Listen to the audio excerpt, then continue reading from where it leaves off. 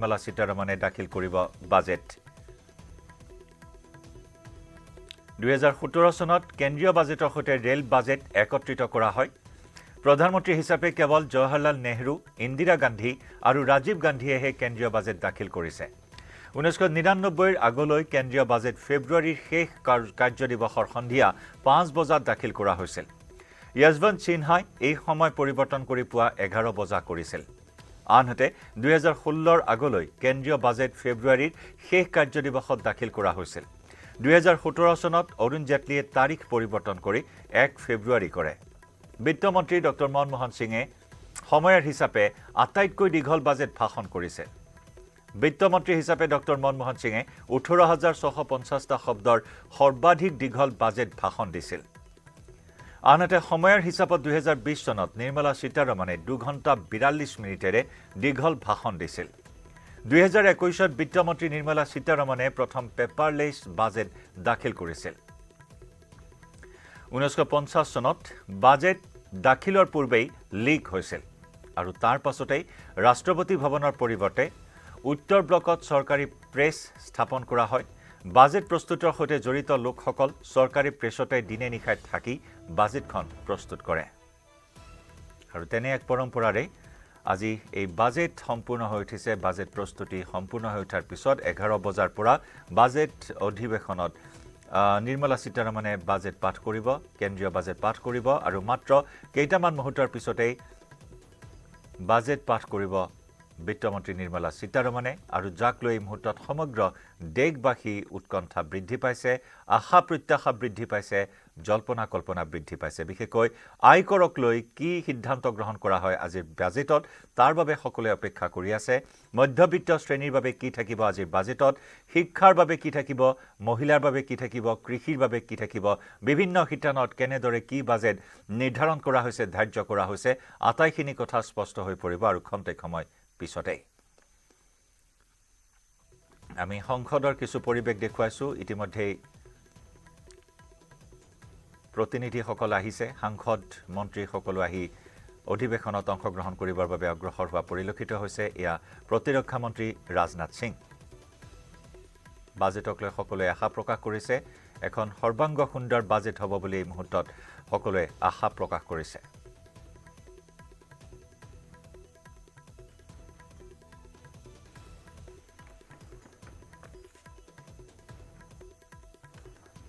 कुछ बढ़ते हैं और टैक्सेस के लिए मैं ये सोचता हूँ कि केवल रिडक्शन इन टैक्सेस से कोई हर चीज़ हल हो जाएगी वो नहीं है रैशनलाइजेशन ज़रूर पर टैक्स बेस को इंक्रीज करना चाहिए इंडस्ट्री के लिए R&D में पहले used to get back 200% of whatever you आप खर्चा करें इस स्कीम को रिवाइव करना चाहिए और ईज ऑफ डूइंग बिजनेस है कहाँ इंडस्ट्री कैसे ग्रोथ कर सकती है इंफ्रास्ट्रक्चर में स्पेंड कर सकती है गवर्नमेंट वो बहुत ज़रूरी है मेरे ख्याल से ये हम सोच रहे थे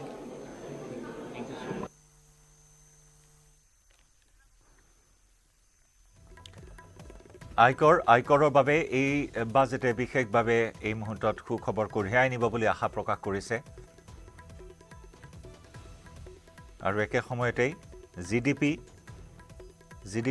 বৃদ্ধিৰ এই মুহূৰ্তত লক্ষ্য নিৰ্ধাৰণ কৰা হৈছে এই বাজেটত 2025-26ত জিডিপিৰ সম্ভাৱনা 6.3 পৰা 6.8% বৃদ্ধিৰ সম্ভাৱনা আছে উল্লেখযোগ্য যে মুঠ ঘৰুৱা উৎপাদন নিম্নগামী হলেও মুদ্ৰাস্ফীতি নিয়ন্ত্ৰণত থাকিব বিকশিত ভাৰতৰ পৰা কৃত্ৰিম বুদ্ধিমত্তালৈকে সংস্থাপনৰ পৰা কৃষি বিকাশলৈকে গুৰুত্ব প্ৰদান কৰা হ'ব সীতাৰমণৰ বাজেটত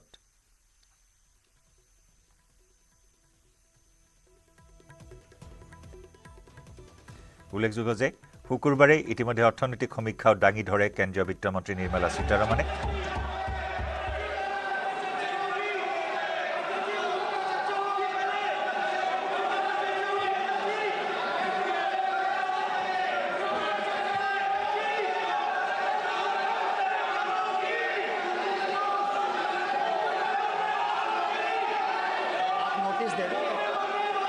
सदस्यगण, बजट के बाद राज्यपाल अभिभाषण में आपको पर्याप्त अवसर दूंगा।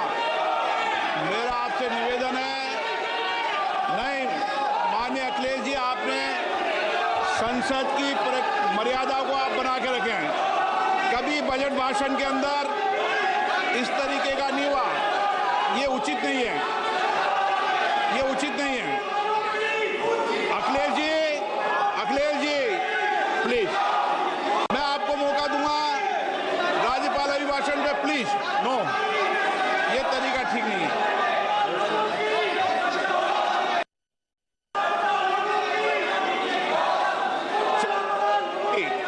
राज्यपाल अभिभाषण पर चर्चा होगी, नो तरीका।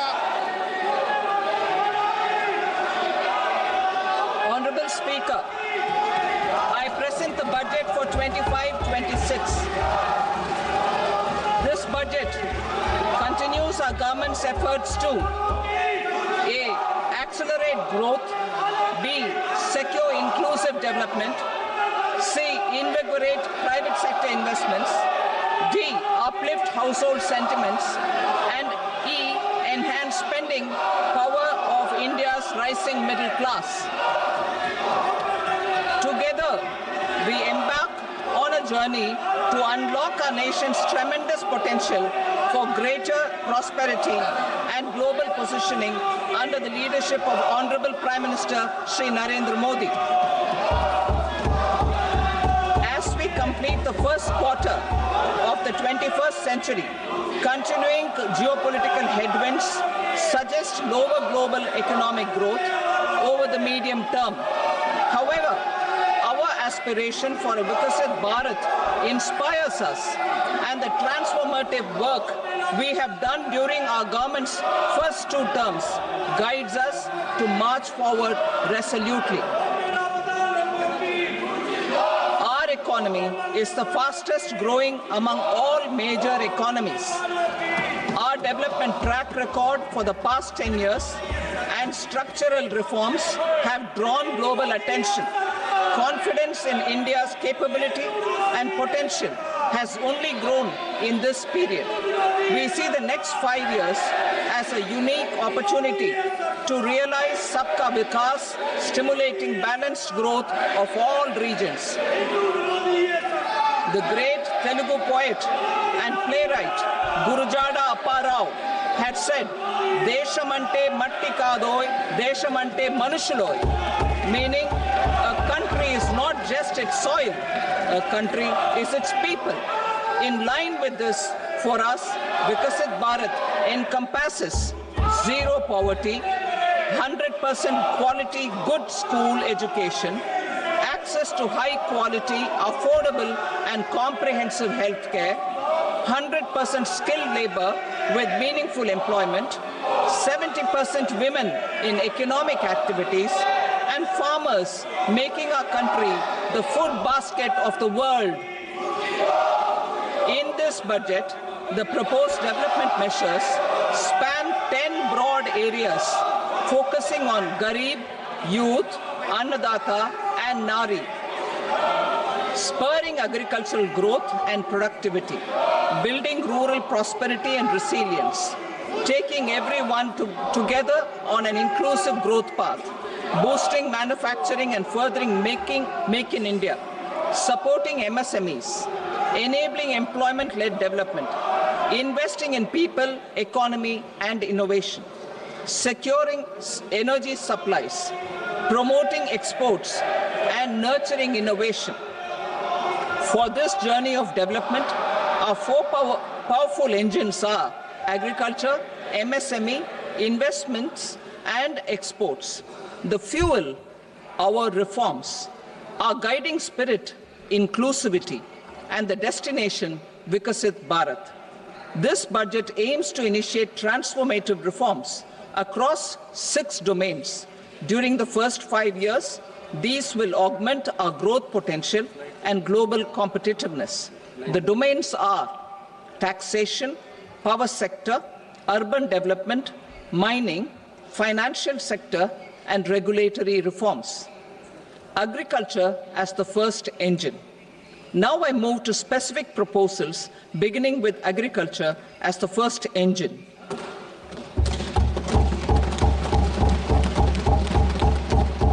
Prime Minister Dhan Dhanya Krishi Yojana, Developing Agri-Districts Program. Motivated by the success of the Aspirational District Program, our government will undertake a Prime Minister Dhan Dhanya Krishi Yojana in partnership with states. Through the convergence of existing schemes and specialized measures, the program will cover 100 districts with low productivity, moderate crop intensity, and below average credit parameters. It aims to 1. Enhance agricultural productivity, 2. Adopt crop diversification and sustainable agricultural practices, 3. Augment post-harvest storage at the panchayat and block level, 4. Improve irrigation facilities, and 5. Facilitate availability of long-term and short-term credit. This program is likely to help 1.7 crore farmers. Building rural prosperity and resilience. A comprehensive multi-sectoral rural prosperity and resilience program will be launched in partnership with the states. This will address underemployment in agriculture through skilling, investment, technology, and invigorating the rural economy. The goal is to generate ample opportunities in rural areas so that migration is an option but not a necessity. The program will focus on rural women, young farmers, rural youth, marginal and small farmers, and landless families. The details are in Annexure A.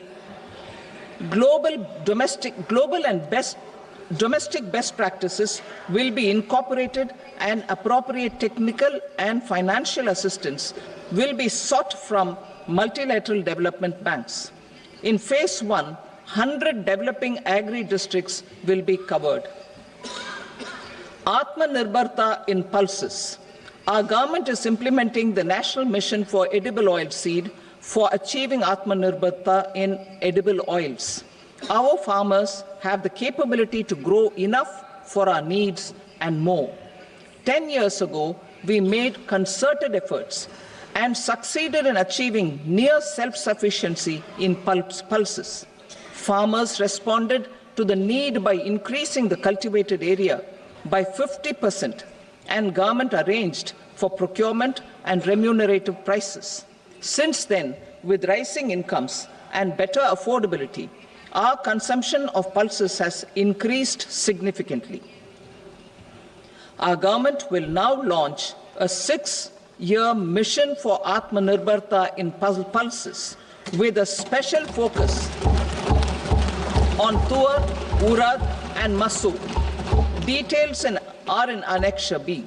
Central agencies such as NAFED and NCCF will be ready to procure these 3 pulses as much as offered during the next 4 years from farmers who register with these agencies and enter into agreements. Comprehensive program for vegetables and fruits.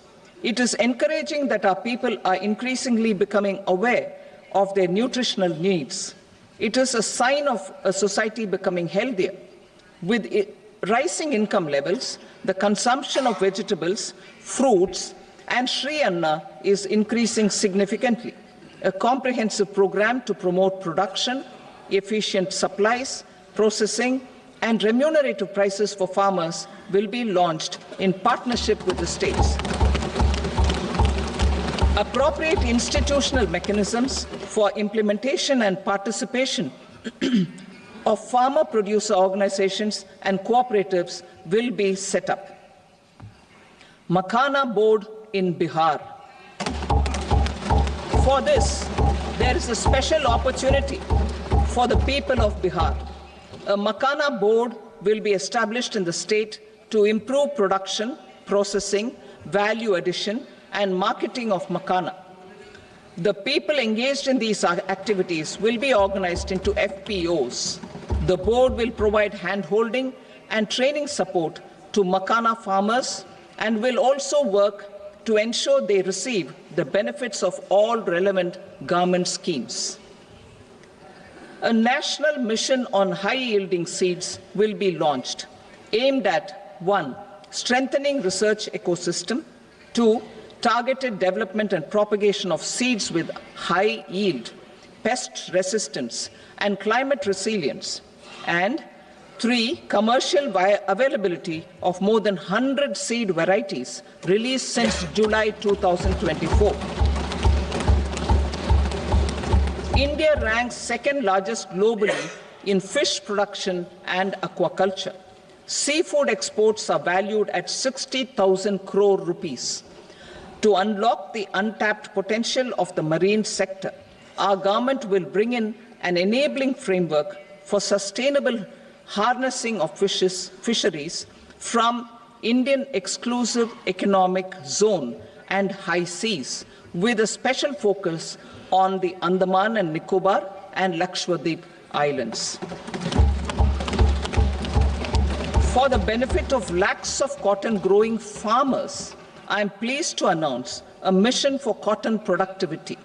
This 5-year mission will facilitate significant improvements in productivity and sustainability of cotton farming and promote extra long staple cotton varieties.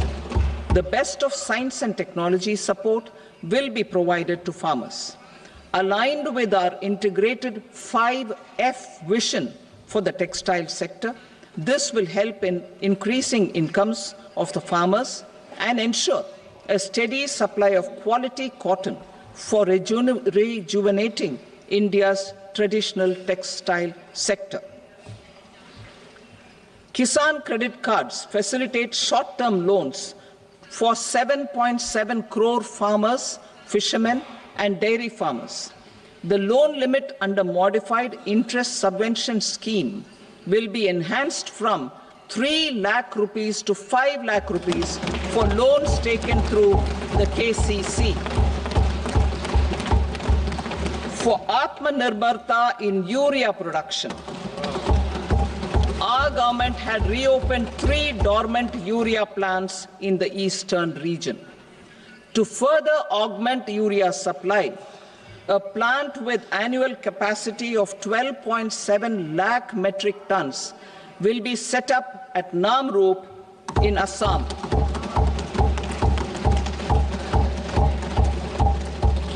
India Post, with 1.5 lakh rural post offices, complemented by the India Post Payment Bank and a vast network of 2.4 lakh Dak Sevaks, will be repositioned to act as a catalyst for the rural economy. Details are at Annexure C. India Post will also be transformed as a large public logistics organization. This will meet the rising needs of Vishwakarmas, new entrepreneurs, women, self-help groups, MSMEs, and the large business organizations. Our government will provide support to NCDC for its lending operations for the cooperative sector. MSMEs as the second engine. Now I move to MSMEs as the second engine, which encompasses manufacturing and services with a focus on MSMEs numbering 5.7 crores. Currently, over 1 crore registered MSMEs, employing 7.5 crore people and generating 36% of our manufacturing, have come together to position India as a global manufacturing hub. With their quality products, these MSMEs are responsible for 45% of our exports. To help them achieve higher efficiencies of scale, technological upgradation, and better access to capital, the investment and turnover limits for classification of all MSMEs will be enhanced to 2.5 and 2 times respectively. This will give them the confidence to grow and generate employment for our youth. The details are given in Annexure D. To improve access to credit, the credit guarantee cover will be enhanced. First, for micro and small enterprises from 5 crore to 10 crore rupees, leading to additional credit of 1.5 lakh crores in the next 5 years. Second, for startups from 10 crore rupees to 20 crore rupees, with the guarantee fee being moderated to 1% for loans in 27 focus sectors which are important for Atmanirbhar Bharat. And for well-run exporter MSMEs, for term loans up to 20 crore rupees. Also for the micro enterprises, we will introduce customized credit cards with a 5 lakh rupee limit for micro enterprises registered on Udyam portal. In the first year, 10 lakh such cards will be issued. Fund of funds for startups. The alternate investment fund, AIFs, for startups have received commitments of more than 91,000 crores rupees. These are supported by the fund of funds set up with the Government of India's contribution of 10,000 crore rupees. Now, a new fund of funds with expanded scope and a fresh contribution of another 10,000 crore rupees will be set up. A new scheme will be launched for 5 lakh women, scheduled castes and scheduled tribes, first-time entrepreneurs. This will provide term loans up to 2 crore rupees during the next 5 years. The scheme will incorporate lessons from the successful Stand Up India scheme. Online capacity building for entrepreneurship and managerial skills will also be organized. Measures for labor-intensive sectors.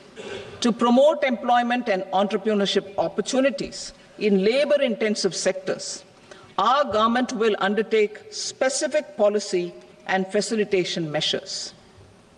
To enhance the productivity, quality, and competitiveness of India's footwear and leather sector, a focused product scheme will be implemented. The scheme will support design capacity, component manufacturing, and machinery required for production of non-leather quality footwear, besides the support for leather footwear and products. The scheme is expected to facilitate employment for 22 lakh persons, generate over 4 lakh crore rupees, and exports of over 1.1 lakh crore rupees. Measures for the toys sector. Building on the National Action Plan for Toys, we will implement a scheme to make India a global hub for toys. The scheme will focus on development of clusters, skills, and a manufacturing ecosystem that will create high-quality, unique, innovative, and sustainable toys that will represent the Made in India brand. Support for food processing. In line with our commitment towards Purvodaya, we will establish a National Institute of Food Technology, Entrepreneurship and Management in Bihar. The institute will provide a strong fillip to food processing activities in the entire eastern region. This will result in 1. Enhanced income for the farmers through value addition to their produce, and 2. Skilling entrepreneurship and employment opportunities for the youth. Manufacturing mission, furthering Make in India. Our government will set up a national manufacturing mission covering small, medium, and large industries for furthering Make in India by providing policy support, execution roadmaps, governance, and monitoring framework for central ministries and states. Details are in Annexure E. Given our commitment to climate-friendly development, the mission will also support clean tech manufacturing. This will aim to improve domestic value addition and build our ecosystem for solar PV cells, EV batteries, motors and controllers, electrolyzers, wind turbines, very high voltage transmission equipment and grid scale batteries. Investment as the third engine. Now I move to investment as the third engine, which encompasses investing in people, investing in the economy, and investing in innovation. Investing in people. Saksham Anganwadi and Poshan 2.0. Saksham and Poshan 2.0 program provides nutritional support to more than 8 crore children, 1 crore pregnant women and lactating mothers all over the country, and about 20 lakh adolescent girls in aspirational districts and the Northeast region. The cost norms for these nutritional support will be enhanced appropriately. Atal Tinkering Labs. 50,000 Atal Tinkering Labs will be set up in government schools in the next 5 years to cultivate the spirit of curiosity and innovation and foster a scientific temper among young minds. Broadband connectivity to government secondary schools and PHCs. Broadband connectivity will be provided to all government secondary schools and primary health centers in rural areas under the BharatNet project. Bharatiya Bhasha Pustak Scheme. We propose to implement a Bharatiya Bhasha Pustak scheme to provide digital form Indian language books for schools and for higher education. This aims to help students understand their subjects better and in their language. National Centers of Excellence for Skilling. Building on the initiative announced in the July 24 budget, 5 national centers of excellence for skilling will be set up with global expertise and partnerships to equip our youth with the skills required for Make for India, Make for the World manufacturing. The partnership will cover curriculum design, training of trainers, and a skills certification framework and periodic reviews. Expansion of capacity in IITs. Total number of students in 23 IITs has increased 100% from 65,000 to 1.35 lakh in the past 10 years.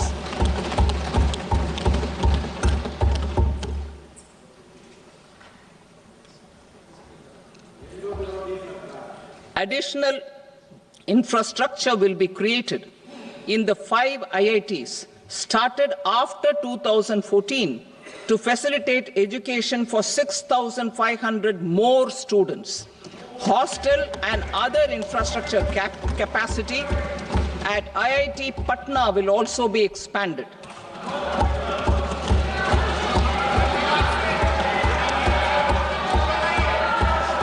Center of Excellence.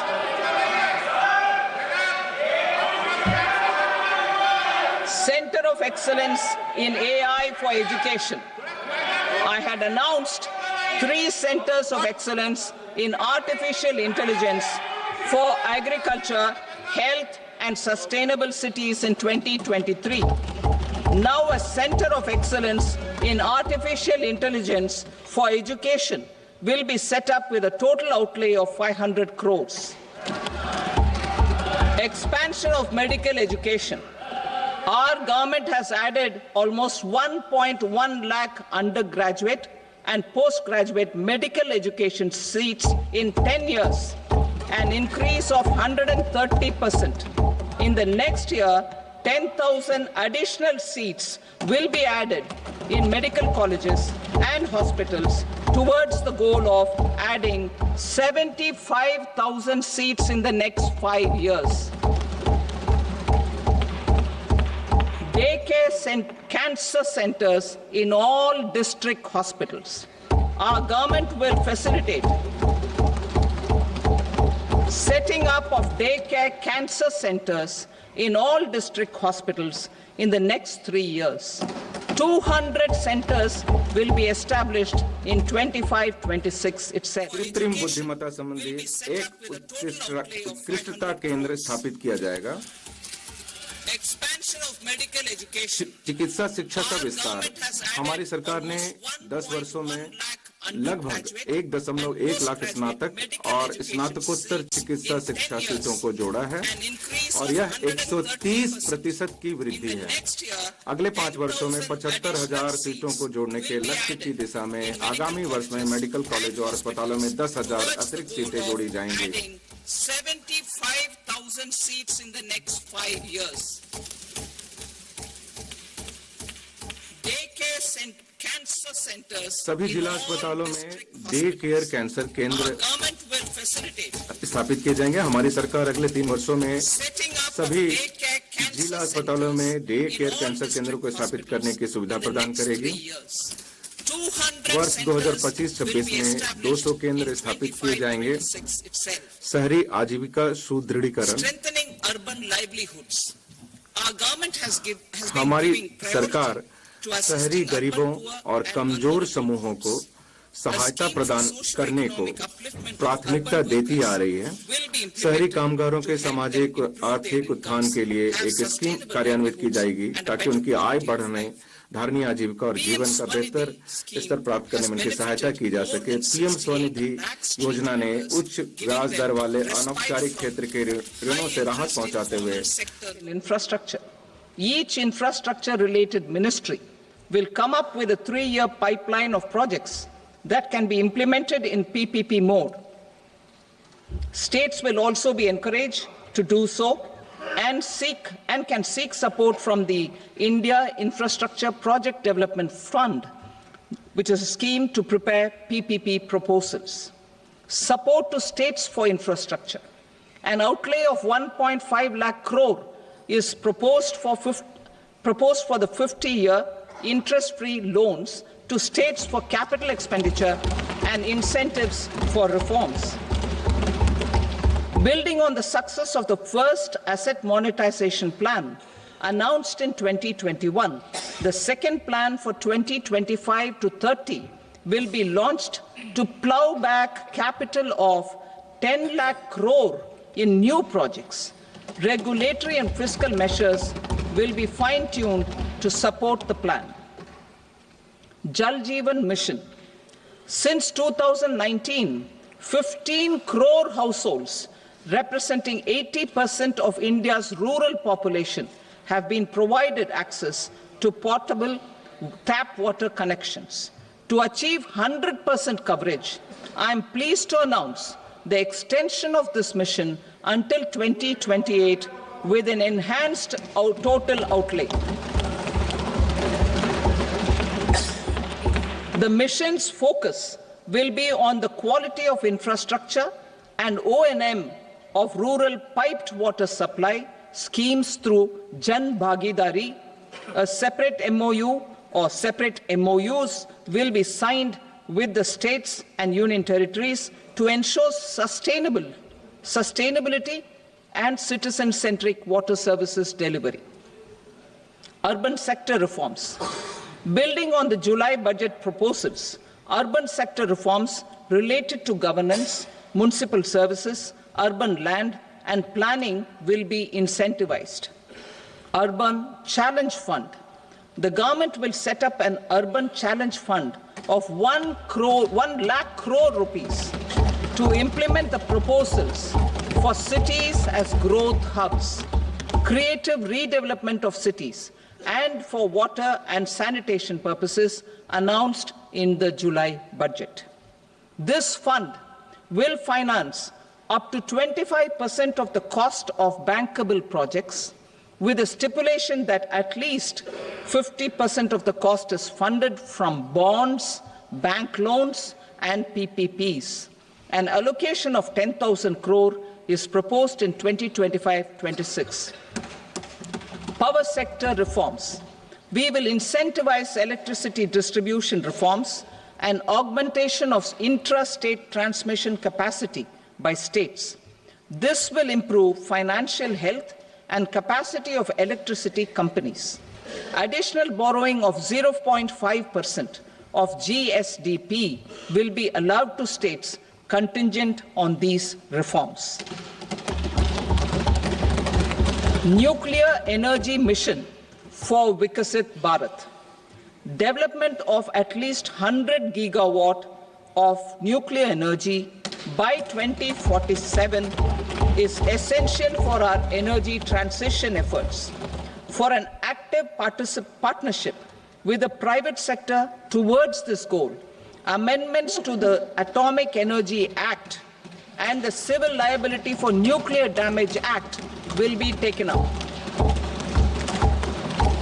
A nuclear energy mission for research and development of small modular reactors with an outlay of 20,000 crore will be set up. At least 5 indigenously developed small modular reactors will be operationalized by 2033. Shipbuilding. The shipbuilding financial assistance policy will be revamped to address cost disadvantages. This will also include credit notes for shipbreaking in Indian yards to promote the circular economy. Large ships above a specified size will be included in the infrastructure harmonized master list. Shipbuilding clusters will be facilitated to increase the range, categories and capacity of ships. ভাৰতীয় tree বেকিংৰ বাবে credit নোটটো অন্তৰ্ভুক্ত হ'ব। Listed HML-ত ইয়াৰ rate অন্তৰ্ভুক্ত কৰা হ'ব। জল পৰিবহণৰ শ্ৰেণী আৰু ক্ষমতা বৃদ্ধি কৰিবৰ বাবে শিপ বিল্ডিং ক্লাষ্টাৰক ইয়াৰ ক্ষমতা প্ৰদান কৰা হ'ব। ইয়াৰ সম্পূৰ্ণ ইক'চিষ্টেমৰ বিকাশ কৰিবৰ বাবে অতিৰিক্ত আন্তঃগাঁথনিক দক্ষতা আৰু ঔদ্যোগিক অন্তৰ্ভুক্ত থাকিব। সামুদ্ৰিক বিকাশ পুঁজি সামুদ্ৰিক উদ্যোগৰ বাবে দীৰ্ঘকালীন বিত্ত সাহায্যৰ বাবে 25,000 কোটি টকাৰ পুঁজিৰে এটা সামুদ্ৰিক বিকাশৰ পুঁজি প্ৰদান কৰা হ'ব। এই পুঁজি বিত্তীয় সাহায্যতা আৰু প্ৰতিযোগিতা উৎসাহিত কৰিবৰ বাবে হ'ব। ইয়াৰ চৰকাৰৰ জৰিয়তে 19% প্ৰদান কৰা হ'ব আৰু ইয়াৰ পৰা চৰকাৰৰ দ্বাৰা সম্পূৰ্ণ পুঁজি প্ৰদান কৰা হ'ব। বিমান ক্ষেত্ৰত 1.5 মধ্যবৰ্গীয় লোকক যাত্ৰা কৰিবৰ বাবে তেওঁলোকৰ আশা সম্পূৰ্ণ কৰিবৰ বাবে সমৰ্থ কৰি তুলিছে। এই আঁচনিয়ে 18টা বিমানবন্দৰক জড়িত কৰিছে আৰু 19টা ৰাষ্ট্ৰক তেওঁলোকে ইয়াৰ লগত কাৰ্যকৰী কৰি তুলিছে। এই সম্বন্ধে উৎসাহিত হৈ এটা নতুন উৰা জাহাজৰ আঁচনি আৰম্ভ কৰা হ'ব আৰু ইয়াত বহুতো বিভিন্ন ক্ষেত্ৰৰ লগত বিমানৰ যোগাযোগ স্থাপন কৰা হ'ব আৰু ইয়াৰ জৰিয়তে যাত্ৰীসকলে বহুতো ইয়াৰ পৰা সুবিধা লাভ কৰিব আৰু উত্তৰ পূৰ্বৰ জিলাসমূহত হেলিপেড আৰু সৰু সৰু যি বিমানবন্দৰসমূহ সেইসমূহকো কাৰ্যকৰী কৰাত সহায় কৰিব। These will be in addition to the expansion of the capacity of Patna Airport and a brownfield airport in Beta. Western Kosi Canal project in Mithilanchal. Financial support will be provided for the Western Kosi Canal ERM project, benefiting a large number of farmers cultivating over 50,000 hectares of land in the Mithilanchal region of Bihar. Mining sector reforms, including those for minor minerals, will be encouraged through sharing of best practices and institutions of a state mining index. A policy for recovery of critical minerals from tailings will be brought out. Under the special window for affordable and mid-income housing, SWAMI, 50,000 dwelling units in stressed housing projects have been completed and keys handed over to home buyers. Another 40,000 units will be completed in 2025, further helping middle-class families who are paying EMIs on loans taken for apartments while also paying rent for their current dwellings.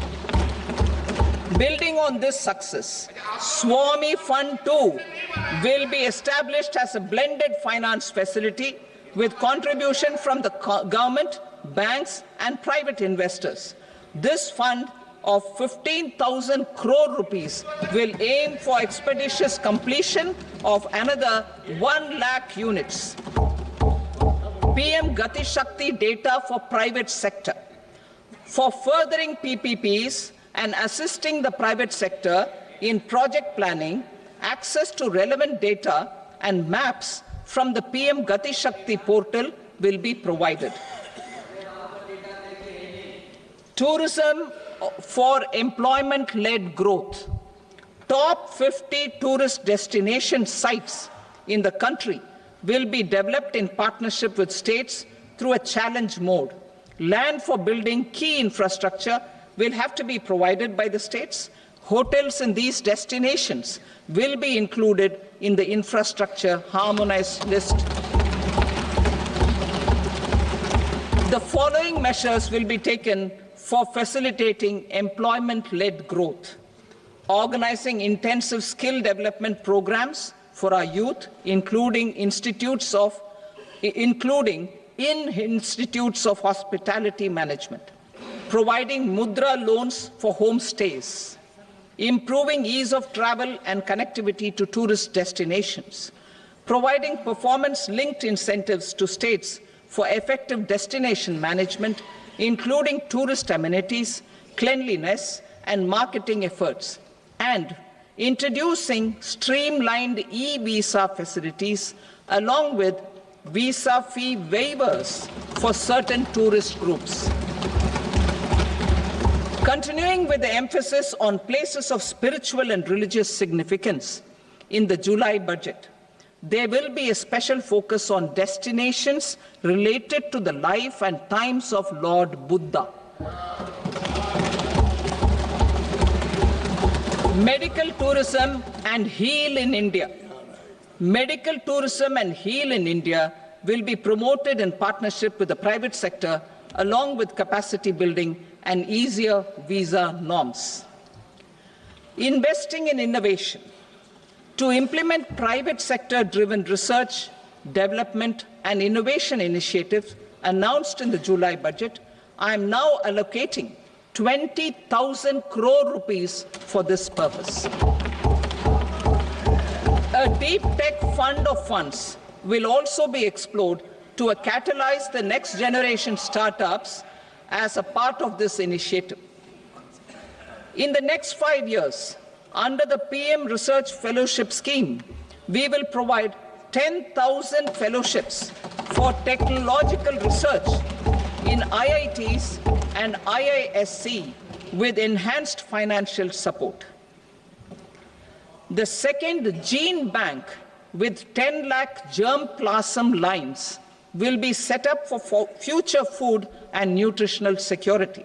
This will provide conservation support to both public and private sectors for genetic resources.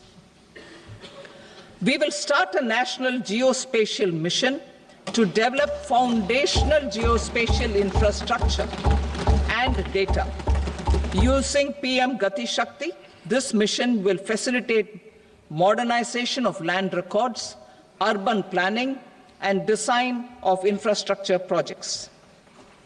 A Gyan Bharatam mission for survey, documentation, and conservation of our manuscript heritage with academic institutions, museums, libraries, and private collectors will be undertaken to cover more than 1 crore manuscripts.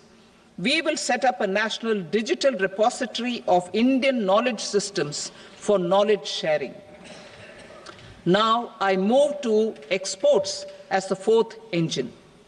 We will set up an export promotion mission with sectoral and ministerial targets, driven jointly by the Ministries of Commerce, MSME, and Finance.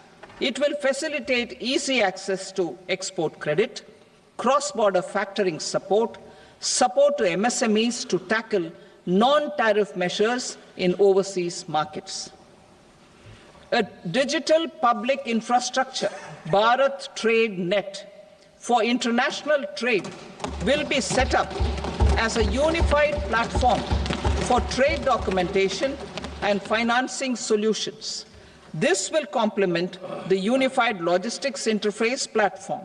The BTN will be aligned with international practices. Support will be provided to develop domestic manufacturing capacities for our economy's integration with global supply chains. Sectors will be identified based on objective criteria. Facilitation groups with participation of senior officers and industry representatives will be formed for select products and supply chains. Through this, there are huge opportunities related to Industry 4.0, which needs high skills and talent. Our youth have both. Our government will support the domestic electronic equipment industry to leverage this opportunity for the benefit of our youth. A national framework will be formulated as guidance to states for promoting global capability centers in emerging Tier 2 cities. This will suggest measures for enhancing availability of talent and infrastructure, building bylaw reforms, and mechanisms for collaboration with industry. Our government will facilitate upgradation of infrastructure and warehousing for air cargo, including high-value perishable horticultural produce. Cargo screening and customs protocol will be streamlined and made user-friendly. Reforms as the fuel. Over the past 10 years, our government has implemented several reforms for convenience of taxpayers, such as faceless assessment, 2, taxpayer charter, 3, faster returns, 4, almost 99% returns being on self-assessment, and 5, Vivad Se Vishwas scheme.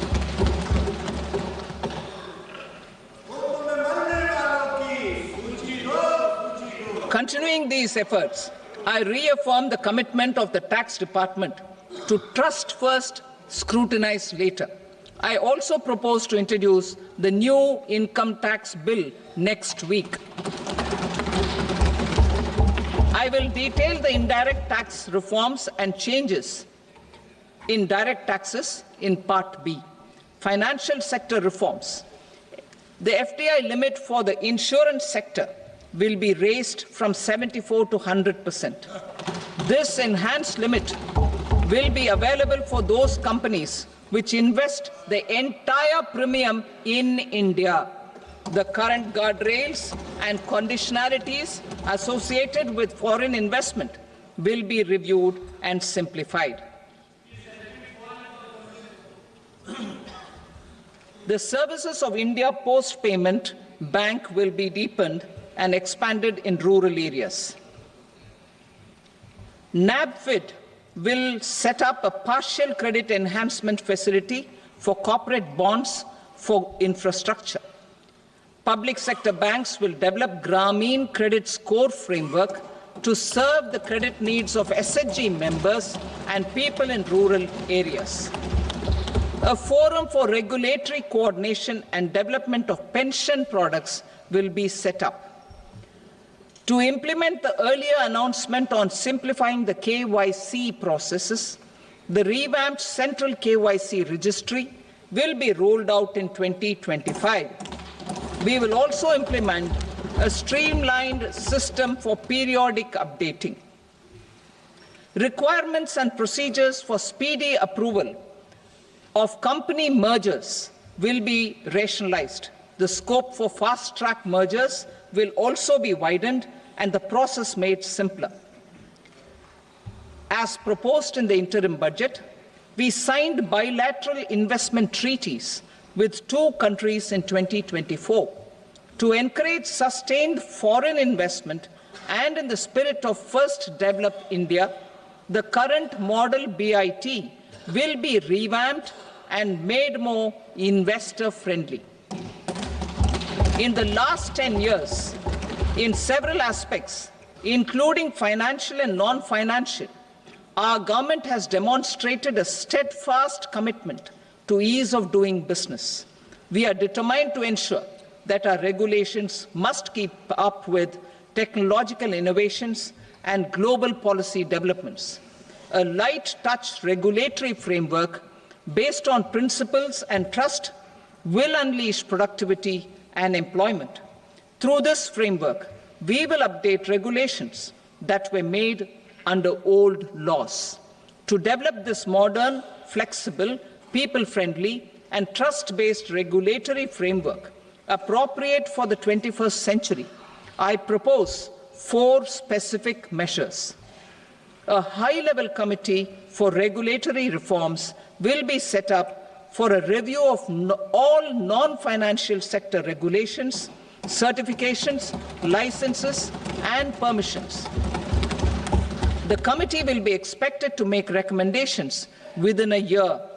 The objective is to strengthen trust-based economic governance and take transformational measures to enhance ease of doing business, especially in matters of inspection and compliances. States will be encouraged to join in this endeavor. An investment friendliness index of states will be launched in 2025 to further the spirit of competitive, cooperative federalism. Under the Financial Stability and Development Council, a mechanism will be set up to evaluate impact of the current financial regulations and subsidiary instructions. It will also formulate a framework to enhance their responsiveness and development of the financial sector. In the Jan Vishwas Act 2023, more than 180 legal provisions were decriminalized. Our government will now bring up the Jan Vishwas Bill 2.0 to decriminalize more than 100 provisions in various laws. I now move to fiscal policy. In the July budget, I had committed to staying the course for fiscal consolidation. Our endeavor will be to keep the fiscal deficit each year such that central government debt remains on a declining path as a percentage of the GDP. The roadmap for the next 6 years has been detailed in the FRBM statement. Revised estimates for 2024-25. The revised estimate of the total receipts other than borrowings is 31.47 lakh crore rupees, of which the net tax receipts are 25.57 lakh crore rupees. The revised estimate of the total expenditure is 47.16 lakh crore rupees, of which the capital expenditure is about 10.18 lakh crore rupees. The revised estimate of the fiscal deficit is 4.8% of the GDP. Budget estimates for 25-26. Coming to 25-26, the total receipts other than borrowings and total expenditure are estimated at 34.96 lakh crore rupees and 50.65 lakh crore rupees respectively. The net tax receipts are estimated at 28.37 lakh crore rupees. The fiscal deficit is estimated to be 4.4% of GDP. To finance the fiscal deficit, the net market borrowings from dated securities are estimated at 11.54 lakh crore. The balance financing is expected to come from small savings and other sources. The gross market borrowings are estimated at 14.82 lakh crore rupees. I will now move to Part B. Indirect taxes. My proposals relating to customs aim to rationalize tariff structure and address duty inversion. These will also support domestic manufacturing and value addition, promote exports, facilitate trade, and provide relief to common people. Rationalization of customs tariff structure for industrial goods. As a part of comprehensive review of customs rate structure announced in July 2024 budget, I propose to 1. Remove 7 tariff rates. This is over and above the 7 tariff rates removed in 23-24 budget. After this, there will be only 8 remaining tariff rates, including 0 rate. 2. Apply appropriate cess to broadly maintain effective duty incidence, except on a few items where such incidence will reduce marginally. 3. Levy not more than 1 cess or surcharge. Therefore, I propose to exempt social welfare surcharge on 82 tariff lines that are subject to a cess. I shall now take up sector-specific proposals. To provide relief to patients, particularly those suffering from cancer, rare diseases, and other severe chronic diseases, I propose to add 36 life-saving drugs and medicines to the list of medicines fully exempted from basic custom duty.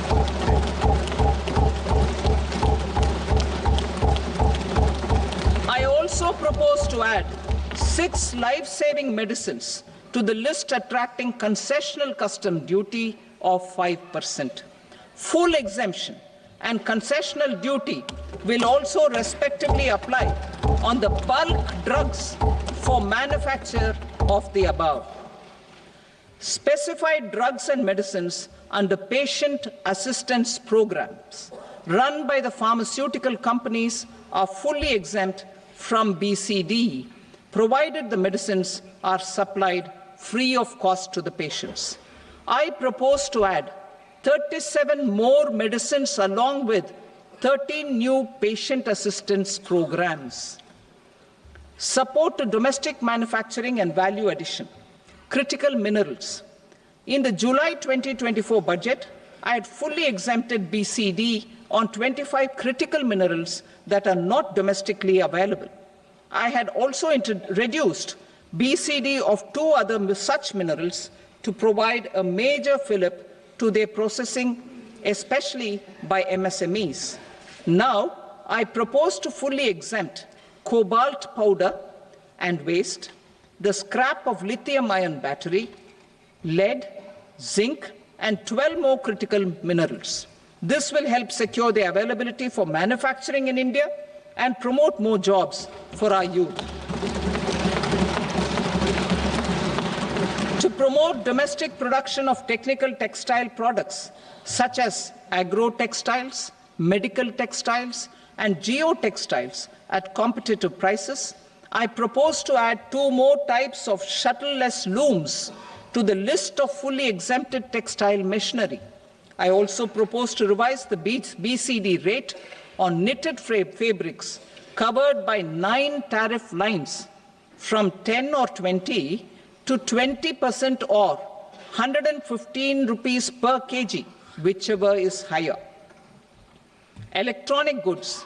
In line with our Make in India policy and to rectify inverted duty structure, I propose to increase the BCD on interactive flat panel display from 10% to 20% and reduce the BCD to 5% on open cell and other components. In 23-24 budget, for the manufacture of open cells of LCD, LED TVs, I had reduced the BCD on parts of open cells from 5% to 2.5%. To further boost the manufacture of such open cells, the BCD on these parts will now stand exempted. Lithium-ion battery. To the list of exempted capital goods, I propose to add 35 additional capital goods for EV battery manufacturing and 28 additional capital goods for mobile phone battery manufacturing. This will boost domestic manufacture of lithium-ion batteries, both for mobile phones and for electric vehicles. Shipping sector. Considering that shipbuilding has a long gestation period, I propose to continue the exemption of BCD on raw materials, components, consumables, or parts for the manufacture of ships for another 10 years.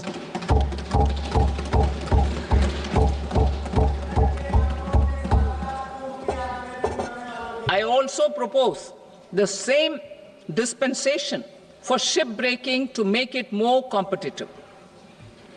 Telecommunication. To prevent classification disputes, I propose to reduce the BCD from 20% to 10% on carrier-grade Ethernet switches to make it at par with non-carrier-grade Ethernet switches. Export promotion. To facilitate exports of handicrafts, I propose to extend the time period for export from 6 months to 1 year, further extendable by another 3 months if required. I also propose to add 9 items to the list of duty-free inputs. Leather sector. I propose to fully exempt BCD on wet blue leather to facilitate imports for domestic value addition and employment. I also propose to exempt crust leather from 20% export duty to facilitate exports by small tanners. Marine products. To enhance India's competitiveness in the global seafood market, I propose to reduce BCD from 30% to 5% on frozen fish paste, surimi, for manufacture and export of its analog products. I also propose to reduce BCD from 15% to 5% on fish hydrolysates for manufacture of fish and shrimp feed. In July 2024 budget, to promote development of domestic MROs for aircraft and ships, I had extended the time limit for export of foreign origin goods that were imported for repairs from 6 months to 1 year and further extendable by 1 year. I now propose to extend the same dispensation for railway goods. Time limit for provisional assessment.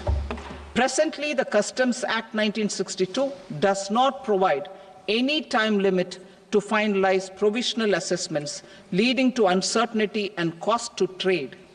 As a measure of promoting ease of doing business, I propose to fix a time limit of 2 years, extendable by a year, for finalizing the provisional assessment. I propose to introduce a new provision that will enable importers or exporters, after clearance of goods, to voluntarily declare material facts and pay duty with interest but without penalty. This will incentivize voluntary compliance. However, this will not apply in cases where department has already initiated audit or investigation proceedings. For industry to better plan their imports, I propose to extend the time limit for the end use of imported inputs in the relevant rules from 6 months to 1 year. This will provide operational flexibility in view of cost and uncertainty of supply. Further, such importers will now have to file only quarterly statements instead of a monthly statement.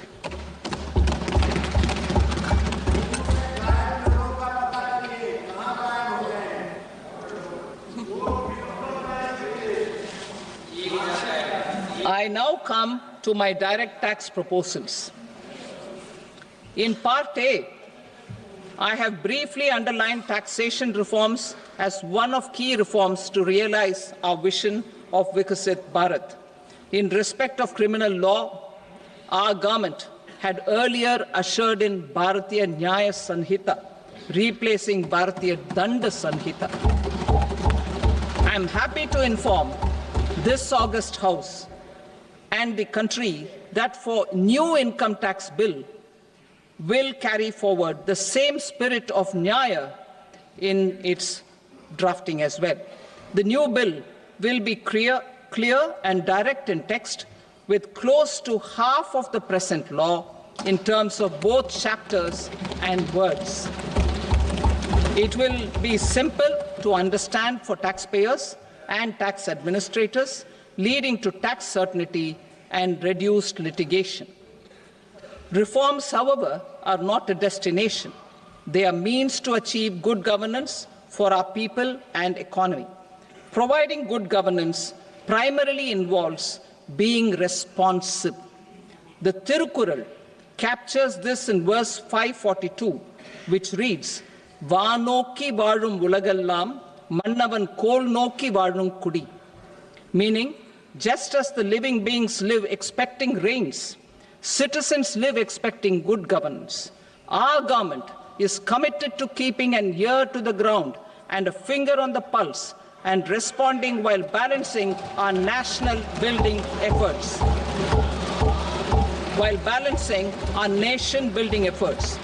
The following measures will detail just how our government will, under the guidance of PM Modi, has taken steps to understand and address. I repeat that sentence, sir.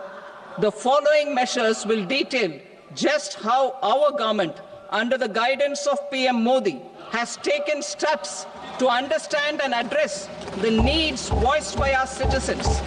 My tax proposals are guided by this spirit. The objectives of my proposals are as follows.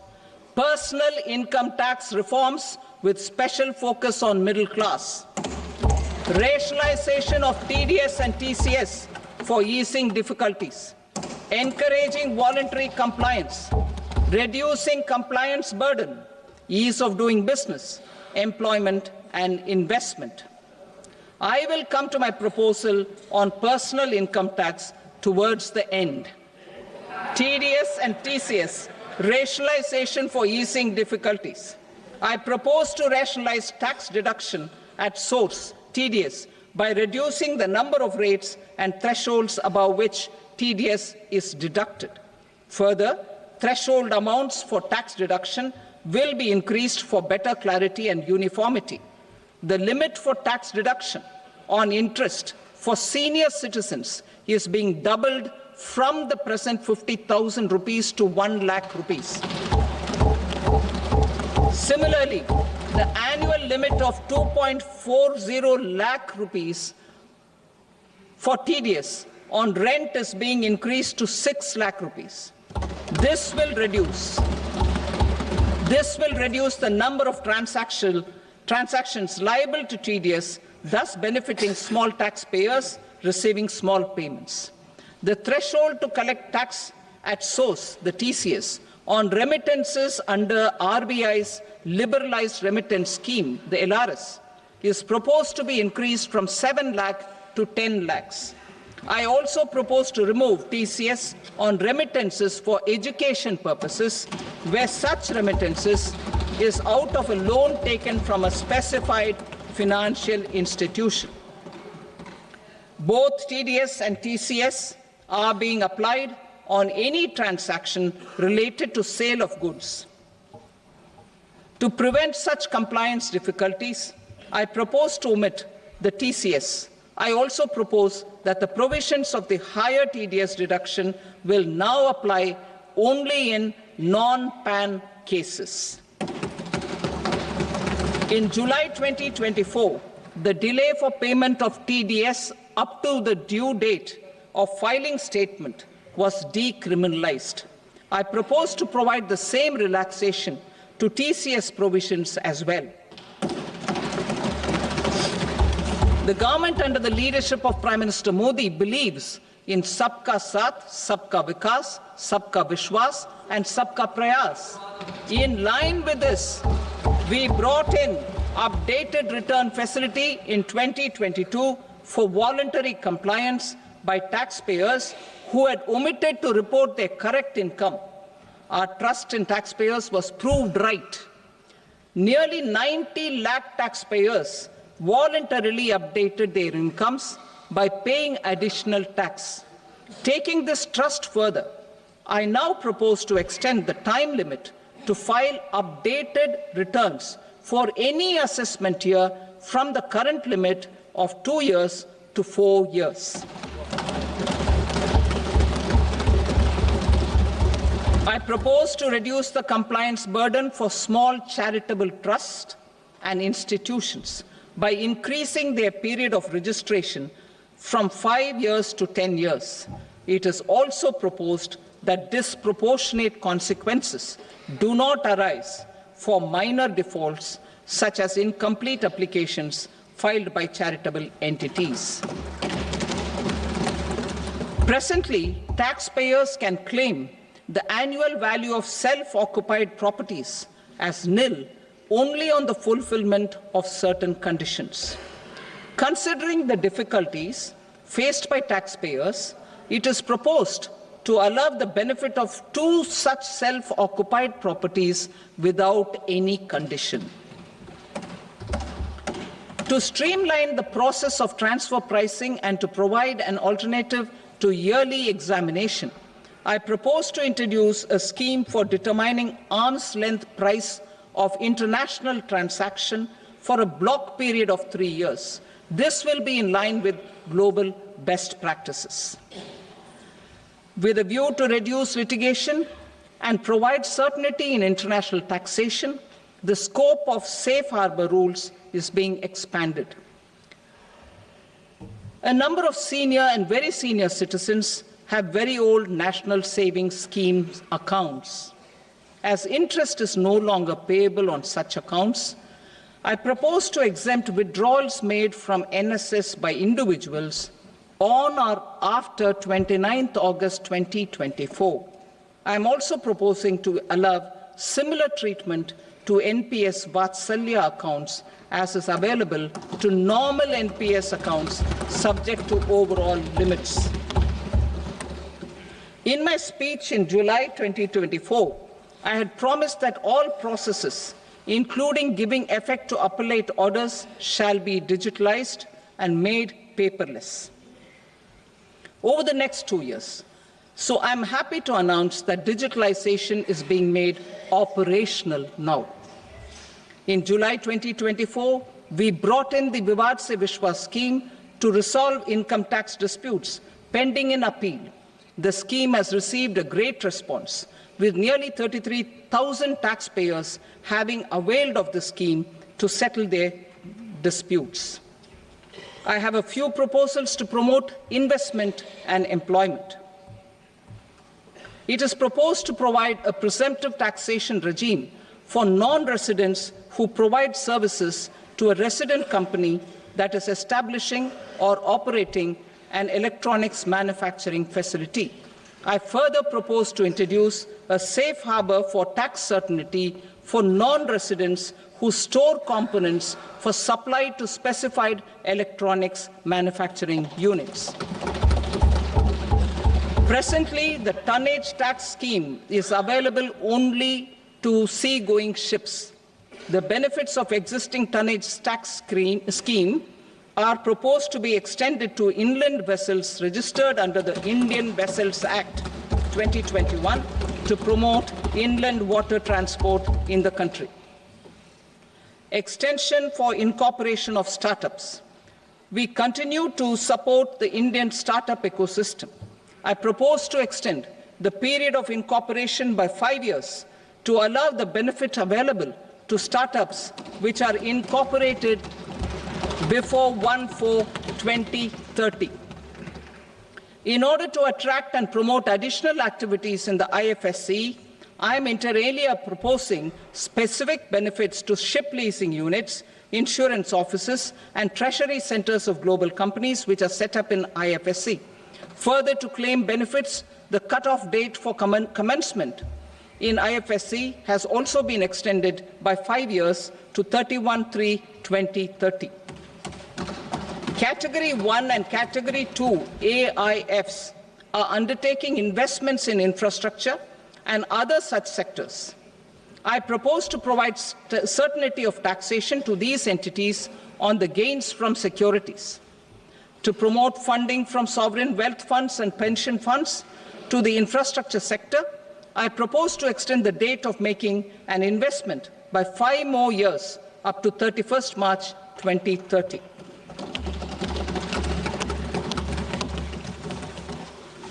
Personal income tax reforms with special focus on middle class.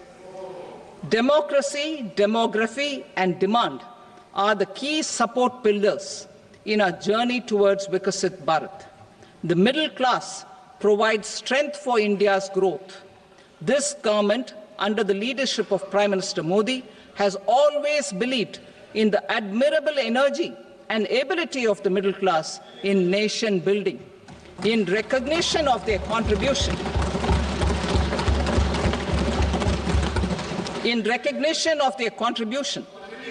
we have periodically reduced their tax burden.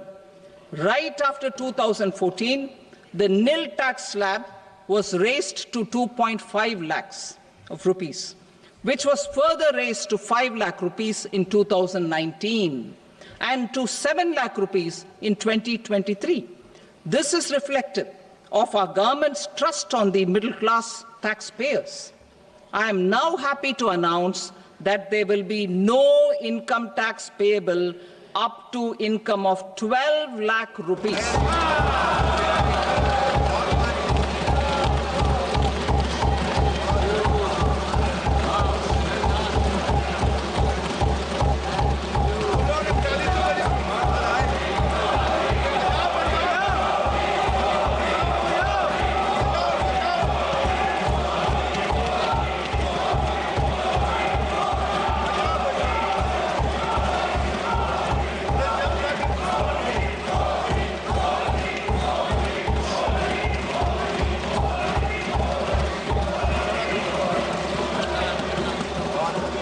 So, average income of 1 lakh per month, other than the special rate income such as capital gains, under the new regime. This limit will be 12.75 lakh for salaried taxpayers due to the standard deduction of 75,000. Slabs and rates are being changed across the board to benefit all taxpayers. The new structure will substantially reduce the taxes of the middle class and leave more money in their hands, boosting household consumption, savings, and investment. In the new tax regime, I propose to revise tax rate structures as follows: 0 to 4 lakh rupees nil, 4.8 lakh rupees to 4 to 8 lakh rupees 5%, 8 to 12 lakh rupees 10%, 12 to 16 lakh rupees 15%, 16 to 20 lakh rupees 20%, 20 to 24 lakh rupees 25%, and above 24 lakh rupees 30%. To taxpayers up to 12 lakh of normal income, other than special rate income such as capital gains. I read that again. To taxpayers up to 12 lakh of income, other than special rate income such as capital gains, tax rebate is being provided in addition to the benefit due to slab rate reduction in such a manner that there is no tax payable by them. The total tax benefit of slab rate changes and rebate at different income levels can be illustrated with a few examples. A taxpayer in the new regime with an income of 12 lakh rupees will get a benefit of 80,000 rupees in tax, which is 100% of tax payable as per the existing rates. A person having income of 18 lakh rupees will get a benefit of 70,000 rupees in tax, that is 30% of tax payable as per existing rates. A person with an income of 25 lakh gets a benefit of 1,10,000 rupees, that is 25% of his tax payable as per existing rates. Details of my tax proposals are given in the annexure. As a result of these proposals, Honorable Speaker, sir, revenue of about 1 lakh crore in direct taxes and 2,600 crores in indirect taxes will be foregone. Mr. Speaker, sir, with this, I commend the budget to this august House.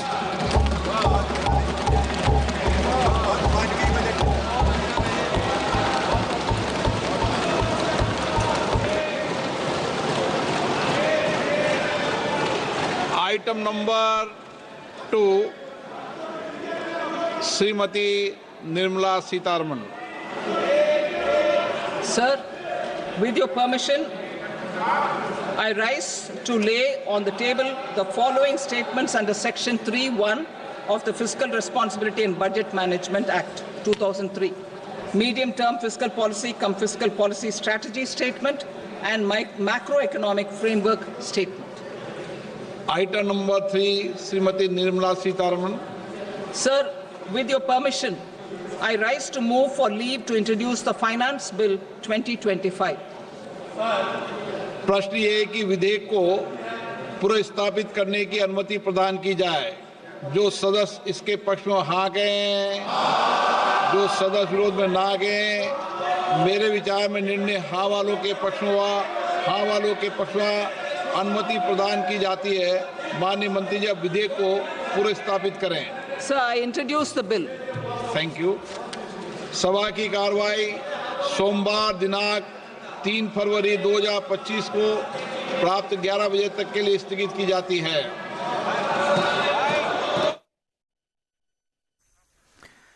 আৰু ইয়াক কেন্দ্ৰীয় বিত্তমন্ত্ৰী Nirmala সীতাৰমণৰ budget দাখিল সদনত ইতিমধ্যে budget দাখিল সম্পূৰ্ণ কৰিলে 2025-26 বিত্তীয় বৰ্ষৰ কেন্দ্ৰীয় বাজেট দাখিল কৰিলে আৰু য'ত 12 লাখ টকালৈ আয়কৰ ৰেহাই বৃহৎ ঘোষণা কৰা হ'ল। আজিৰ বাজেটত বৃহৎ ঘোষণা বিত্তমন্ত্ৰী নিৰ্মলা সীতাৰমণৰ মধ্যবিত্ত কৰদাতালৈ বৃহৎ সকাহ প্ৰদানেৰে আজিৰ কেন্দ্ৰীয় বাজেট ঘোষণা কৰিলে 12 লাখ টকা পৰ্যন্ত আয়কৰ ৰেহাই মধ্যবিত্ত কৰদাতালৈ এই বৃহৎ সকাহ। মধ্যবিত্ত কৰদাতালৈ বৃহৎ সকাহ 12 লাখ টকালৈ আয়কৰ ৰেহাই বৃহৎ ঘোষণা বিত্তমন্ত্ৰী নিৰ্মলা সীতাৰমণৰ মধ্যবিত্ত কৰদাতালৈ এই বৃহৎ সকাহ 12 লাখ টকালৈ আয়কৰ ৰেহাই ঘোষণা কৰিলে বিত্তমন্ত্ৰী নিৰ্মলা সীতাৰমণে আৰু তাৰ লগে লগে আমি প্ৰত্যেকটো দিশত কি বিষয়ত আজি ঘোষণা কৰিছে প্ৰত্যেকটো বিষয় এই মুহূৰ্তত টিভি স্ক্ৰিনত আমি দেখুৱাই আহিছো। আজিৰ এই বাজেট ভাষণৰ প্ৰতিটো দিশ এই মুহূৰ্তত নিউজ 18ত আমি সম্প্ৰচাৰ কৰিছো। বিশেষ সম্প্ৰচাৰ য'ত কেইবাটাও শিতানত কৃষি ক্ষেত্ৰত উৎপাদন বৃদ্ধিৰ লক্ষ্য নিৰ্ধাৰণ কৰিছে চৰকাৰে। দেশৰ 120টা স্থানলৈ উড়ান আঁচনিৰ পৰিসৰ বৃদ্ধিৰ সিদ্ধান্ত গ্ৰহণ কৰা হয় কেন্দ্ৰীয় বাজেটত। পাৰমাণৱিক শক্তি মিছনৰ বাবে 20,000 কোটিৰ কথা ঘোষণা কৰে বিত্তমন্ত্ৰী নিৰ্মলা সীতাৰমণে।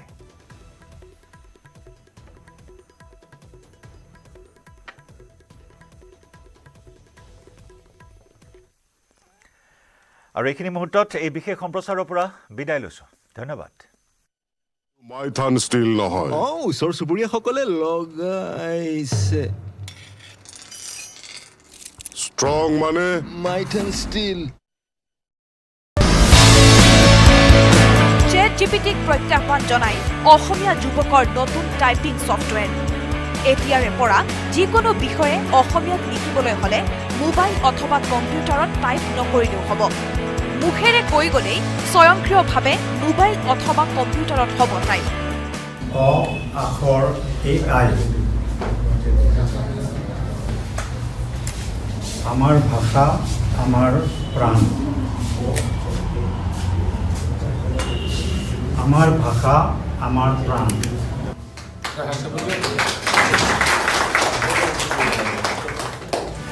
মুকলি হ'ল নতুন টাইপিং ছফ্টৱেৰ। গুৱাহাটীৰ 2 ভাতৃ ইন্দ্ৰনীল তালুকদাৰ আৰু কাব্যনীল তালুকদাৰৰ প্ৰচেষ্টাত মুকলি কৰা হ'ল অ আখৰ আৰ্টিফিচিয়েল ইণ্টেলিজেন্স AI নামেৰে টাইপিং ছফ্টৱেৰ। আখৰ AIত সহজতে অসমীয়া কণ্টেণ্ট ক্ৰিয়েট কৰিব পৰা এটা এপ্লিকেশ্যন হয়।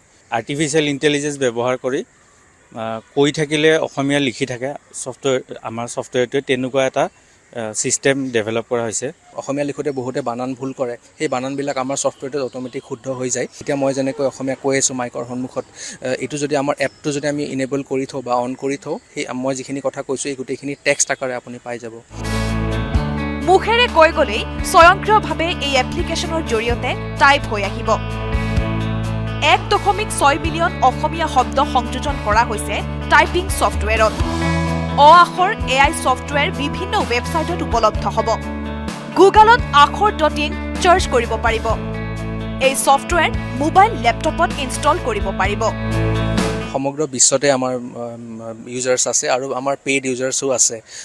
আচলতে এই এপ্লিকেশ্যন এটা ছাবস্ক্ৰিপশ্যন বেছড মডেলত চলে, অৰ্থাৎ মানুহে যদি কাৰোবাক এমাহ ওচৰ চুবুৰীয়াসকলে লগাইছে ষ্ট্ৰং মানে মাইট এণ্ড ষ্টিল। ChatGPTক প্ৰত্যাহ্বান জনাই অসমীয়া যুৱকৰ নতুন টাইপিং ছফটৱেৰ। এতিয়াৰে পৰা যিকোনো বিষয়ে অসমীয়াত লিখিবলৈ হ'লে মোবাইল অথবা কম্পিউটাৰত টাইপ নকৰিলেও হ'ব। মুখেৰে কৈ গ'লেই স্বয়ংক্ৰিয়ভাৱে মোবাইল অথবা কম্পিউটাৰত হ'ব টাইপ। আখৰ AI আমাৰ ভাষা আমাৰ প্ৰাণ। আমাৰ ভাষা আমাৰ প্ৰাণ।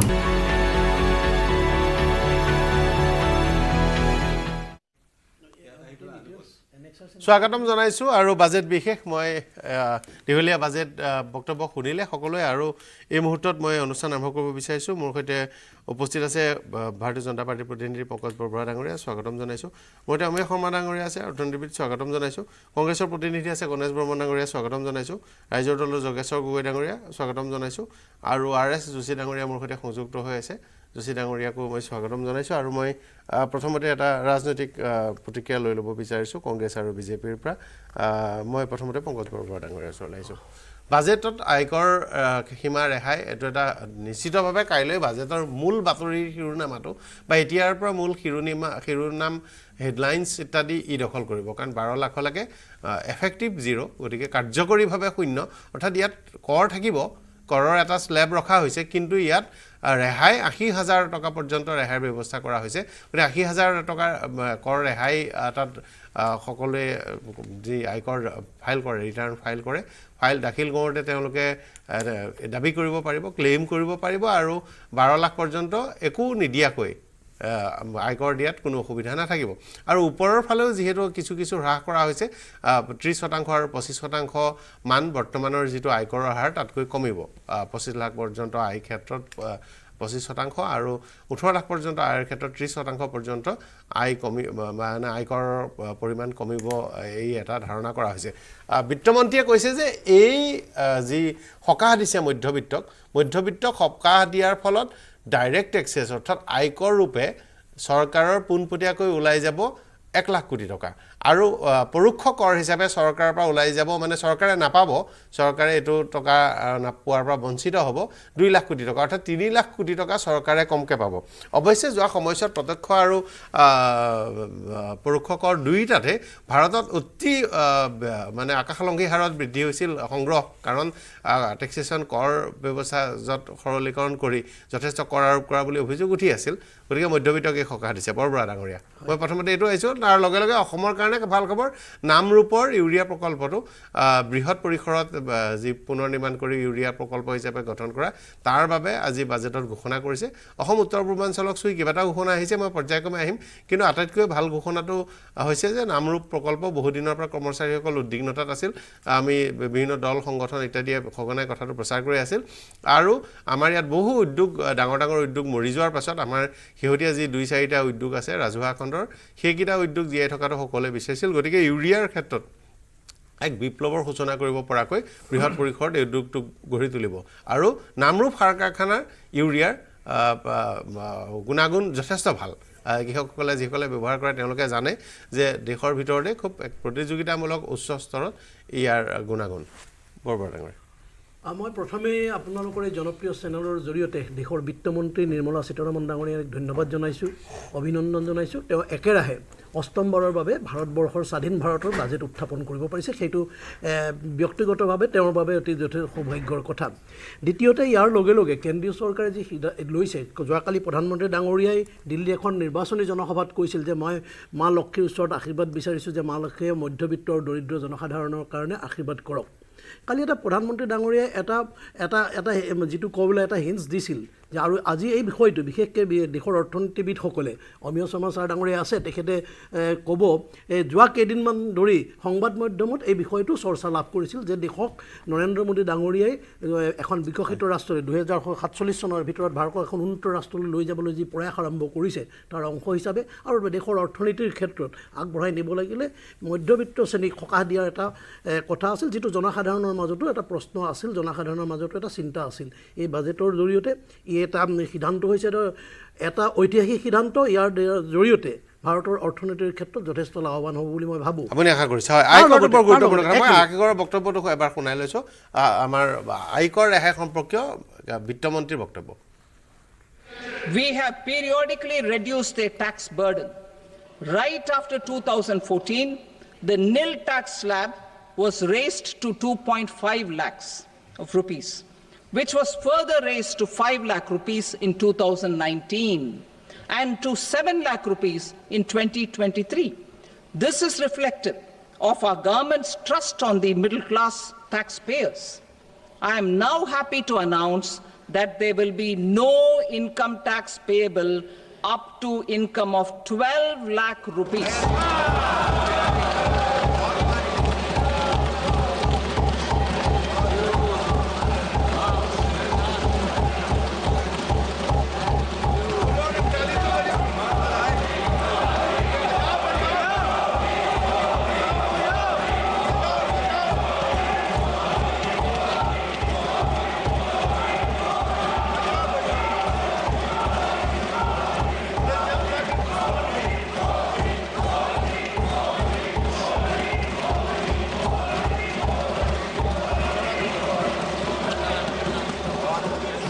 So, average income of 1 lakh per month other than the special rate income such as capital gains under the new regime.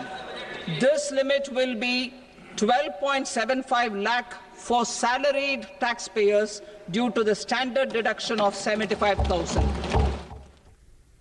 এই আছিল আয়কৰ বাইট মই আহিছোঁ আপোনাৰ ওচৰলৈ পৱন আগৰৱালা ডাঙৰীয়া সংযুক্ত হৈছে স্বাগতম জনাইছোঁ আয়কৰ আৰু সম্পূৰ্ণ কৰ গাঁথনি ইয়াত কেইবাটাও বিষয় কোৱা হৈছে আৰু মোবাইলৰ ক্ষেত্ৰত আপোনাৰ ইলেক্ট্ৰনিক ব্যৱসায় ইত্যাদি আছে গতিকে দেশৰ উদ্যোগ বাণিজ্য খণ্ডৰ সৈতে আপুনি পৰিচিত এজন ব্যক্তি দীঘলীয়া সময়ৰ কাৰণে এটাতো দেখিবলৈ পোৱা গ'ল যে অসমৰ কাৰণে ভাল খবৰ ইউৰিয়া প্ৰকল্পটোৰ কাৰণে ধন আবণ্টন দিছে ইভিৰ দাম কমিব ভৱিষ্যমুখী ইভিৰ ক্ষেত্ৰত মোবাইলৰো দাম কমিব কাৰণ লিথিয়াম আয়ন বেটাৰীৰ ক্ষেত্ৰত ইয়াৰ কৰ হ্ৰাস কৰা হৈছে আৰু সৰ্বশেষত আয়কৰে চমৎকাৰীভাৱে কৈছে আগৰৱালা ডাঙৰীয়া আপুনিও কৰদাতা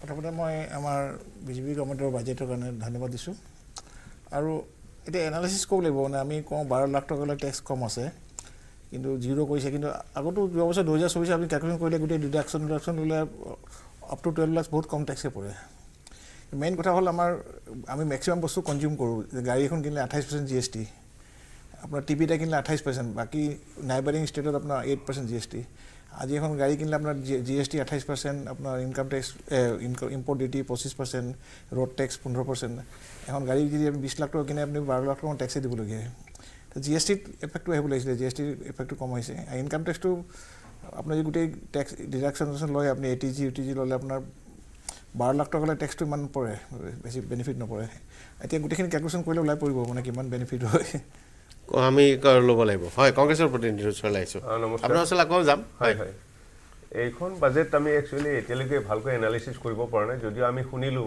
ভাষণখিনি তাত যিটো দেখা পাইছোঁ তেখেতে যিটো 12 লাখৰ কথাটো কৈছে কাৰণ আমিও এজন টেক্স পেয়াৰ হিচাপে আমি ক'ব বিচাৰোঁ কাৰণ এতিয়া আমি সকলোৱে যিটো জিপে আমি ব্যৱহাৰ কৰি আছোঁ যিটো গুগল পে সেই গুগল পেটো আমি টেক্স দিব লগা হৈছে এতিয়া মই এইবাৰ 169 মই পেমেণ্ট কৰিছোঁ 1,69,000 টকা মই পেমেণ্ট কৰিব লগা হৈছে অকল এটা জিপে চলোৱাৰ নামত তো এনেকুৱা বহুত আছে স্লেব এতিয়া যিবিলাক স্লেব ধৰিছে এই স্লেববিলাকৰ পিছত আমি গম পাম যে কি ধৰণৰ তেখেতসকলে হেৰি কৰিছে মই এজন ব্যৱসায়ী হিচাপে আমি যি ধৰণে GST পে কৰি আছোঁ মানে কিমান এটা স্লেবত আমি GST পে কৰোঁ এইখন চৰকাৰে খালি শোষণ কৰিছে এই বাজেটত কিন্তু আপোনাৰ সাধাৰণ নাগৰিকক কিন্তু সকাহ দিয়া নাই আপনি 45% এতিয়া স্নাতকোত্তৰ ল'ৰা ছোৱালীয়ে নিবনুৱা হৈ আছে 34% মানুহে এতিয়া 100 পৰা 150 টকা দিন হাজিৰা পাই আছে প্ৰতিটো বস্তুৰ মূল্য বৃদ্ধি হৈ আছে আপোনাৰ যিখিনি মেডিচিনৰ কথা কৈছে আজি সেই মেডিচিন সাধাৰণ যিটো আমাৰ গৰীব ঘৰৰ মানুহে যিটো মেডিচিন আনে গেষ্ট্ৰিকৰ এটা টেবলেট সেইটো কিন্তু আজি 100 টকাৰ ওপৰত পাৰ ষ্ট্ৰিপ হৈছে যিটো কি ঠিক আছে কিন্তু 100 টকা 150 টকা স্নাতক আৰু স্নাতকোত্তৰ ল'ৰা ছোৱালীয়ে যদি হাজিৰা কৰি আছে মই আপোনাৰ কথাটো নাই মই স্নাতকোত্তৰ কথা কৈছো যে আৰু তেওঁলোকে মূৰ্খামি কৰিছে আচলতে তেওঁলোকে মূৰ্খামি কৰিছে আচলতে তেওঁলোকে নিজৰ মানে অন্যায় কৰিছে 44% মানুহে এতিয়াও 100 পৰা 150 টকাৰ ভিতৰত হাজিৰা কৰি নাই কিন্তু মানে স্নাতকোত্তৰে নাই কৰা যদি কৰিছে তেওঁলোকে মূৰ্খামি কৰিছে মই নাভাবো যে সেইটো মানে তেওঁলোকৰ নিবনুৱা হৈ আছে স্নাতকোত্তৰে নিবনুৱা হৈ আছে স্নাতকোত্তৰ নিবনুৱা সংখ্যাটো এটা বেলেগ কথা পদবী গ্ৰহণ কৰিছে চাকৰিৰ সংক্ৰান্তত কি ধৰণে তাৰ সংস্থাপন দিছে আজি সংস্থাপনৰ ক্ষেত্ৰত বাজেটত কি উত্থাপন হ'ল সেইটোহে মেইন লক্ষ্য হ'ব আছিল ভাৰতবৰ্ষ এখন ইমান জনবহুল দেশ এখনত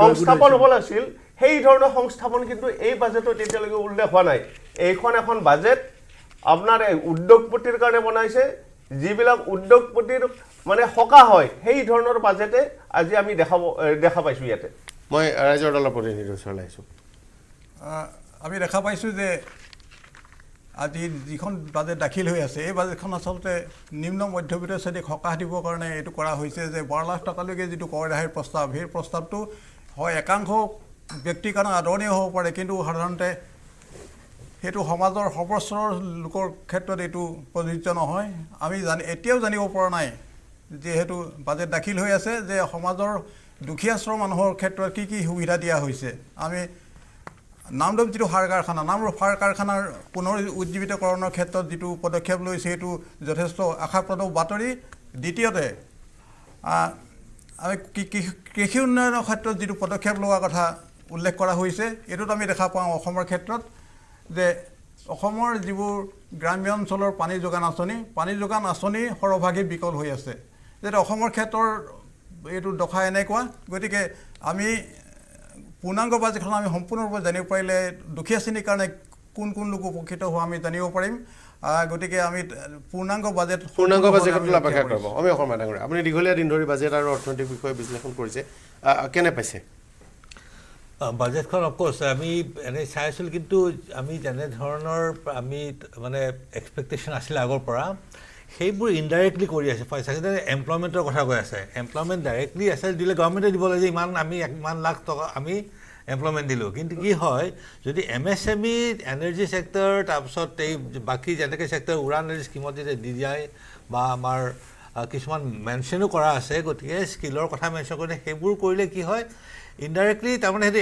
এমপ্লয়মেণ্টে জোৰ দিছে আৰু কৈছোঁ এমপ্লয়মেণ্ট জোৰ দিয়া বুলি ইনক্লুচিভ ডেভেলপমেণ্টে গোটেইখিনি মানুহ আনিব লাগিব গতিকে আমি আপোনালোকে ডাইৰেক্টলি নেদেখে যে এইটো বস্তু কৰিলে কাৰণ তেতিয়াহ'লে হয়তো সৰ্বসাধাৰণ ৰাইজে কৈছে যে যিটো আমি কৈছে এমপ্লয়মেণ্টৰ কাৰণে কৰক ৰুৰেল ডেভেলপমেণ্ট কৰক কিন্তু মেইন কথা হৈছে যিটো আমি এজ ইকনমিক্স বা আমি ইকনমিক্স ষ্টুডেণ্ট হিচাপে ভাবি আছিলোঁ যে ইণ্ডিয়াৰ গ্ৰ'থ ৰেট কমি আছে এই যোৱা লাষ্ট ছেকেণ্ড কোৱাৰ্টাৰ কমিলে কি হ'ল তাতে আমাৰ কনজাম্পশ্যন যিটো প্ৰাইভেট কনজাম্পশ্যন খুব কমি গ'ল কমাৰ কাৰণেই এইটো হ'ল আৰু সেইটো কমৰ কাৰণে কি হ'ল যে গভৰ্ণমেণ্টে এই দুটা কোৱাৰ্টাৰ যিমানখিনি খৰচ কৰিব লাগিছিল যে আমি প্ৰাইভেট কেপেক্স বুলি কওঁ নহয় গভৰ্ণমেণ্টৰ খৰচটো কেপিটেল এক্সপেঞ্ডিচাৰ সেইটো একেবাৰে কমি আছিলে কিন্তু দেখা গ'ল যে তেওঁলোকে এই লাষ্ট এইটো দুটা কোৱাৰ্টাৰত হয়তো মেকআপ কৰিব কাৰণ নহ'লে এইটো কমিলে গতিকে কেপেক্স হ'লে যে গভৰ্ণমেণ্টে খৰচ কৰে তেতিয়া প্ৰাইভেট ছেক্টৰে খৰচ কৰে ইয়াত যিটো ইণ্ডিয়াত হৈ আছে আৰু গভৰ্ণমেণ্টে খৰচ কৰাৰ লগে প্ৰাইভেট ছেক্টৰে আহি তাতে খৰচ কৰে কাৰণ তেওঁলোকে বেনিফিটটো পাই যায় গতিকে সেইটোত আৰু এতিয়া কি হ'ল প্ৰাইভেট ছেক্টৰে খৰচ কৰিব যে কনজাম্পশ্যন হেৰি কৰিছে এই টেক্সটো কমাই দিয়াৰ লগে লগে এটা দেখা যাব যে অহা বছৰলৈ এই প্ৰাইভেট ছেক্টৰৰ কনজাম্পশ্যন এইটো যিটো 12 লাখ মানে আজিকালি নিম্ন মধ্যবিত্ত গতিকে 12 লাখৰ যিখিনি আছে মানুহ সেইখিনি যদি খৰচ কৰিবলৈ আৰম্ভ কৰে সেইটোৱে ডাঙৰ কাৰণ ওপৰৰ পৰাই বেছি ধনী শ্ৰেণী বেছি খৰচ নকৰে তেওঁলোকে ইনভেষ্ট কৰিব বাহিৰত বিদেশত যাব বা বিদেশলৈ ইনফেক্ট হেৰি পঠাই দিব বস্তু তেনেধৰণৰ থাকে কিন্তু আমি যিটো কনচিডাৰ কৰিছোঁ গ্ৰুপটোত সেই গ্ৰুপটোৰ কাৰণে এই টেক্স কমোৱাটো যিটো কৰিলে সেইটো খুব দৰকাৰ আছিলে গতিকে ইনডাইৰেক্টলি ভাবি যে অহা বছৰ এই বছৰ তাৰমানে 25-26ত এই কনজাম্পশ্যনটো এবাৰ যদি কনজাম্পশ্যন বাঢ়ি যায় তেতিয়াহ'লে আমাৰ গ্ৰ'থ ৰেটটো আকৌ বাঢ়িব যিটো মানে এটা 5.4 মানত কৰি আছে সেইটো মানে খুব আমাৰ কাৰণে ভাল নাছিলে 6.4 to 6.8 বুলি কৈ আছে কিন্তু এই যিটো ঠেলাটো মাৰিলে হয়তো 7% ওপৰ গুচি যাব পাৰে কাৰণ কি হয় গভৰ্ণমেণ্টে এইপিনে খৰচ কৰিবলৈ তেওঁ কৈছে কিবা ক'ত ইনভেষ্ট কৰিব এডুকেশ্যন ইনষ্টিটিউটৰ পৰা হওক গোটেইখিনি হওক তাত ৰিফৰ্ম কমিশ্যন এটা কৰিছে, এইটো খুব ভাল কথা যে আমি ৰিফৰ্ম যিটো কৰিছে তেতিয়াৰ পৰা ৰিফৰ্ম কৰা নাই, কিন্তু আমি সকলোৱে কওঁ যে এইটো ৰিফৰ্ম কৰা এইটো কৰা, কিন্তু এটা যে কমিশ্যন কৰি দিয়া হয় ৰিফৰ্মৰ কাৰণে তেতিয়াহ'লে গম পাম ক'ত কি লেকুনা আছিলে, ক'ত মানে হেৰি আছিলে। গতিকে সেইটো আমি এক্সপেক্ট কৰিছোঁ যে ৰিফৰ্মৰ কাৰণে কিবা কৰিব। তেওঁলোকে ডিক্লেয়াৰ নকৰি পেলাই কি ক'লে যে আমি ইনফ্ৰাষ্ট্ৰাকচাৰ কৰি ৰিফৰ্মৰ ইনফ্ৰাষ্ট্ৰাকচাৰ কৰিলোঁ, আমি পলিচিটো কৰিলোঁ, ইয়াৰ পিছত আমি ৰাইজৰ পৰা বা সকলোৰে পৰা ছাজেশ্যন লৈ পেলাই ৰিফৰ্মত লাগি যাম। গতিকে এই দুটা ষ্টেপ মই কৈছোঁ যে ভাল এগ্ৰিকালচাৰৰ তেওঁলোকে কৰিছে। আৰু যিটো আমি সেই আগত এছপিৰেশ্যন ডিষ্ট্ৰিক্টৰ পৰা কৰিছিলে, এতিয়া স্পেচিয়েল 100খন যিখন ডিষ্ট্ৰিক্ট কৰিব গৈছিলে, আমিও জড়িত আছিলোঁ এছপিৰেশ্যন ডিষ্ট্ৰিক্টত, ভাল প্ৰগ্ৰাম আছিলে। কিন্তু এতিয়া যদি দেখা যায় যে সেইটো আৰু যদি লৈ যায় তেতিয়াহ'লে বোধহয় ভাল হ'ব। আৰু বাকী IIT জানে নহয়, IIT তেওঁলোকে মানে এই চিটবোৰ বঢ়াব গৈছে, মেডিকেল কলেজৰ চিট আদি বঢ়াব গৈছে। গতিকে অভাৰঅল মোৰ ক'বলৈ 10,000 চিট মেডিকেল কলেজৰ যথেষ্ট। ডাক্তৰৰ ভাৰতত বৰ নাটনি আছে, একেবাৰে নাটনি আছে। হয়, সেইটো ডাক্তৰ বহুত লাগে এইটো আমাক এতিয়া। গতিকে এনেই মেডিকেল কলেজৰ লগতে ডাক্তৰৰ যিটো ট্ৰেইনিং স্কিলৰ আৰু স্কিলৰ কাৰণে ভালকৈ ষ্টেপ কিছুমান লৈছে। মই আচলতে কি হয়, মই শুনি গ'লোঁ, একজেক্টলি ক'ব নোৱাৰোঁ, কিন্তু দেখিলোঁ যে আমি যিবোৰ এক্সপেক্ট কৰি আছিলোঁ বাজেটত, স্কিলৰ কথা ক'ব, এমপ্লয়মেণ্টৰ ক'ব, আৰ্বানাইজেশ্যন, সকলোৱে এটা ডাঙৰ প্ৰব্লেম হৈছে আৰ্বান ৰুৰেল এৰিয়াজ। তেওঁলোকে কৈছে মাইগ্ৰেশ্যন আমি মানে কম্পালচৰি হ'ব নালাগে, মানুহৰ চইচ থাকিব লাগে। গতিকে যদি ৰুৰেল এৰিয়াত ইনভেষ্ট কৰে, মই এটা চেণ্টেঞ্চ শুনিছিলোঁ এনেধৰণৰ কৰিছে যাতে মানুহখিনি ৰুৰেল এৰিয়াত কামখিনি কৰি থাকিব, কিন্তু কাৰোবাৰ যদি যাব খোজে বাহিৰলৈ যাব পাৰে। এই আৰ্বানাইজেশ্যনটো এটা ডাঙৰ এটা প্ৰব্লেম হৈ আছিলে। গতিকে সেইখিনি মানে মোৰ হাত দিওঁতে মই পিছলৈ আহিম বাৰু। এই কেইটামান মই ষ্টেপ মানে ভাল লাগিল, নজৰ পৰিছে। হয়, বৰ এই আপুনি আৰম্ভণিতে কৈছিল যেতিয়া নামৰূপ সাৰ কাৰখানাৰ কথাটো, তাৰ বাবেতো আমি ধন্যবাদ দিবই লাগিব। আৰু মুখ্যমন্ত্ৰী ডাঙৰীয়াও যোৱা 3টা বছৰত বহুবাৰ কেন্দ্ৰীয় মন্ত্ৰীক, উদ্যোগ মন্ত্ৰীক, প্ৰধানমন্ত্ৰীক সাক্ষাৎ কৰিছে নামৰূপ সাৰ কাৰখানা। আগতে আপুনি আৰম্ভণিতে কৈছিল তাৰ যিটো গুণাগত মানদণ্ড আগৰ পৰাই যথেষ্ট ভাল আছিল, আৰু বিভিন্ন কাৰণত সাৰ কাৰখানাৰ প্ৰডাকশ্যন কমিছিল, বিভিন্ন কাৰণ হৈছিল। এতিয়া এইটো হোৱাৰ লগে লগে তাৰ আচলতে মেনেজমেণ্ট প্ৰব্লেম আৰু পুৰণা মেচিনাৰী বহুত আছিল, ইনভেষ্টমেণ্ট বহুত পুৰণা হৈ গ'ল। আগতে তাৰ কোৱালিটি যথেষ্ট ভাল আছিল। এতিয়া সেইটো আকৌ যেতিয়া হ'ব নিশ্চয়, এতিয়া কংগ্ৰেছৰ প্ৰতিনিধিয়ে কৈছে নিবনুৱা সমস্যাৰ কথা, তেওঁলোকে হয়তো ভাবি থাকে যে চৰকাৰী চাকৰি দিলেই। কিন্তু আজি নিৰ্মলা সীতাৰমণ ডাঙৰীয়াই প্ৰথমতে কৈছিল বিত্তীয় ভাষণত যে কৃষিৰ ক্ষেত্ৰত দিয়াৰ যিটো দাদাই যিটো মাইগ্ৰেশ্যনৰ কথা কৈছে, সেই গাঁৱৰ পৰা চহৰলৈ যেনেকৈ মানুহ গুচি আহিছে, আৰু সেই তাতে যদি গাঁৱত ৰাখি কৃষি ক্ষেত্ৰত কৰাৰ ক্ষেত্ৰত আজি ইনভেষ্টমেণ্টৰ কথা আছে, MSMEৰ ক্ষেত্ৰত তাৰ মুদ্ৰা লোনৰ কথাও তাৰে গোটেইখিনি কৈছে। এতিয়া ডিটেইলছ তেওঁৰ যি 1-1.5 ঘণ্টাৰ প্ৰায় 2 ঘণ্টাৰ ভাষণটোত ডিটেইলছটো এনেক্সাৰখিনি গোটেইখিনি অধ্যয়ন কৰাৰ পিছতে ডিটেইলছ ক'ব পৰা যাওঁ। আৰু এইটোৱে ধাৰণা কৰিব পৰা যায় নিবনুৱা সমস্যা সমাধানৰ লগে লগে অৰ্থনীতিত মানুহৰ হাতলৈ আৰু কেনেকৈ টকা বেছিকৈ আহিব পাৰে, মানুহৰ বজাৰলৈ কেনেকৈ পইচাটো যাব পাৰে, তাৰ এটা ব্যৱস্থা এই বাজেটত কৰিবলৈ চেষ্টা কৰা হৈছে বুলি মোৰ অনুমান হয়। হয়, আগৰৱালা ডাঙৰীয়া।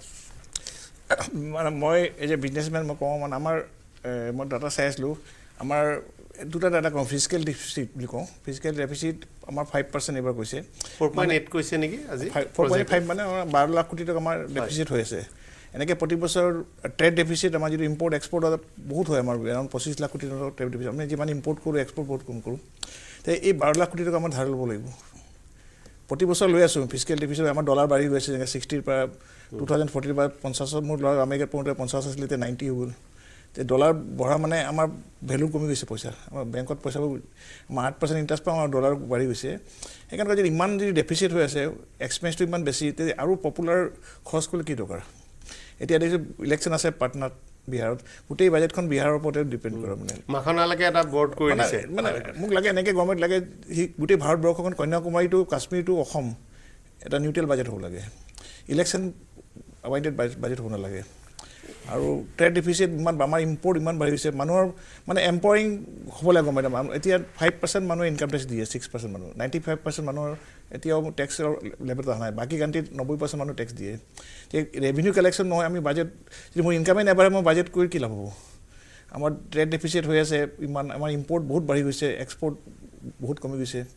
ইমান ইলেক্ট্ৰনিক্স আইটেম, মোবাইলৰ পৰা ইলেক্ট্ৰনিক্স, কাপোৰৰ পৰা গোটেইখিনি আমি চাইনাৰ পৰা আনি আছে। সেইকাৰণে আমাৰ মানুহখিনি এম্পাৱাৰমেণ্টটো হোৱা নাই, মানুহৰ গম পোৱা নাই যে আমাক ক্ৰিয়েট কৰিব লাগে। চবৰ কনজিউমাৰ মাইণ্ডছেট আছে, আমি কিনি থাকিম, কিন্তু কোনো মানুহৰ কনজিউম ক্ৰিয়েট কৰাৰ, চাইনাত চবেই কিবা নহয় কিবা ক্ৰিয়েট কৰে, মেনুফেকচাৰিং কৰে। চাইনা যে ছাৰপ্লাছ কাণ্ট্ৰি, তেওঁলোকৰ এক্সপৰ্ট বেছি ইম্পৰ্ট কম, আমাৰ ইম্পৰ্ট বেছি এক্সপৰ্ট কম। যে আমি কিমান দিন ধাৰ লৈ থাকিম? আমাৰ 30% আমাৰ ইনকাম, গভৰ্ণমেণ্টে যিমান ৰেভিনিউ কালেকশ্যন কৰে 30% আমি সুদ দিওঁ। আমি যদি চেলাৰী 50,000 পাওঁ, 15,000 যদি কাবুলিক দিবলগীয়া হয়, আমাৰ বাজেট কি বনাম ঘৰত? আমাৰ ইণ্টাৰেষ্ট ইমান 30% আমাৰ যিমান আমাৰ এডুকেশ্যন হেল্থ আৰু ডিফেন্সত যিমান খৰচ কৰোঁ তাতকৈ বেছি আমাৰ এক্সপেণ্ডিচাৰ ইন ইণ্টাৰেষ্ট আপুনি বাজেটত গুগলত চালে গম পাব কিমান এক্সপেণ্ডিচাৰ ইনকাম ইয়াত আমাৰ পপুলাছ ক'ব লাগিব আমি বহুত ফ্ৰী দি আছোঁ যেতিয়া আমাৰ চাৰপ্লাছে নাই আমাৰ ডেফিচিট চলিছে আৰু ফ্ৰী দিবলৈ কি দৰকাৰ বস্তু আৰু আল্টিমেটলি নেক্সট গভৰ্ণমেণ্ট গুচি যাব বেলেগ গভৰ্ণমেণ্ট আহিব আল্টিমেটলি বুজাটো ধাৰটো আমাৰ তাত থাকিব সেইকাৰণে মই কওঁ যে এটলিষ্ট আমেৰিকা নিচিনা কাণ্ট্ৰিও ফ্ৰীত নিদিয়ে একো বস্তু ইমান ধনী দিয়ে একদম চাৰপ্লাছ জানো আমাৰ ইয়াত আকৌ ইমান আমেৰিকা এটা গতিলে গুচি গ'ল কিন্তু আমাৰ ভাৰতত এতিয়াও কিছুমান মানুহ আছে যাকটো আপুনি ছাপোৰ্ট কৰিবই লাগিব কিন্তু বেছি বেছি দুখীয়া বুলি মৰিবলৈ এৰি দিব নোৱাৰি সেইটো কথা নহয় সেইটো কৰিবলৈ কম সংখ্যক মানুহ কিন্তু মোৰ আপোনাৰ এই কথাটো যুক্তিটো আটাইতকৈ ডাঙৰ কথাটো হ'ল যে চৰকাৰে যেনেকৈ একদম বৃহৎ পৰিসৰত আঁচনিবোৰ চলাইছে সিমান নালাগে পেচন হ'ব নালাগে যে মই 38 লাখ মানুহক আমুক দিম ডেফিচিটটো কমাব লাগিব এতিয়া কথাটো এনেকুৱা হ'ব মই আপোনাৰ চলাই আহিম আগৰলা ডাঙৰে ডেফিচিটটো যদি 10 লাখ কোটি টকা এই বছৰ কমিছে 10 লাখ কোটি টকা আমি ক'ব পাৰিম যিটো শ্বৰ্টফল হৈছে ইনকাম সেইটো আমি বড়ো ক'ব লাগিব ক'ব বেলেগে আকৌ ইণ্টাৰেষ্টটো বাঢ়ি যাব মই যিমান পাৰোঁ স্মাৰ্ট বাজেট হ'ব লাগে য'ত আমাৰ ডেফিচিটটো কমাওঁ আমি ইনকাম বঢ়াওক ইনকাম টেক্স বঢ়াওক বা আমাৰ GST চেল বঢ়াওক মানুহৰ কনজিউম পাৱাৰ বাঢ়িব মানুহে যিমান কনজিউম কৰিব ইমান কিনিব আমেৰিকাত এটা মানুহ মিনিমাম আইফোন কিনে চবেই তাত এভাৰেজ আমাৰ ইয়াত মানুহৰ ইনকামটো বাঢ়িলে নিজে কনজিউম বেছি কৰিব কনজিউম বেছি কৰিলে ইনকাম বাঢ়িব গভৰ্ণমেণ্টৰ আমাৰো হয়তো সমস্যা আছে আমাৰ ফৰেন গুডছৰ প্ৰতি আপুনি ইলেক্ট্ৰনিক আইটেমছ বিদেশত নিৰ্মিত ইলেক্ট্ৰনিক আইটেমছ আপুনি মানে ভাৰততে কৰা বিদেশী কোম্পানীৰ আইটেমছ আপুনি নিজেও বিক্ৰী কৰে ইমানখিনি গতিকে আপুনি এইটো কথা জানে যে সেইবোৰ গুডছ আমি স্থানীয় কিছুমান আমি যুঁজখনৰ পৰা নাইকিয়া হৈ গ'ল আজি ছফ্ট ড্ৰিংকছৰ ক্ষেত্ৰত এটা সময়ত ভাৰতৰ বজাৰত ভাৰতৰ ছফ্ট ড্ৰিংকছে আছিল এটা কথা হ'ল যে বাহিৰৰ কোম্পানীয়ে চমক লগা প্ৰচাৰ চলাই আহিল ভাৰতৰ কোম্পানীবোৰ নাইকিয়া হৈ গ'ল ইলেক্ট্ৰনিক্সৰ ক্ষেত্ৰতো এটা সময়ত আমাৰ হোমগ্ৰোন যিবোৰ টিভি কোম্পানী আছিল অন্যান্য ইলেক্ট্ৰনিক গুডছ কোম্পানী আছিল সেই কোম্পানীবোৰে তিষ্ঠিব নোৱাৰিলে মানে সস্তাত যিটো পায় মানুহ নিকিনে আৰু তেওঁলোকেও সেই প্ৰতিযোগিতাত তিষ্ঠি থাকিব নোৱাৰিলে এভৰি ল'ৰা এটা জন্ম হওঁতে তাৰ মনত টেম থ'লে মই দেশৰ কাৰণে কি কণ্ট্ৰিবিউট কৰিম আমাৰ ইয়াত চবৰ মতে আমাৰ উই আৰ এক্সপেক্টিং গভৰ্ণমেণ্টে দি দিব গভৰ্ণমেণ্টে আমাক ক্ৰিয়েটৰ মাইণ্ডছেট হ'ব লাগে আমি কনজিউম মাইণ্ডছেট আমাক চব ফ্ৰীত পাই যাম এইটো পাই যাম মই আপোনাৰ ওচৰলৈ আহিম কংগ্ৰেছৰ বৰ্মন হয় এই বাজেটখনত যদি ইমানে ভাল হ'লে হয় তেতিয়াহ'লে আপুনি এটা সাধাৰণ কথা আমাৰ যিটো সাধাৰণ শ্ৰেণীৰ মানুহবিলাক আমি এটা অনুমান কৰোঁ আপোনাৰ নিজৰ টকাটো যেতিয়া বেংকত থয় সেই বেংকৰ পৰা যেতিয়া আপুনি কেছ উইথড্ৰল কৰিব যায় তেতিয়া আপুনি চাব 10,250 rupees আপুনি মানে টেক্স দিব লাগে বেংকক মানে কেছ সিহঁতে কাটি দিয়ে আগত এনেকুৱা নাছিলে যে আমি নিজৰ টকাটো যেতিয়া বেংকৰ পৰা আমি উইথড্ৰ কৰিব লাগে কোনো ধৰণৰ আমি পেমেণ্ট দিব নালাগে তাত এতিয়া আপুনি ATM চাৰ্জ দিব লাগিব একোটা বেংকত আপোনাৰ 5 টাইমছ যদি আমি কেছ ডিপজিট থওঁ তাৰ ওপৰখিনি আমি তাত ফাইন দিব লাগে মই আজি দুটা টাৰ্ম এক্সিছ বেংকত ডিপজিট থোৱাৰ কাৰণে মই প্ৰায় বছৰত প্ৰায় 30-40 হাজাৰ টকা মই ফাইন ভৰিছোঁ কেছ ডিপজিটৰ কাৰণে কাৰণ আমাৰ টকাটো আমি যেহেতু ট্ৰান্সপৰ্টিং লাইনত আছোঁ আমাৰ টকাটো কেছ আহে আমি কেছ টকাটোত আমি বেংকত থ'ব লাগিব সেই টকাটো থোৱাৰ বিনিময়ত আমি টেক্স ভৰিব লগা হৈছে এইখন চৰকাৰৰ দিনত যে এইখন চৰকাৰে মানুহক কি ধৰণে মানসমাৰ দিছে কিন্তু মই যিমান দূৰ জানো হয় যে আপুনি কাৰেণ্ট একাউণ্ট এটা খুলি ল'লে না লিমিট আছে লিমিট আছে কাৰেণ্ট একাউণ্ট 5 টাইমছ আছে এটা ধৰি সেভিং একাউণ্টত কিন্তু ক্যাশ হ্যান্ডলিং চাৰ্জ বহুত বেছি আপুনি যদি লিমিটটো বঢ়াই লয় আপুনি যদি মেইনটেনেন্স লিমিটটো বঢ়াই লয় ধৰি লওক 3 লাখৰ আপুনি মেইনটেনেন্স কৰিব পাৰিব লাগিব আপোনাৰ কোৱাৰ্টাৰলি তেতিয়া হলে আপুনি তাৰ হেৰিটো বেছি পাব যদি আপনি ধৰি লওক 50,000 বা 25,000 এটা একাউণ্ট খুলি লয় লিমিট আপোনাৰ যদি মেইনটেনেন্সৰ তেতিয়া আপনি সেই সুবিধাটো নাপায় এই ধৰণৰ আমাৰ নিজৰ টকাটো আমি ডিপজিট থবটো লাগিব এখন চৰকাৰ বেলেগ আপোনাৰ সুবিধা নাই কেছ ট্ৰানজাকচন কৰিব নোৱাৰে চব ডিজিটেল কৰাইছে যেতিয়া আপনি নিজৰ টকাটো জমা থোৱাৰ কাৰণে এনেকুৱা টেক্স ভৰিব লগা হৈছে এইখন দেশত তেতিয়ালে আপোনাৰ এই বাজেটে কি মানুহক হকা কিন্তু ক্যাশ ট্ৰানজাকচন লাহে সিস্টেমটোৰ পৰা নাইকিয়া কৰিবলৈ মই আপোনাৰ ওচৰত আকৌ এবাৰ বাকি কিজন প্ৰতিনিধিও আছে হয় ৰাজ্যৰ দলৰ প্ৰতিনিধি ৰাজ্যৰ দল মই আপোনাৰ ওচৰলৈ আহিছোঁ আমি অসমৰ ডাঙৰীয়া হয় আচ্ছা দুটা বস্তু কওঁ দেই মই প্ৰথমতে এখেতে এই GST কথা কৈছোঁ GSTত এই বাজেটত বেছি আলোচনা কৰিব নোৱাৰে এইকাৰণে যে GST কাউন্সিলত যাব লাগিব গতিকে সেইটো সময়ত কিন্তু মানুহে গমো নাপায় কেতিয়া কাউন্সিলৰ হয় তেতিয়া অলপ হৈছে যদি কৰে নহয় হয়তো এটা হ'ব পাৰে কিন্তু গভৰ্ণমেণ্টৰ পাৰ্টিবোৰে ৰিপ্ৰেজেণ্টেটিভ থাকেতো হয় GSTটো একেবাৰে যেনেকৈ হ'ব লাগিছে এইটো নহয় মানে কোনো লজিক নোহোৱাকৈ কিছুমান ৰেট দিছে যিটোৰ কাৰণে আমিও মানে ক্ষুণ্ণ হৈ থাকোঁ যে GST আৰু যথেষ্ট ৰেভিনিউ কালেক্ট কৰি আছে গতিকে সেই এটা কিন্তু এনে যে ফিস্কেল ডেফিচিট যিটো কৰিছে তেওঁলোকৰ 4.8 আৰু এই বছৰ 4.0 মই কৈছোঁ দেই আপোনাক কৈ আছোঁ আমি এই ইকনমিক্স ষ্টুডেণ্টছে ভাবোঁ যে ইয়াত 4.4 কৰিছে নহয় আচলতে কি জানে আমাৰতো বহুত লৈ গৈছিলে 9% লৈ গৈছে সেইটো সময়ত এতিয়া কমি আহিলে এবাৰ 5% হ'লেও বোধহয় বেয়া নহয় যদিও আমি মানে সিমানখিনি ডেফিচিট কাৰণ ডেফিচিটটো কেনেধৰণৰ আমি কিছুমান বস্তুত বড়ো কৰি পেলাই খৰচ কৰিবলৈ কাৰণ সময় নাযায় নহয় আপুনি যদি ৰৈ থাকোঁ যে পইচা আহিব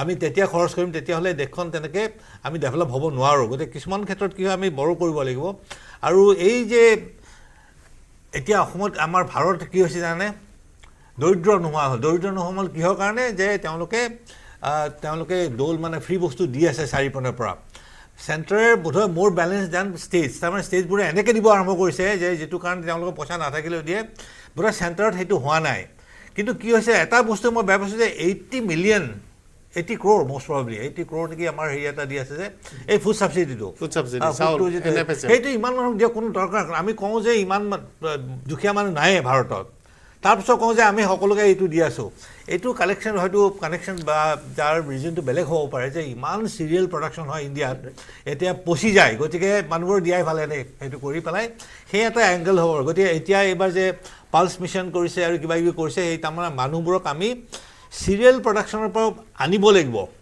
এই যে হুইট আৰু ৰাইচ প্ৰডাকশ্যনৰ পৰা আমি যদি আনিব পাৰোঁ আমাৰ তেতিয়াহ'লে এই আমাৰ ফুড প্ৰডাকশ্যনটোও ঠিক হ'ব এটা বেলেঞ্চ হৈ যায় আৰু দুখীয়া মানুহ তেতিয়া সহজতে খাবও পাৰিব এতিয়া কয় কেৱল চাউলটো ভাতটো খাই থাকিলে নহয় বাকী বস্তু কিনিব লাগে গতিকে সেই এটা বোধহয় এংগল এটা আছিলে ছেকেণ্ডলি মই আৰু ক'ব খুজিছোঁ যে হেৰিটো এই টেক্সটো আচলতে কি জানে এতিয়া ইণ্ডিয়াত টেক্সটো এই মুহূৰ্তত ইউএছৰ কথা কৈ আছে হয় আমাৰ কি হয় আমাৰ যে পাৰ কেপিটা ইনকাম আছে নহয় আমাৰ যিটো জনমূৰি আয় তাৰ 3 গুণ যিটো হয় সেইটোৱে হৈছে প্ৰথম টেক্স দিয়া মানুহ কোনোবা 1 লাখ যদি আছে নহয় তেতিয়াহ'লে সেইটো এটা আছে তালৈকে গতিকে আমাৰ মানে 5% নহয় আমাৰ 4% টেক্স দিয়ে কিন্তু বাকীবোৰ দিবলৈ আমাৰ সুবিধা হয় কিন্তু এই বাজেটত কি কৰিলে বাকীবোৰে টেক্সবোৰ দিয়ে কিন্তু বেনিফিটবোৰ নাপায় এনেকৈ মধ্যবিত্ত শ্ৰেণীটো একেবাৰে মানে স্কুইজ হৈ গৈছে টেক্সটো সকলোৱে দিয়ে এটা পৰোক্ষ কৰ দিয়ে আজি সেইটো আমি কমকে হ'লেও একেবাৰে সাধাৰণ যি মানে ডাইৰেক্ট টেক্সে ধৰা যায়তো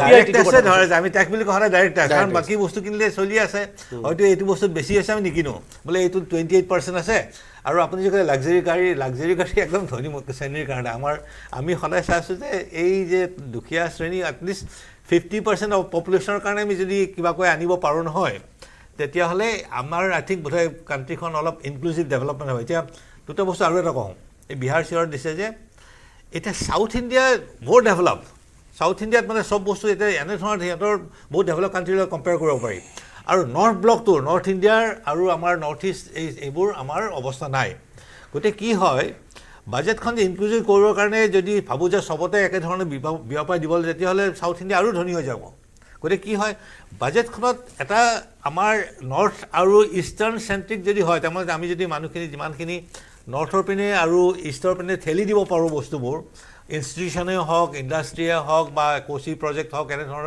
আনি যদি কৰিব পাৰোঁ তেতিয়াহ'লে হয়তো আৰু 10-20 বছৰ ভাবোঁ যে অ'কে চাউথ ইণ্ডিয়া নৰ্থ ইণ্ডিয়াৰ এটা তাৰমানে ভাৰসাম্য আহিব নহ'লে এতিয়া কি হৈছে তাৰপাছতো ৰিজনেল ইম্বেলেঞ্চ থাকিব আজি এতিয়া মণিপুৰত যি আইন শৃংখলা পৰিস্থিতি মণিপুৰক আপুনি পইচা দি নোৱাৰে সেইটো এটা বেলেগ বস্তু আমাৰ ইয়াতো হৈ যায় কেতিয়াবা আমি বেছি আন্দোলন ধৰ্ণা কৰিলেও সমস্যা হয় সেইটো মই বেলেগ বস্তু মই কৈছোঁ যে আমাৰ এই যে ডেটা চাইছোঁ আৰু গ্ৰ'থ ৰেট চাইছোঁ আৰু পাৰ কেপিটা ইনকাম চাইছোঁ বাকী ডেভেলপমেণ্ট যিটো গণ্ডগোল তাৰমানে আমি যদি ডেভেলপ হৈ যাওঁ নহয় এইবোৰ গণ্ডগোল লাহে লাহে নোহোৱা হ'ব মণিপুৰ হয়তো হৈছে মণিপুৰৰ কেছটো বেলেগ প্লিজ মই এইটো ডিছকাছ নকৰোঁ এইটোত কিন্তু কি হয় এই যে আমি ইনক্লুচিভ ডেভেলপমেণ্ট বুলি কৈ আছোঁ ডেভেলপ কাণ্ট্ৰি হ'লে ইনক্লুচিভ হ'ব লাগিব তেতিয়াহ'লে আমাৰ এই নৰ্থ আৰু ইষ্টাৰ্ণ বিহাৰত ইনভেষ্ট কৰিছে ভাল পাইছোঁ এইটোত ইলেকশ্যনেই হওক যিয়ক নহওক কাৰণ যিটো অৱস্থা হৈ আছে এতিয়াও ইমান দুখীয়া এটা দেশ আমি আৰ্জিমেণ্টৰ পৰা তাতে কাম কৰি আছোঁ ইনফেক্ট কেতিয়াবা এনে হয় যে ইয়াৰ পৰা ওলাই যাওঁ কাৰণ আমাৰ প্ৰজেক্টবোৰ তাত চলে নহয় দেখি পাওঁ আপুনি স্বচ্ছ ভাৰত দেখে স্বচ্ছ ভাৰতে আপুনি বিহাৰত গধূলি আহক না এতিয়াও গোটেই চাৰিওপিনে ৰাস্তাৰ দুই চাইডে মহিলাবোৰ বহি আছে লেম্প এটা লৈ পেলাই চাকি লৈ পেলাই গতিকে তাত একো মানে ডেভেলপমেণ্ট আপুনি গধূলি যায় যে ডেভেলপমেণ্ট ভাল দেখাই নাপায় কি হৈছে গতিকে সেই পজিশ্যনটো যদি আমি কিবাকৈ আনিব খোজোঁ বিহাৰত আৰু ডেভেলপ কৰক যদিহে আমি ইনক্লুজ যাব গতিকে মই সেইবোৰত চাই পেলাই যদি অভাৰঅল যদি এজ এন ইণ্ডিয়ান চিটিজেন যদি ভাবোঁ যে হয় আমাৰ দুখীয়া মানুহখিনি আৰু সেই দুখীয়া ঠাইবোৰ কিন্তু আৰু ইনভেষ্ট কৰিব লাগিব আমাৰ যিয়ে পলিটিক্যাল ৰিজনে হওক বা যিকোনো ৰিজনে হওক কিন্তু আমি যদি সেইবোৰ ডেভেলপ নকৰোঁ নহয় এটা এনে হ'ব যে সাউথ ইণ্ডিয়া আমাতকৈ 2-3 গুণ বাঢ়ি যাবগৈ আৰু আমাৰ এইখিনিত আমাৰ এই নৰ্থ আৰু ইষ্টাৰ্ণ ৰিজন কমি থাকিব এই যিখিনি কথা আজি আগৰৱালা ডাঙৰীয়াই কৈছে বা কংগ্ৰেছৰ প্ৰতিনিধিয়ে যিখিনি কৈছে দৰিদ্ৰ মই আগতেই কৈছোঁ দৰিদ্ৰ সীমাৰেখা বা বাজেট এইখিনি হ'ল আমাৰ অমীয় সমাধান ডাঙৰীয়াই যিখিনি কথা কৈছে যে বিহাৰৰ যিটো উন্নয়নৰ কৈছে আগতে যেতিয়া বিহাৰৰ গোটেই মানুহবিলাক এই গোটেই তাত যেতিয়া দৰিদ্ৰতা আছিল গোটেই মানুহবিলাক অসম আজিও যিটো তেখেতে কৈছে দক্ষিণ ভাৰতলৈ গুচি গৈছে দক্ষিণ ভাৰতত কাম কৰিবলৈ যোৱা মানুহ বিহাৰ চিহাৰৰ পৰা বেছি মানুহ যায় আৰু যিটো আজিকালি কৈছে যে ফ্ৰী যিটো কৈছে শৰ্মা ডাঙৰীয়াই কৈছে যে ৰাইচ প্ৰডাকশ্যনটো ইমান বাঢ়িছে এতিয়া পাঞ্জাৱৰ কৃষক আন্দোলনত এতিয়া পাঞ্জাৱত আগতে বেলেগ বেলেগ খেতি কৰিছিল আজিকালি পাঞ্জাৱৰ কৃষকে যেতিয়া MSME পালে পাঞ্জাৱৰ কৃষকে খালি ধান আৰু ঘেঁহু খেতিতে গুৰুত্ব দিছে আৰু চৰকাৰে যিহেতু কিনিব লগা হৈছে কিনাৰ পাছত এতিয়া সেইকাৰণে ৰাইচ প্ৰডাকশ্যনটো বৃদ্ধি কৰাৰ কাৰণে FCIৰ জৰিয়তে হয়তো কৃষক দৰিদ্ৰ জনসাধাৰণক দিবলৈ যাওঁ দেশখন উন্নত হ'ব লাগিলে দৰিদ্ৰ সীমাৰেখাৰ তলৰ মানুহখিনিক উঠাই আনিব লাগিব যোৱা 10 বছৰত দেশত দৰিদ্ৰ যিকেইটা ডাটা আহিছে দৰিদ্ৰ সীমাৰেখাৰ যথেষ্ট সংখ্যক মানুহৰ সংখ্যা কমি আহিছে আৰু দেশখন আগবঢ়াই ল'বলৈ সকলো শ্ৰেণী সমবিকাশ যিটো মোৰ প্ৰধানমন্ত্ৰী ডাঙৰীয়াই কৰিছে সবকা সাথ সবকা বিকাশ একেলগে কৰি আগবঢ়াই লৈ যাব লাগিব আৰু এইখিনি কৰিবলৈ যাওঁতে এই বাজেটত সেইখিনি সিদ্ধান্ত কৰিছে নিবনুৱা সমস্যা আগতেও মই কৈছোঁ নিবনুৱা সমস্যা সমাধানৰ ক্ষেত্ৰত MSME কৃষক সকলো ক্ষেত্ৰতেই সকলোখিনি একেলগে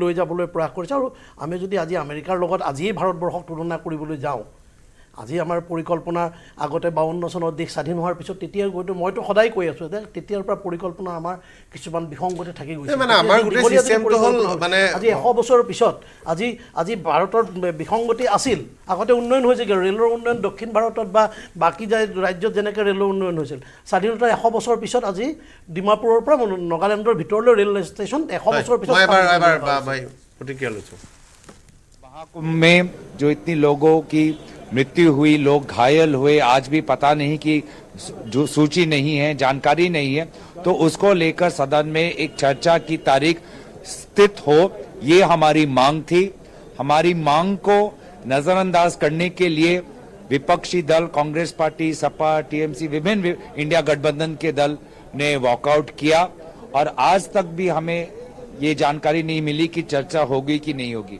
हम चर्चा के पक्ष में ताकि पूरा का पूरा सच्चाई देश के सामने आए दूसरी बात जहां तक बजट पे आए ये वही पुराना बजट है जो पिछले 10 सालों से हम सुनते आ रहे हैं जहां पर शब्दों के अलावा न गरीब को कुछ मिलता है न किसान को कुछ मिलता है न मध्यम वर्ग को कुछ मिलता है विभिन्न टैक्स के जो प्रपोजल्स आते हैं नतीजे आते हैं वो सिर्फ बड़े बड़े कंपनियों के मालिकों को फायदा दिलाता है और आज भी यही है बार बार सिर्फ किसानों और मध्यम वर्ग सिर्फ शब्दों के लिए ही है टैक्स में बार बार रिस्ट्रक्चरिंग पहले भी हुआ लेकिन मध्यम वर्ग को कोई राहत नहीं मिली GST जिस प्रकार से GST कभी इस पे GST कभी उस पे GST तो आज भी मुझे लगता है कि पिछले 10 सालों में जितने भी बजट है सबसे कमजोर बजट इस साल का बजट रहा है एकदम नॉन इवेंट है this budget is a non event sir लेकिन 12 लाख तक जो छूट दी है कमाई इसको बड़ी राहत देखिए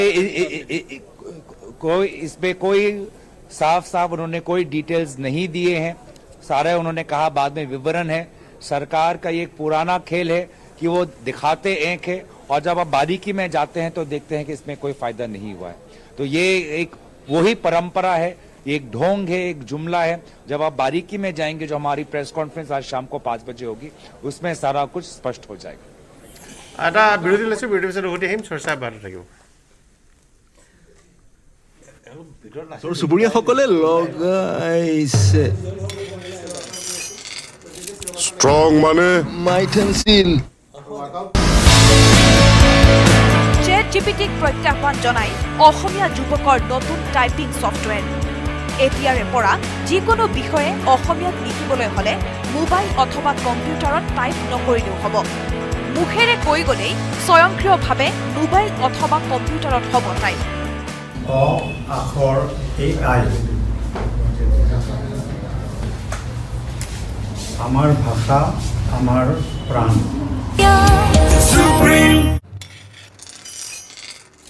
Strong money. Might and steel. ChatGPT ChatGPTক প্ৰত্যাহ্বান জনাই অসমীয়া যুৱকৰ নতুন টাইপিং ছফটৱেৰ এতিয়াৰে পৰা যিকোনো বিষয়ে অসমীয়াত লিখিবলৈ হলে মোবাইল অথবা কম্পিউটাৰত টাইপ নকৰিলেও হ'ব মুখেৰে কৈ গলেই স্বয়ংক্ৰিয়ভাৱে মোবাইল অথবা কম্পিউটাৰত হ'ব টাইপ অ আখৰ AI আমাৰ ভাষা আমাৰ প্ৰাণ আমাৰ ভাষা আমাৰ প্ৰাণ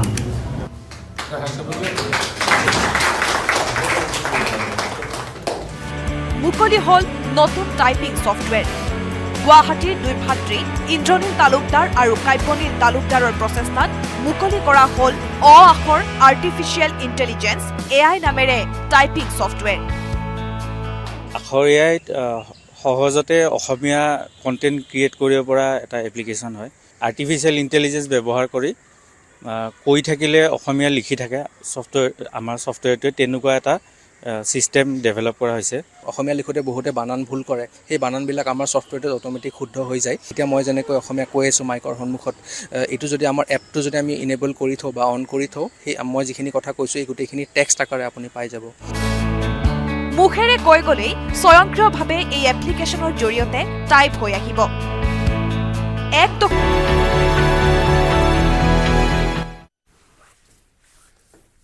বিৰতিৰ পিছত স্বাগতম জনাইছোঁ চৰ্চা কৰি আছোঁ বাজেট প্ৰসংগ মোৰ সৈতে অতিথিসকল আছে RS যোশী ডাঙৰীয়া মোৰ সৈতে সংযুক্ত হৈছে বিশ্লেষক দীৰ্ঘদিন ধৰি ফাইনাৰৰ সৈতে জড়িত হৈ আছে যোশী ডাঙৰীয়া আপোনাক স্বাগতম জনাইছোঁ আৰু বাজেট কেনেদৰে বিশ্লেষণ কৰিছে আপোনালোকে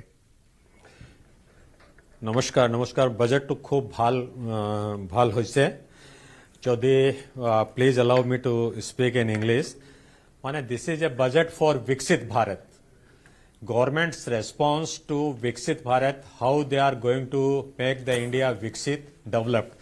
So they have come out with a clear roadmap. There is no ambiguity about how the government is going to make it. And if you go through the budget, see it started with agriculture. The agriculture happens to be the backbone of Indian economy.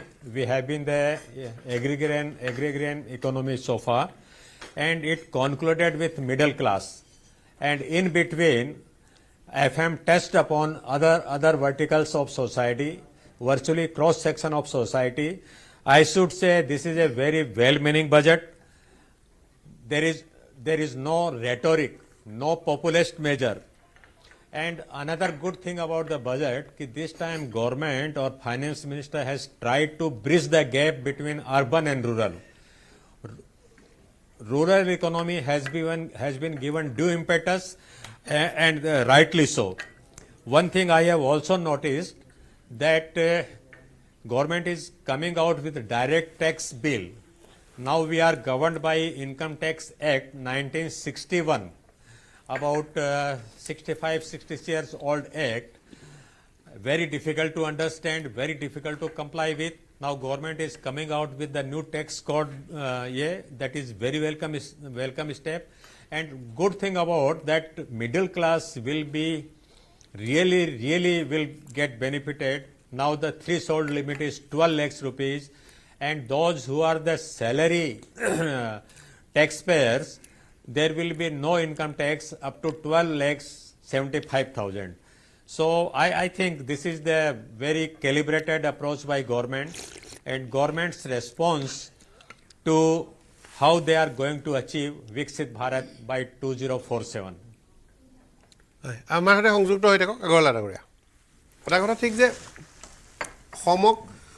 Assam উত্তৰ পূৰ্বাঞ্চলৰ কাৰণে বিশেষভাৱে এতিয়া উল্লেখ পোৱা নাই আমি নামৰূপ সাৰ কাৰখানাৰ বাহিৰে কিন্তু দুখন আঁচনিত আমাৰ উত্তৰ পূৰ্বাঞ্চলৰ কথা বিশেষভাৱে উল্লেখ কৰা আছে এখন হ'ল পোষণ আঁচনি যিখন শিশুৰ কাৰণে সেইখন পুনৰ দেশজুৰি বৃদ্ধি কৰা হৈছে উত্তৰ পূৰ্বাঞ্চলক বিশেষ গুৰুত্ব দিয়া আছে শিশুৰ পৰিপুষ্টি দ্বিতীয় হ'ল উড়ান আঁচনিখন অসমৰ কাৰণে উত্তৰ পূৰ্বাঞ্চলৰ কাৰণে হ'ব কাৰণ বৃহৎ পৰিসৰত নতুন এয়াৰপৰ্ট যি কৰা হৈছে উত্তৰ পূৰ্বাঞ্চলতে সৰু সৰু এয়াৰপৰ্ট হ'ব আৰু উত্তৰ পূৰ্বাঞ্চলত সেই বিমানবন্দৰসমূহৰ পৰা যাতায়াত সুচল হৈ পৰিব সেই দুটা নিশ্চিত বাকী সাধাৰণৰ পৰা কিন্তু সৰ্বশেষত আমাক লাগিব সাধাৰণ মানুহে কি পাইছে মোৰ কি সুবিধা হৈছে আপোনাৰ কি সুবিধা হৈছে বা গাঁৱৰ খেতিয়ক এজন ছাত্ৰ এজন সাধাৰণ পৰিয়ালৰ মানুহ এজনৰ কি সুবিধা হৈছে আগৰ লাগাৰে চকুত পৰিছে না আপোনাৰ কিবা নাই মই প্ৰথমতে মই বেয়া পাইছোঁ যে মই কংগ্ৰেছৰ মানুহ নহয় এজন মোক মাতিছে ক'বৰ কাৰণে মই কেতিয়া মই ৰেচনেল থিংকাৰ মই কেতিয়াও উইথ দ্য ফ্ল' নাযাওঁ মানে মই যিটো শুদ্ধ সেইটো কওঁ আৰু মই কোৱা নাই যে মই বিজেপি বেয়া মই বিজেপি চৰকাৰ ইমান ভাল চলাই আছে আজি মোদী গভৰ্ণমেণ্ট ভাল কিন্তু অলপ চলপ ক্ৰিটিচাইজ কৰিব লাগিব নহ'লে যদি আমি একেটা কথাকে ক্ৰিটিচাইজ কৰাৰ ফলত কামো হয় আমি এতিয়া অলপতে অসম চৰকাৰে কিবা এটা বস্তু সমালোচনা কৰিছোঁ তেওঁলোকে শুধৰাই ল'লে কংগ্ৰেছৰ বুলি কৈছে মই কংগ্ৰেছটো কেতিয়াও নহয় আৰু মই এজন ব্যৱসায়ী আৰু আমি ভাল টেক্স পে' কৰোঁ আৰু মই ডাটাখিনি খুব পঢ়োঁ মানে মই আমাৰ আপোনাৰ কংগ্ৰেছৰ বুলি কোৱা নাই কোনোবা কোৱা নিচিনা লাগিলে মোক ঠিক আছে মই কংগ্ৰেছৰ প্ৰতিনিধিক ক'বলৈ যদি কৈছোঁ মানে কি মই সদায় ক্ৰিটিকেল থিংকাৰ আমি সদায় ভুলক ভুল কওঁ শুদ্ধ শুদ্ধ কওঁ সেইজন আগত নাচাওঁ আৰু অসম গভৰ্ণমেণ্টৰ আমাৰ হেমন্ত বিশ্ব শৰ্মাৰ পৰা যেতিয়াৰ পৰা আহিছে লাষ্ট 4 বছৰ দিছোঁ আমাৰ ৰিপ্ৰেজেণ্টেশ্যনটো চেণ্ট্ৰেল গভৰ্ণমেণ্ট ভেৰি ষ্ট্ৰং আৰু আমি বহুত বেনিফিট পাইছোঁ অসমত দেখিছোঁ অসমত চৰকাৰৰ পৰা পইচা ভালে আহিছে আগৰ চৰকাৰতকৈ এতিয়া আমি দেখিছোঁ আমাৰ relationship with the central government very good আৰু সেই হিচাপে এইবাৰ বাজেটতো আমাৰ নামৰূপৰ কথা কৈছে আৰু বহুত আহি আছে আমাৰ অকল বাজেট নহয় ইয়াৰ আগতো আমাৰ বহুত আমাৰ চৰকাৰৰ পৰা আমাৰ প্ৰপ'জেল আহিছে কিন্তু কিছুমান ডাটা মই সদায় কওঁ যে আমাৰ মানে জানিব লাগে মানুহক যেনেকৈ আমি হেল্থত কিমান খৰচ কৰোঁ বাজেটত আমি GDP 3% খৰচ কৰোঁ হেল্থত এণ্ড 4% খৰচ কৰোঁ আমি এডুকেশ্যনত কিন্তু ডেভেলপ কাণ্ট্ৰি 20% কৰে GDP আমি 20 নালাগে 6% খৰচ কৰোঁ আমাৰ এডুকেশ্যনটো ডাবল হৈ যাব কিন্তু আমাৰ 35% আমি ইণ্টাৰেষ্ট দিওঁ 35% আমি ইণ্টাৰেষ্ট দিওঁ আৰু টোটেল হেল্থত 3% 4% সেই 35% যদি ইণ্টাৰেষ্ট দিয়া নহয় তেতিয়া আমাৰ হেল্থত আমাক খৰচ কৰিব 15% এডুকেশ্যন সেইকাৰণে আমি কওঁ যে আমি চৰকাৰৰ পৰা ফ্ৰী ল'ব নালাগে আমাৰ চৰকাৰে ফ্ৰী দিছে নিজৰ ইনকাম কৰি দিয়া নাই ধাৰ লৈ দিছে সেইকাৰণে আমি ৰাইজে ল'ব নালাগে আমাৰ যিমান পাৰোঁ আমি নিজে ইনকাম কৰিম আৰু বাজেটত মই কোৱা মতে আমাৰ পাব্লিকক এটা এম্পাৱাৰমেণ্ট ষ্টেপ যাব লাগে everybody has responsibility for the country আমি চৰকাৰে আমাক কি দিব নহয় আমি চৰকাৰক কি দিম what will give to the country আমি বিচাৰোঁ আমাৰ গভৰ্ণমেণ্টে কি দিব সেইটো বেছি হ'ল আমি what will give to the country আমি চবেই কি কৰিম আমি কিবা খেতি কৰিলোঁ কিবা চব্জি লগালোঁ কিবা কৰিলোঁ কিবা এটা যদি প্ৰডিউচ কৰোঁ এতিয়া আমি ভাবোঁ একো নালাগে চৰকাৰে দিব সেইকাৰণে মই কওঁ যে সেই মেছেজটো এম্পাৱাৰমেণ্ট মেছেজ লাগিব এতিয়া দেখিছোঁ মানুহ লাখ লাখ মানুহ পিলিগুৰি যায় 10 লাখ সময় কষ্ট আমাৰ কিমান টাইম লছ হৈ আছে মানুহৰ সময়বোৰ লছ হৈছে সেইটো যদি সময়টো কনভাৰ্ট কৰোঁ কিবা প্ৰডিউচ কৰোঁতে আমাৰ কিমান টকা দেশৰ ইকনমি বাঢ়িব সেইকাৰণে মই এটা কওঁ যে আমাৰ যিটো ইকনমিটি আমি বহুত ইণ্টাৰেষ্ট ৰেট বাঢ়িছে যোৱা বছৰ 30% আছিলে এতিয়া 33 হৈছে 40% হৈ গৈছে আমাৰ GDP ইণ্টাৰেষ্ট ৰেটটো বাঢ়ি গৈ আছে 2023 33% আছিলে আমাৰ ইণ্টাৰেষ্ট মই যদি 100 টকা দৰমহা পাওঁ 1 লাখ মই যদি 10,000 দৰমহা পাওঁ 4,000 টকা যদি মই কাবুলিকে দিবলগীয়া হয় মোৰ বাজেটটো বনাই কি ঘৰত লাভ হ'ব এই ইণ্টাৰেষ্ট ৰেটটো লাষ্ট 10 বছৰ চবেই চাইছে আমাৰ ইণ্টাৰেষ্ট ৰেট কিমান বাঢ়িছে যিমান ইণ্টাৰেষ্ট বাঢ়িব আমাৰ ডেভেলপমেণ্ট কমি যাব খৰচটো আৰু আমি ডিফেন্সত আমাৰ পশ্চিমীয়া দেশসমূহৰ সৈতে আমাৰ আৰু এটা সমস্যা আছে যিহেতু আমাৰ কাষতে পাকিস্তান আৰু চীন আছে ডিফেন্স বাজেটটো আমি বহুত বেছি খৰচ কৰিব লাগে এতিয়া বাংলাদেশত বহুত ৱেষ্টাৰ্ণ দেশৰ লগত তেওঁলোকৰ আন্তঃৰাষ্ট্ৰীয় সীমা ইমান মানে শান্তিপূৰ্ণ বা সৰু সুৰা আমাৰ নিচিনা এই বৃহৎ মানে মিছাইল লৈ যুদ্ধ জাহাজ লৈ ল'বলগীয়া নহয় ফলত তেওঁলোকৰ খৰচটো কম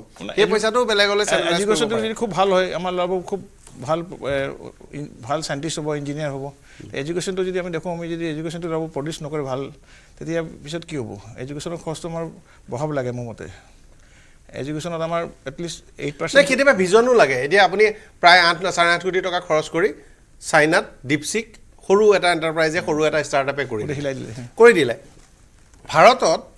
ভাৰতৰ আগশাৰীৰ 10টা IT কোম্পানীৰ হাতত 10 কোম্পানীজৰ হাতত 10 লাখ কেছ 1 লাখ কোটি টকা কেছ প্লাছ আছে ৰাইট টাইমত মানে ভিজন মেকিং ইনভেষ্টমেণ্ট আৰু সেই বিজ্ঞানসন্মত গৱেষণা নকৰিলে কেতিয়াবা পিছ পৰি যোৱা যায় গতিকে সেইটো এটা ঘটনা হ'ব পাৰে মানে কেছ প্লাছ যাৰ হাতত আছে যি আচলতে সঁচাই এছেট ক্ৰিয়েট কৰিব পাৰে অলপতে মই কেছ প্লাছ ইণ্ডিয়ান কোম্পানীৰ তালিকাখন চাই আছিলোঁ কোন কোম্পানীৰ হাতত কিমান পইচা আছে বহুত কোম্পানী আছে বহুত কোম্পানী অৱস্থা ব্যৱহাৰ বাণিজ্য বন্ধ কৰি দিছে সেইটো বেলেগ কথা বা তেওঁলোকৰ quarter on quarter year on year ঘাটি হৈ আছে কিন্তু বহুত কোম্পানী ইমান বেছি টকা পইচা লৈ বহি আছে তেওঁলোকে মানে বিনিয়োগ কৰিবলৈ ভয় খাইছে পৰিৱেশ দেখা নাই লাভ নহ'ব বুলি ভাবিছে কি কথা ক'ব নোৱাৰি কিন্তু সেইটো এটা বিপদজনক ৰূপ হৈ আছে আগৰলাতে এইটো হয় মানে সেইটো প্ৰাইভেট চেক্টৰে মন খুলি ইনভেষ্ট কৰিব পাৰিব লাগিব কিন্তু সেইটো পোৱা নাই মানে ফ্ৰীডমটো মানে ফিউচাৰ পলিচি গভৰ্ণমেণ্ট চেঞ্জ হ'ব আকৌ নতুন গভৰ্ণমেণ্ট আহিব পলিচি চেঞ্জ হ'ব এটা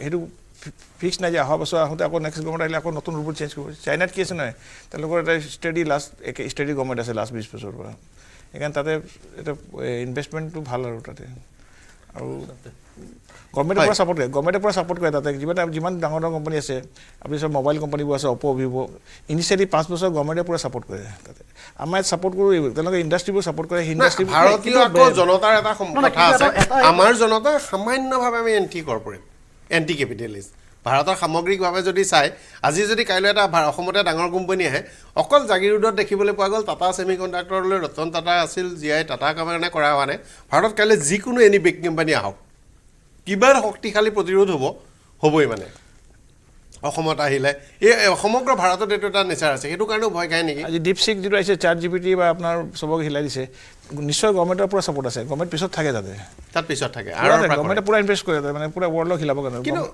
ভাৰতীয় হিচাপ মতে 8 কোটি মান টকা খৰচ কৰিছে 8 কোটি টকা খৰচ কৰিলে গভৰ্ণমেণ্ট ছাপোৰ্ট চাইনিজ গভৰ্ণমেণ্টে বহুত হেল্প কৰে মানে ডাঙৰ লিনোভো মই গগৈ ডাঙৰীয়া চলাইছো মই আপোনাৰ চলাই গগৈ ডাঙৰীয়া এতিয়া চাইনাৰ পৰা ওলাই আহিছে গগৈ ডাঙৰীয়া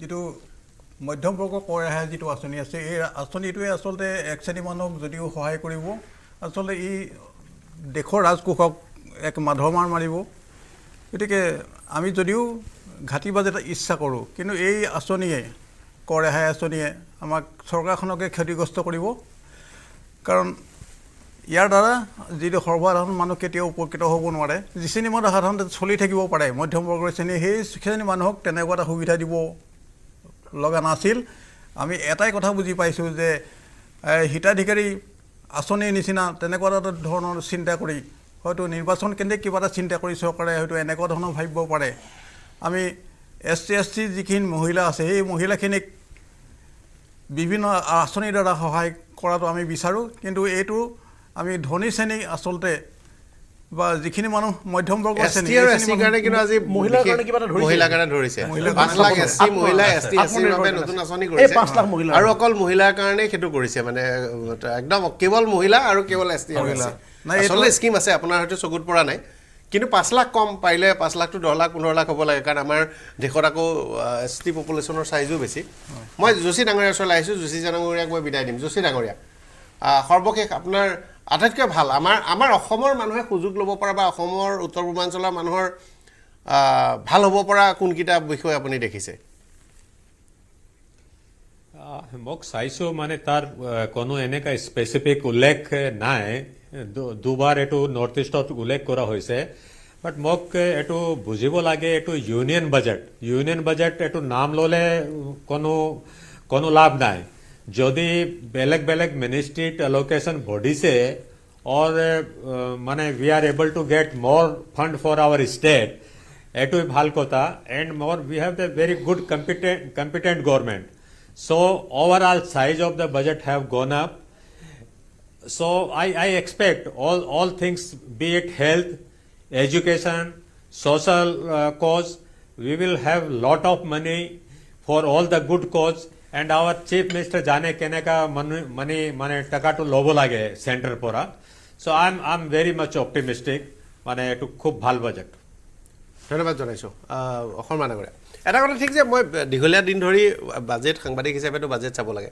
আসলে আমি ইকনমিক সাৰ্ভে ৰিপৰ্টত ইউজটো কৰিব লাগে আৰু পিছদিনা বাজেট দুটা কামতে কৰি থাকো বাজেট দাখিলৰ পেটাৰ্নটো চেঞ্জ হৈছে এটা সময়ত বাজেটৰ বিত্তমন্ত্ৰীয়ে বাজেট দি থাকে এবাৰ কয় এইবাৰ মই গহিনীসকলৰ কাৰণে কিবা এটা দিছোঁ তেওঁলোকৰ কাৰণে এটা ৰিলিফ এনাউন্স কৰে এবাৰ প্ৰেছলৈও চাই যে প্ৰেছৰ কাৰণে মই একো নহ'লে ৰেলৰ এটা কনচেছন টিকেটৰ কথা এনাউন্স কৰে সেইটো এটা পেটাৰ্ন আছিল ষ্টুডেণ্টৰ কাৰণে কৰে বিজনেছমেনৰ কাৰণে এটা ক্লাছক সন্তুষ্ট কৰিবৰ কাৰণে বাজেটত মেনশ্যন কৰা পৰম্পৰাটো লাহে লাহে কমি আহিছে তাৰ পৰিৱৰ্তে সামগ্ৰিকভাৱে ইণ্ডিয়ানছ ভাৰতীয় মানুহ আৰু কিছুমান নিৰ্দিষ্ট ছেক্টৰ সেই ছেক্টৰ হিচাপে গৈছে সেইটো একেবাৰে বেয়া কথা নহয় কাৰণ আমাৰ দেশখন বৰ জটিল আমি ৰাজনীতি বিজ্ঞানৰ ছাত্ৰ হিচাপে ইন্দিৰা গান্ধী 1983 চনত কুৰিডফি আঁচনি 20 পইণ্ট চাৰ্টাৰ এখন উলিয়াইছিল আৰু কৈছিল যে তেওঁৰ কাৰ্যকালত সেইখিনি নিৰ্মূল কৰিব তাৰ একেবাৰে ওপৰত আছিল প্ৰতিটো পৰিয়ালৰ বাবে পকী ঘৰ প্ৰতিটো পৰিয়ালৰ বাবে খোৱা পানী প্ৰতিটো পৰিয়ালৰ বাবে বিজুলী গৈ 1983 চনৰ পৰা আহি 2025 চন হৈ গ'ল ইমান দীঘলীয়া সময়ছোৱা কামটো হোৱা নাই তাত মানে আমি ইমান ডাঙৰ দেশ এখন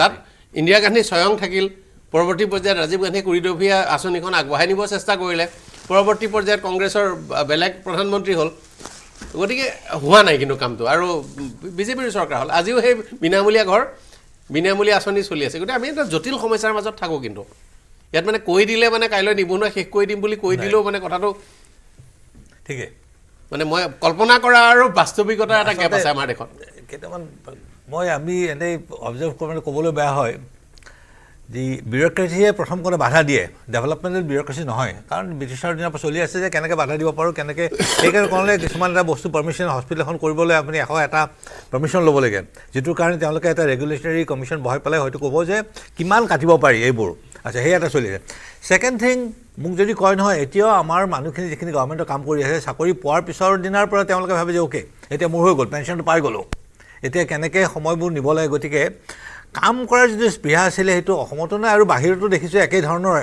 মানে যে কাম কৰিব ইমানখিনি কাম কৰিব চ' সেইটোৰ কাৰণে যিবোৰ স্কিমবোৰ কৰিছিলে নহয় ইনফেক্ট মই ভাল পাইছোঁ যে শেখৰ গুপ্তাই যে কৈছিলে অলপতে তেওঁ গৈ চাই পেলাই যে হয় এই গভৰ্ণমেণ্টৰ তলত এটলিষ্ট যেতিয়া টয়লেট বুলি কয় টয়লেটবোৰ হৈছে বা কিবা এটা যে দিব গৈছে কিবা আগতো সেইবোৰ নাছিলে কিন্তু তাৰ লগত আচ্ছা ঘৰটো চবকে লাগে কিন্তু এটা বস্তু কি জানে এতিয়া জল জীৱনত পানী গুজৰাট ৰাজস্থানৰ পানী আৰু অসমৰ গাঁৱৰ মানুহৰ পানী এতিয়াও গাঁৱৰ মানুহে কয় বোলে পানীনো কিয় লাগে আমাক কাৰণ আগতে দমকল এটা আছিলে আৰু পানী ধুনীয়াকৈ ওলাই আছে গতিকে সেই যে জল জীৱনৰ কাৰণে আমাৰ হ'ব কিন্তু অৱশ্যে ডেভেলপ কাণ্ট্ৰি হিচাপে আমি জানো প্ৰত্যেক ঘৰে ঘৰে এইটো গেছ আৰু যদি পাইপলাইন যে হৈ যায় আৰু পানী পাইপলাইন ডেভেলপ এটা ৰিফ্লেকশ্যন কিন্তু এনেই যদি লাগে গতিকে আপুনি কোৱাৰ নিচিনা ইমান ডাঙৰ কাণ্ট্ৰি ন প্ৰত্যেক চুকতে যে আমি সমান যদি ডেভেলপ কৰিব পাৰোঁ কিছুমানে নালাগে বস্তু তথাপি আমি জাপি দিব খুজিছোঁ আৰু কিছুমান লাগে তাত ভালকৈ হোৱা নাই মানে আমি এটা চাৰ্ট দিল্লীত এইটো সহজভাৱে ক'ব গ'লে তেওঁলোকে এটা চাৰ্ট চিলাই সেইটো চাইজতে গোটেই দিশত অৰ্ডাৰ দিয়ে এবাৰ মোৰ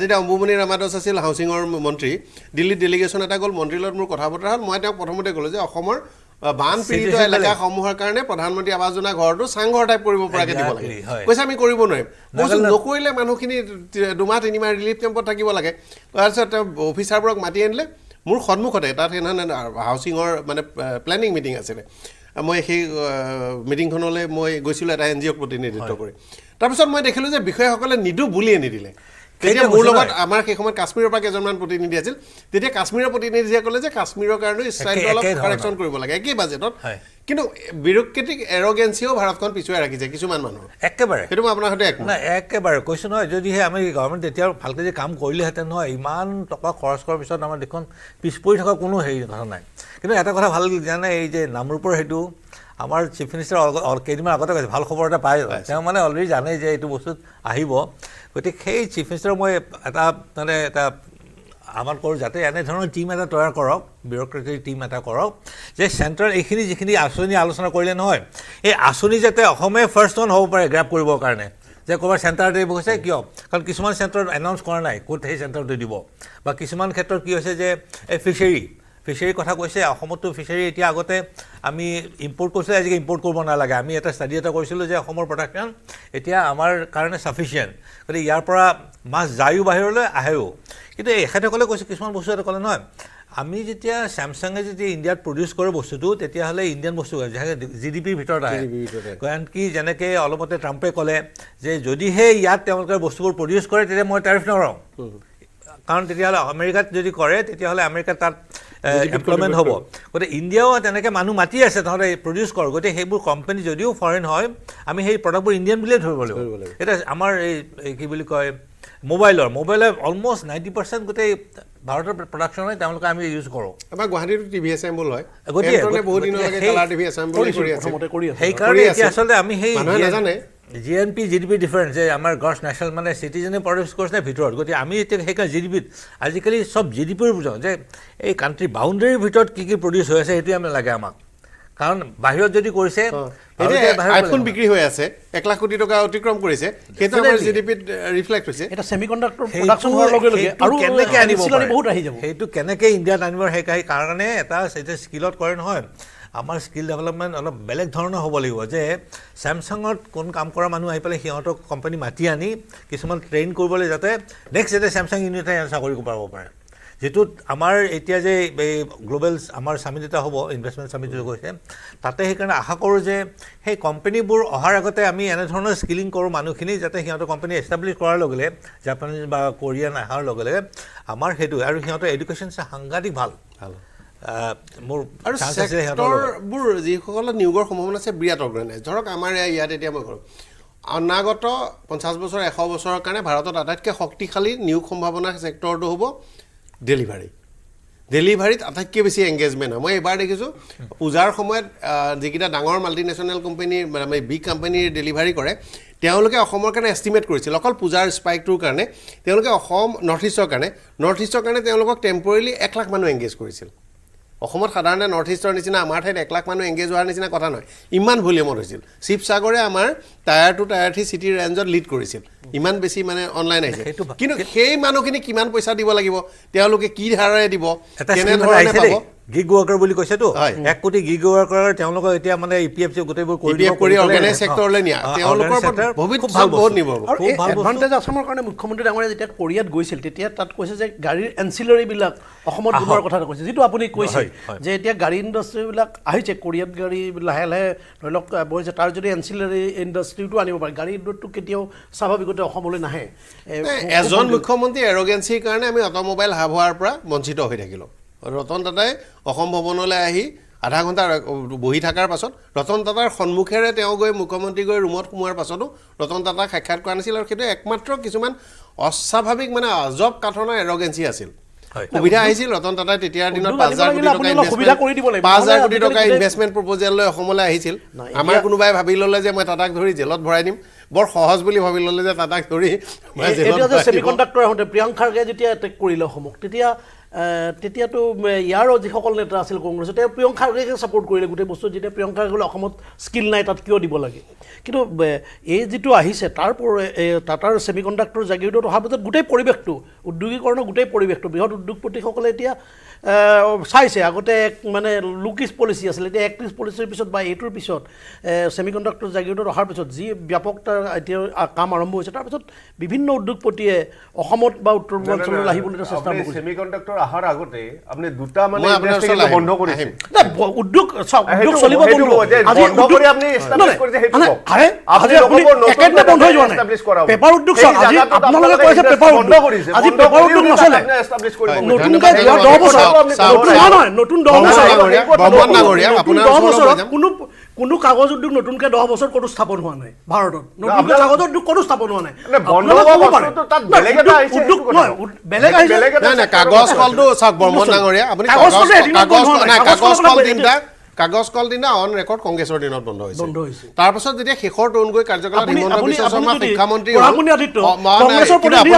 আপুনি পইণ্টটো নাজানে কিন্তু মই এইটো কথা কৈ দিছোঁ কাগজ কলটো মই ষ্টৰিটো কওঁ কাগজ কল টন গৈ চৰকাৰ দিনত বন্ধ হৈছে শেষ টাইমত বন্ধ হৈছে হিমন্ত বিশ্ব শৰ্মা শিক্ষামন্ত্ৰী আছিল হিমন্ত বিশ্ব শৰ্মাক তৰুণ গগৈয়ে পঠাইছিল যে এইটো ৰিভাইভ কৰিব পাৰি নেকি তেওঁ 100 কোটি টকা এডভান্স দি দিছিল যে মই কাগজ কিনিম আপোনালোকে মিলটো চলাওক তেওঁলোকে কাগজ কলৰ মেনেজমেণ্টে অসম চৰকাৰক প্ৰবঞ্চনা কৰি আপোনালোকে আজি আমাৰ পৰা ডেলিভাৰী লওক নহ'লে আমি বেলেগক বেছি দিম বুলি কৈ বেলেগক বেছি দিলে সেই বছৰ অসমত টেক্সট বুক প্ৰিণ্টিং আহি পেলাই জুলাই মাহ পাইছিল আৰু তাৰপাছত সেই যে কাৰবাৰটো কৰিলে অসম চৰকাৰে ছাপোৰ্ট নকৰা হৈ গ'ল আৰু মিলটো কলাপছ কৰিলে RS গান্ধীৰ নিচিনা মানুহে কৈছিল মই জীয়াই থকালৈকে এই মিলটো চলিব নিদিওঁ কংগ্ৰেছ চৰকাৰৰ দিনত কৈছিল পেপাৰ মিলৰ কাৰণে পেপাৰ মিলটো বন্ধ হৈ যোৱাৰ কাৰণে আপুনি এটা ডেট চাই পিছত ৰিভাইভেলত মেচিনটো ছুইচ অফ কৰা সেইটোত মাত্ৰ এটা চৰকাৰ কৰাৰ কথা নহয় পৰ্যায়ক্ৰমে হিমন্ত বিশ্ব শৰ্মাৰ দায়িত্ব ল'ব লাগিব সৰ্বানন্দ সোণোৱালেও ল'ব লাগিব তৰুণ গগৈও ল'ব লাগিব আগৰ চৰকাৰেও ল'ব লাগিব এটা যোগী ঘোষা পেপাৰ মিলটোতো আৰু সৰ্বানন্দ সোণোৱাল বা হিমন্ত বিশ্ব শৰ্মাৰ দিনত বন্ধ হোৱা নাই 5 গ্ৰামটোতো বন্ধ হোৱা নাই আৰু কামপুৰ চেনিকলটো আমাৰ সমবায় কল গোলাঘাটৰ খুটা কল চিনটেক্স নাথকুচি এপল মিল এইবোৰ চিষ্টেমেটিক চৰকাৰীভাৱে এনেকুৱা এটা ধাৰণা দিয়া হৈছে একো ডেভেলপমেণ্ট একো ডেভেলপমেণ্ট গভৰ্ণমেণ্টৰ পলিচি অন ৰেকৰ্ড সুন্দৰ সুঠাম বাজেট এখন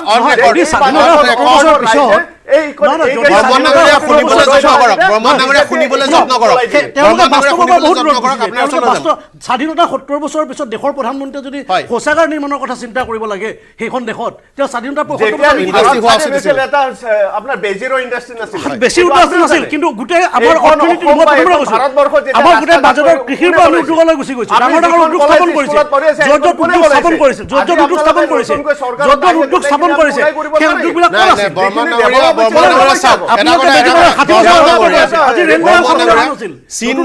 চীন দেশত গণতান্ত্ৰিক এই ব্যৱস্থাটো প্ৰৱৰ্তন হৈছে ভাৰততকৈ পিছত চীন দেশৰো সেই সময়ত ইণ্ডাষ্ট্ৰিয়েলাইজেশ্যনৰ বা উদ্যোগৰ নিৰ্মাণৰ অৱস্থা কি আছিল আৰু ব্ৰিটিছ কলনী হিচাপে পাৰ্ট অফ মানে হেৰি হিচাপে অস্থিৰ ৰাজতন্ত্ৰৰ অংশ হিচাপে চীনৰ কি অৱস্থা আছিল সকলোৱে জানে কিন্তু 50 বছৰ 75 বছৰ চীনে যিটো কৰি দিলে পূৰ্বাপৰ কিছুমান কথাত কেৰুণ থাকি গ'ল কিছুমান ঠাইত নেগলিজেন্স থাকি গ'ল কিছুমান ঠাইত কেৰুণ থাকি গ'ল আৰু তেনেকুৱা আমাৰ ভিজনাৰী ব্যক্তিও জন্ম হোৱা নাই বা ভিজনাৰী ব্যক্তিয়ে কিমান আগলৈ নিব পৰা নাই সেইটো হয় কিন্তু এনেকুৱা এটা ঘটনা নহয় যে ইণ্ডাষ্ট্ৰিয়েলাইজেশ্যন অসমত নোহোৱাৰ কাৰণে কেৱল মাত্ৰ এই চৰকাৰ দায়ী পূৰ্বাপৰ কিছু চৰকাৰে দায়িত্ব ল'ব লাগিব राजनाथ सिंह वक्तव्य আহিছে এবাৰ লৈছো भैया ऐसा काहे को लंबा डाल दिए कोई जरूरत नहीं बंद कर दो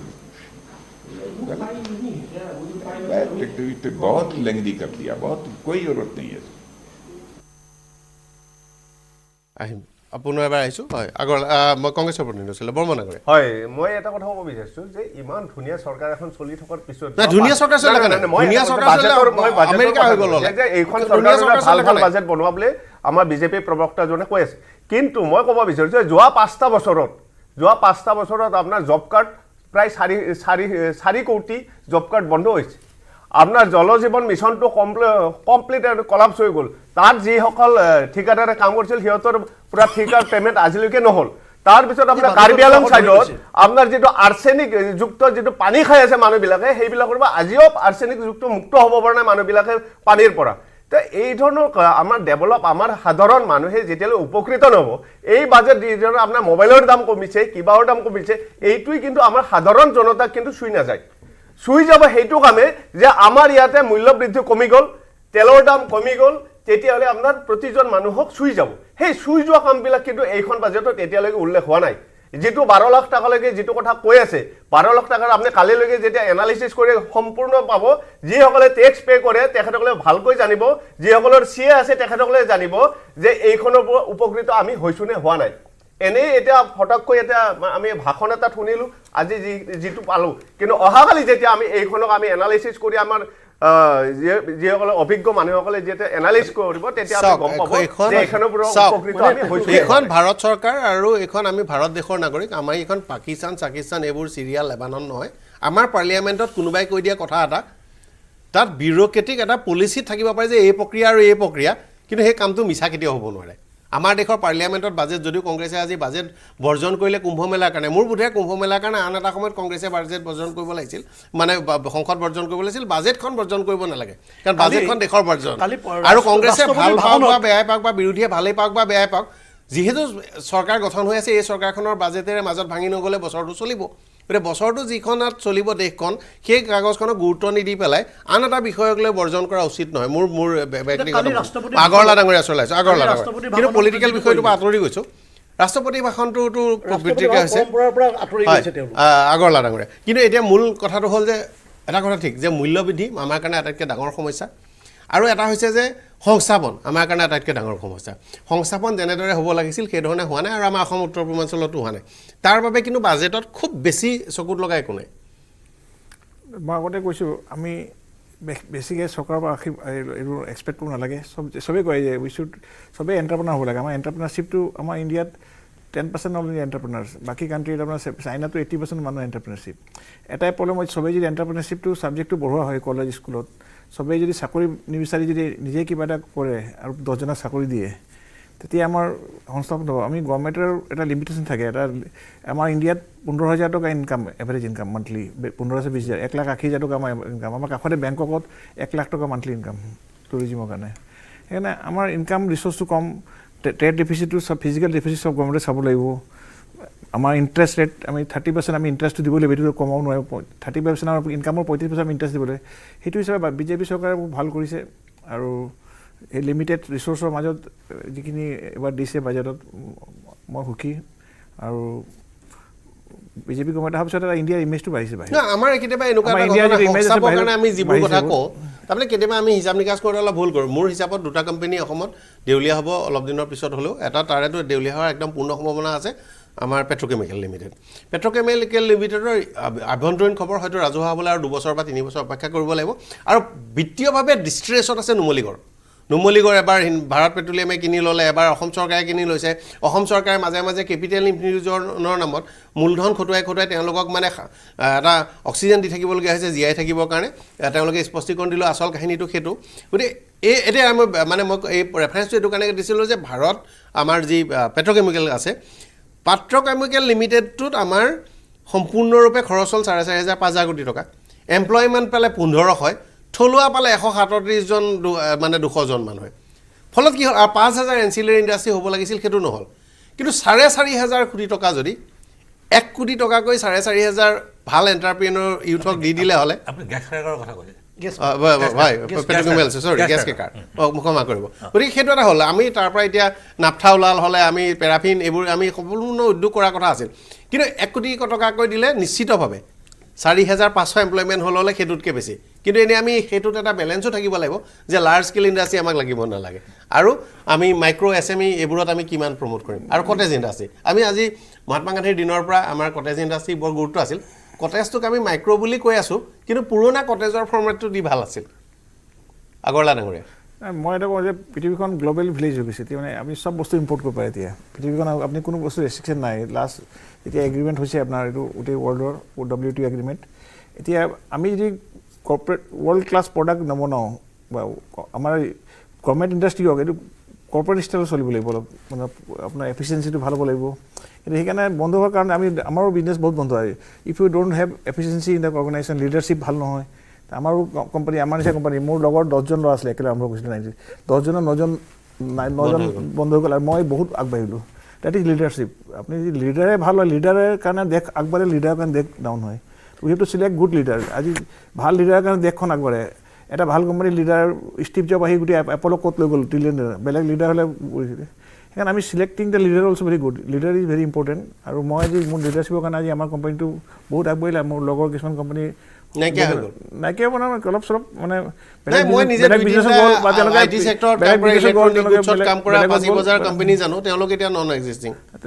একে সময়ৰে আমাৰ লিডাৰশ্বিপটো ডেভেলপ কৰিলে ল'ৰা ছোৱালী লিডাৰশ্বিপ কোৱালিটিটো স্কুলত ছাবজেক্টটো নপঢ়ায় যেতিয়া আপুনি লিডাৰে নহয় দেশখন আগবাঢ়িব কেনেকৈ আমাক উই নিড মোৰ leaders not only one chief minister one prime minister we need everybody leader সন্মান কৰে একদম শেষতে মানে নিবনুৱা সমস্যা আৰু মূল্য আচলতে চৰকাৰখনৰ এইটো এটা ডাঙৰ আপুনি বোধহয় ইকনমিক্সৰ যিখিনি আছে ৰিলেটেড জানে যে ইনফ্লেশ্যন আৰু আনএমপ্লয়মেণ্ট এইটো হৈছে এটা বাঢ়িলে এটা কমিবই গতিকে আপুনি এতিয়া ৰিজাৰ্ভ বেংকক কৈছে যে আমি 4% 4 to 5% আমি ইনফ্লেশ্যন ৰাখিব লাগে গতিকে ৰিজাৰ্ভ বেংকে এনেকৈ চাব যে সেইটো ৰাখিবৰ কাৰণে ইণ্টাৰেষ্টটো ইমানত ৰাখিব যিটো কমাব লাগে তেওঁ নকমালে কি হয় এইপিনে আনএমপ্লয়মেণ্ট বাঢ়ি যাব কাৰণ এই যিটো ইনভেষ্টমেণ্ট পইচা কম আহিব গতিকে এইটো একেবাৰে ডাঙৰ সমস্যা আগৰ পৰা চলি আছে যে ইনফ্লেশ্যন ভাৰ্চেছ আনএমপ্লয়মেণ্ট এটা কমিলে এটা বাঢ়িব এটা বাঢ়িলে এটা কমিব গতিকে কিন্তু তাৰ ভিতৰত কি জানে কালি এটা এই আমাৰ যিখন ছাৰ্ভেত বৰ ধুনীয়া কথা এটা কৈছিল যে পলিচি কি get out of my way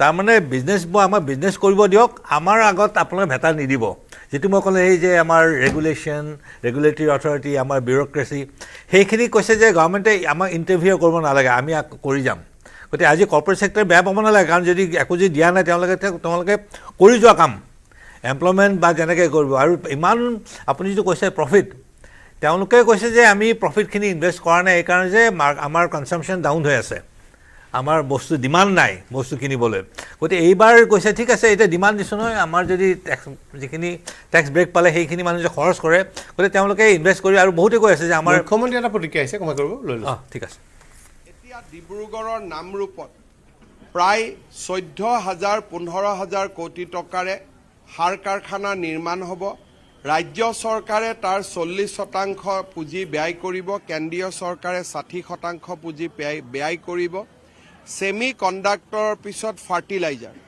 advantage Assam 2.0 প্ৰাক মুহূৰ্তত আমি সম্ভাৱনাৰ নতুন দুৱাৰ এখন মুকলি কৰিব পাৰিছোঁ আয়কৰৰ সীমা 12 লাখ টকালৈ বৃদ্ধি কৰি প্ৰধানমন্ত্ৰী নৰেন্দ্ৰ মোদী আৰু বিত্তমন্ত্ৰী নিৰ্মলা সীতাৰমণে মধ্যবিত্ত ৰাইজক লৈ এক অজস্ৰ সকাহ কঢ়িয়াই আনিলে মই প্ৰধানমন্ত্ৰী ডাঙৰীয়া আৰু বিত্তমন্ত্ৰী ডাঙৰীয়াক এই যি মধ্যবিত্ত ৰাইজক সকাহ দিলে তাৰ বাবে তেখেতসকলক মই কৃতজ্ঞতা জনাইছোঁ হ'ব অৱশ্যে সংখ্যাটো ডাঙৰ শুনিবলৈ ভাল লগা বৰুৱা ডাঙৰীয়া মই এক লাইন মই কৈ আছিলোঁ আচলতে চাওক এইটো যিহেতু আমাক বাজেটত ইমান পইচা ধাৰ্য কৰিছে স্কিমবোৰ দিয়া আছে এতিয়া স্কিমবোৰৰ পৰা আমি এডভান্টেজ কেনে লওঁ হয়তো এনেধৰণৰ মহাৰাষ্ট্ৰ গুজৰাট তেওঁলোকে টিম এটা আছে যে জানে যে স্কিমৰ পৰা পইচাটো কেনে আনি কাৰণ আমি যেতিয়া দিল্লীত যাওঁ কিছুমান ডিপাৰ্টমেণ্ট যে আসাম के लिए इतना पैसा है खर्च नहीं हो रहा है तर नॉर्थ ईस्टर कारण इमान पैसा আছে স্কিমবোৰ দিয়ে আৰু লৈ যায় অৱশ্যে আমি যেহেতু এনজিঅ'ৰ পৰা যাওঁ গতিকে আমি গভৰ্ণমেণ্টৰ থ্ৰুৱে গ'লে সেই পইচা পাওঁ কিন্তু সেইটো এটা লম্বা প্ৰচেছ কিন্তু যদি আমাৰ চিফ মিনিষ্টাৰৰ তলত এটা যে গ্ৰুপ এটা থাকে এডভাইজাৰী গ্ৰুপ বা কিবা তেওঁলোকে ৰিটায়াৰ্ড ব্যুৰ'ক্ৰেটে লগ লৈ পেলাই যে এতিয়া আমি বহি পেলাই এই বাজেটখন এনালাইজ কৰি ক'ৰ পৰা কি স্কিমত পইচা আনিব পাৰি একদম ইণ্টিগ্ৰেটেড ৱে এটা ধুনীয়াকৈ বহি পেলাই যদি আৰম্ভ কৰি দিওঁ তেতিয়াহ'লে এই বাজেটৰ পৰা নৰ্থ ইষ্ট আৰু অসম যথেষ্ট মুনাফা ল'ব পাৰিব নহ'লে আকৌ হ'ব যে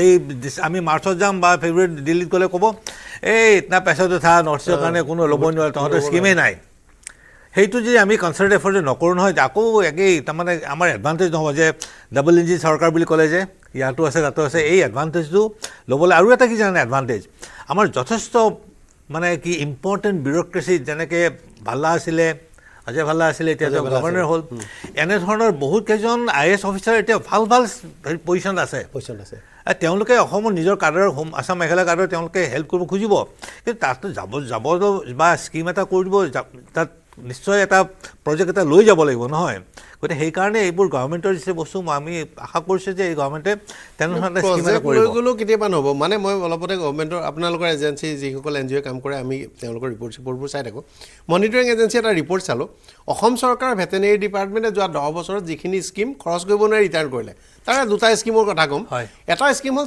চৰকাৰে 100% গ্ৰাণ্ট দিছে অসমীয়া এজন যুৱকে 5খন জিলাত 100জনী মাইকী ছাগলী কিনিব লাগে ব্ৰিডাৰ ভাল কিনিব লাগে ব্ৰিডিং এখন ফাৰ্ম কৰিব লাগে তাত তেওঁৰ কোনো খৰচ নাই অসম চৰকাৰৰ খৰচ নাই 100% গ্ৰাণ্ট নিদিলে চাগে সেই পইচাটো উভতি গুচি গ'ল আৰু ক'লে যে আমি এণ্টাৰপ্ৰেনিয়ৰ তেনেকুৱা পোৱা নাই তাৰমানে অসমতে এনেকুৱা ধৰণৰ আজব কথা কৈ থাকে কেতিয়াবা আমি চৰকাৰসমূহকো গালি পাৰোঁ চৰকাৰৰো দুখ আছে ব্যুৰ'ক্ৰেচিৰো দুখ আছে আৰু মন্ত্ৰীসকলৰ দুখ আছে তেওঁলোকৰ মনিটৰিং নাই আজি এগ্ৰিকালচাৰ ডিপাৰ্টমেণ্টত অলপতে কি কয় চৰকাৰে এখন আঁচনি আনিছে চেণ্ট্ৰেল গভৰ্ণমেণ্টৰ কোনোবাই বনাইছে অফিচাৰে কেতিয়াবা বা আমাৰ অফিচাৰে বনাইছে এটা মানে পিগাৰী এতিয়া সকলোৱে পিগাৰীৰ কথা কৈছে CMA পিগাৰীৰ কথা কৈছে বিদেশৰ পৰা আহিব আমিও আন্দোলন কৰি আছোঁ পিগাৰী ছেট কনষ্ট্ৰাকশ্যনৰ কাৰণে সাধাৰণতে পিগাৰীটো পাকা লাগিব পাৰ স্কোৱাৰ ফুট ৰেট ধৰিছে 100 টকা মই কৈছোঁ যে যিজন বিষয়াই এখন বনাইছে তেওঁ প্ৰথমটো সাধাৰণভাৱে ক'ব পাৰি যে তেওঁ জধামূৰ্খ কাৰণ 100 টকা স্কোৱাৰ ফিটত খেৰ বাঁহৰে ঘৰ এটা বনাব নোৱাৰে কিন্তু সেইখন চেণ্ট্ৰেল গভৰ্ণমেণ্টৰ পৰা পাছ হৈ আহিছে স্কিম মই দেখি পেলাই তৎক্ষণাতে মিনিষ্টাৰকে ফোন কৰি ক'লোঁ যে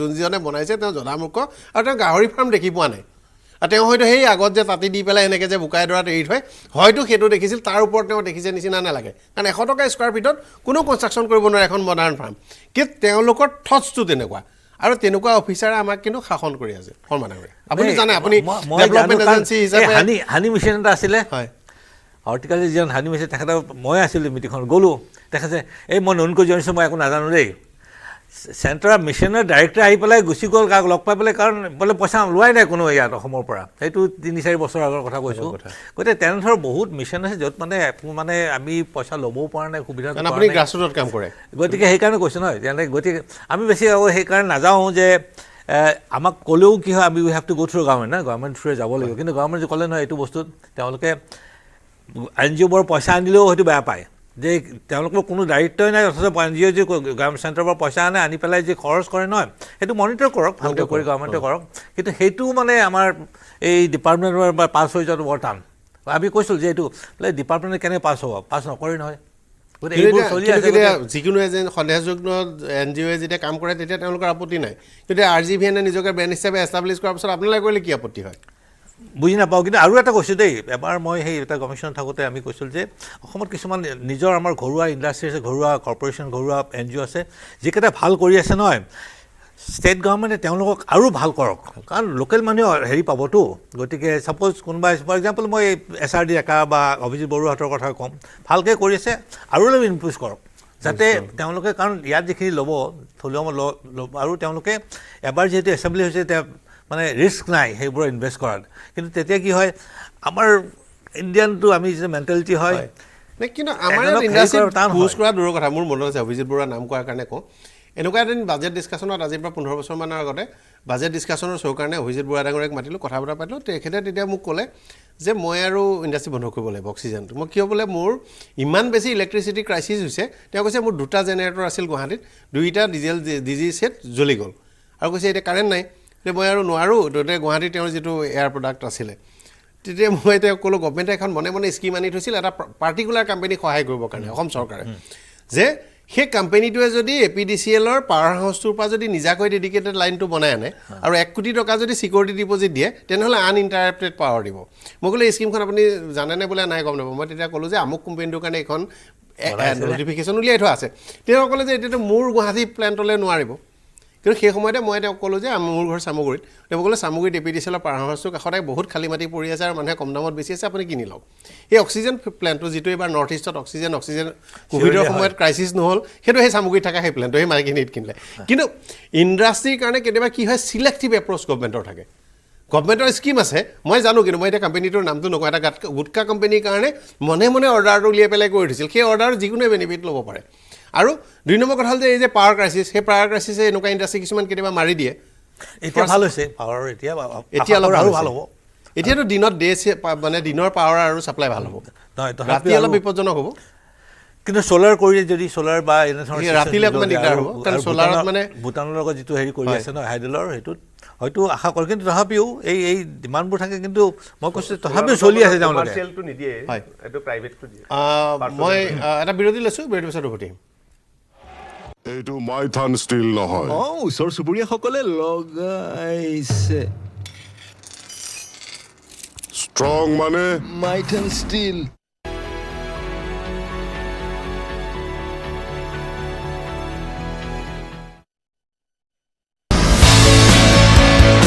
ChatGPTক প্ৰত্যাহ্বান জনাই অসমীয়া যুৱকৰ নতুন টাইপিং ছফ্টৱেৰ। এতিয়াৰে পৰা যিকোনো বিষয়ে অসমীয়াত লিখিবলৈ হ'লে মোবাইল অথবা কম্পিউটাৰত টাইপ নকৰিলেও হ'ব। মুখেৰে কৈ গ'লেই স্বয়ংক্ৰিয়ভাৱে মোবাইল অথবা কম্পিউটাৰত হ'ব টাইপ। অ আখৰ AI আমাৰ ভাষা আমাৰ প্ৰাণ। আমাৰ ভাষা আমাৰ প্ৰাণ।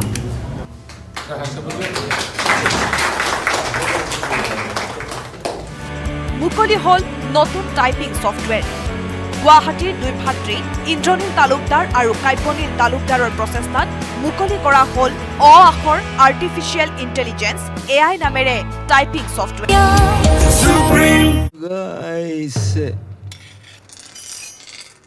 ষ্ট্ৰং মানে মাইথান ষ্টিল। ChatGPTক প্ৰত্যাহ্বান জনাই অসমীয়া যুৱকৰ নতুন টাইপিং ছফ্টৱেৰ। এতিয়াৰে পৰা যিকোনো বিষয়ে অসমীয়াত লিখিবলৈ হ'লে মোবাইল অথবা কম্পিউটাৰত টাইপ নকৰিলেও হ'ব। মুখেৰে কৈ গ'লেই স্বয়ংক্ৰিয়ভাৱে মোবাইল অথবা কম্পিউটাৰত হ'ব টাইপ। অ আখৰ AI আমাৰ ভাষা আমাৰ প্ৰাণ। আমাৰ ভাষা আমাৰ প্ৰাণ।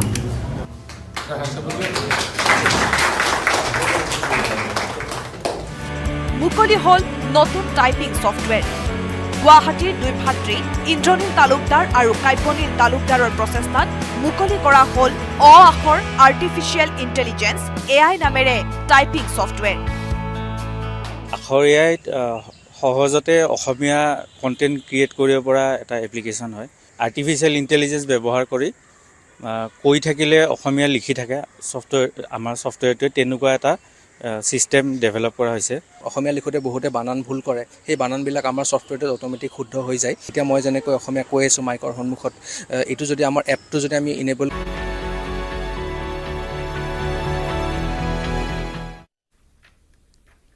বিৰতিৰ পিছত স্বাগতম জনাইছোঁ। চৰ্চা কৰি আছোঁ মই বৰবৰা ডাঙৰীয়া চলাইছোঁ। বাজেট সামৰিবৰ সময় হৈছে। আমি আলোচনা কৰি আছোঁ যিবিলাক আমি কৈ আছোঁ যে কোনাবিলাক এতিয়া ষ্টেট গভৰ্ণমেণ্টে এতিয়া ষ্টাৰ্টআপ মিছন কালি কেবিনেটে সিদ্ধান্ত লৈছে যে ষ্টাৰ্টআপ মিছন এটা কৰিব। তেতিয়া বস্তুটো আৰু এটা ছিষ্টেমেটিক কৰিবলৈ চেষ্টা কৰিছে।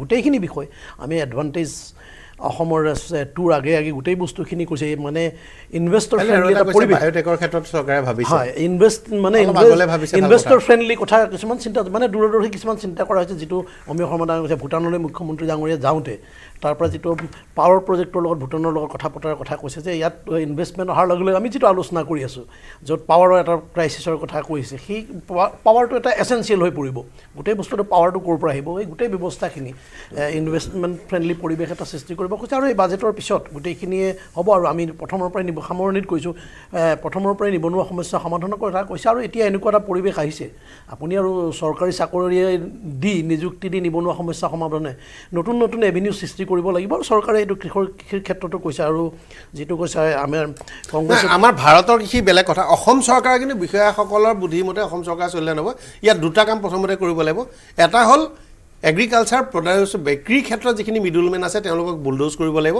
আৰু বিক্ৰী বিপণন ব্যৱস্থাটো সংস্কাৰ কৰিব লাগিব যদিনালৈকে এই যে আমাৰ বাল্য বিবাহত হালে হালে উঠাইছে সেই টাইপত যোনদিনালৈকে মিডলমেন কেইটা নুঠায় অসমত এগ্ৰিকালচাৰ ছেক্টৰৰ কথা কোনো মন্ত্ৰীয়ে বিত্তমন্ত্ৰীয়ে কোনোবাই ভাষণ দি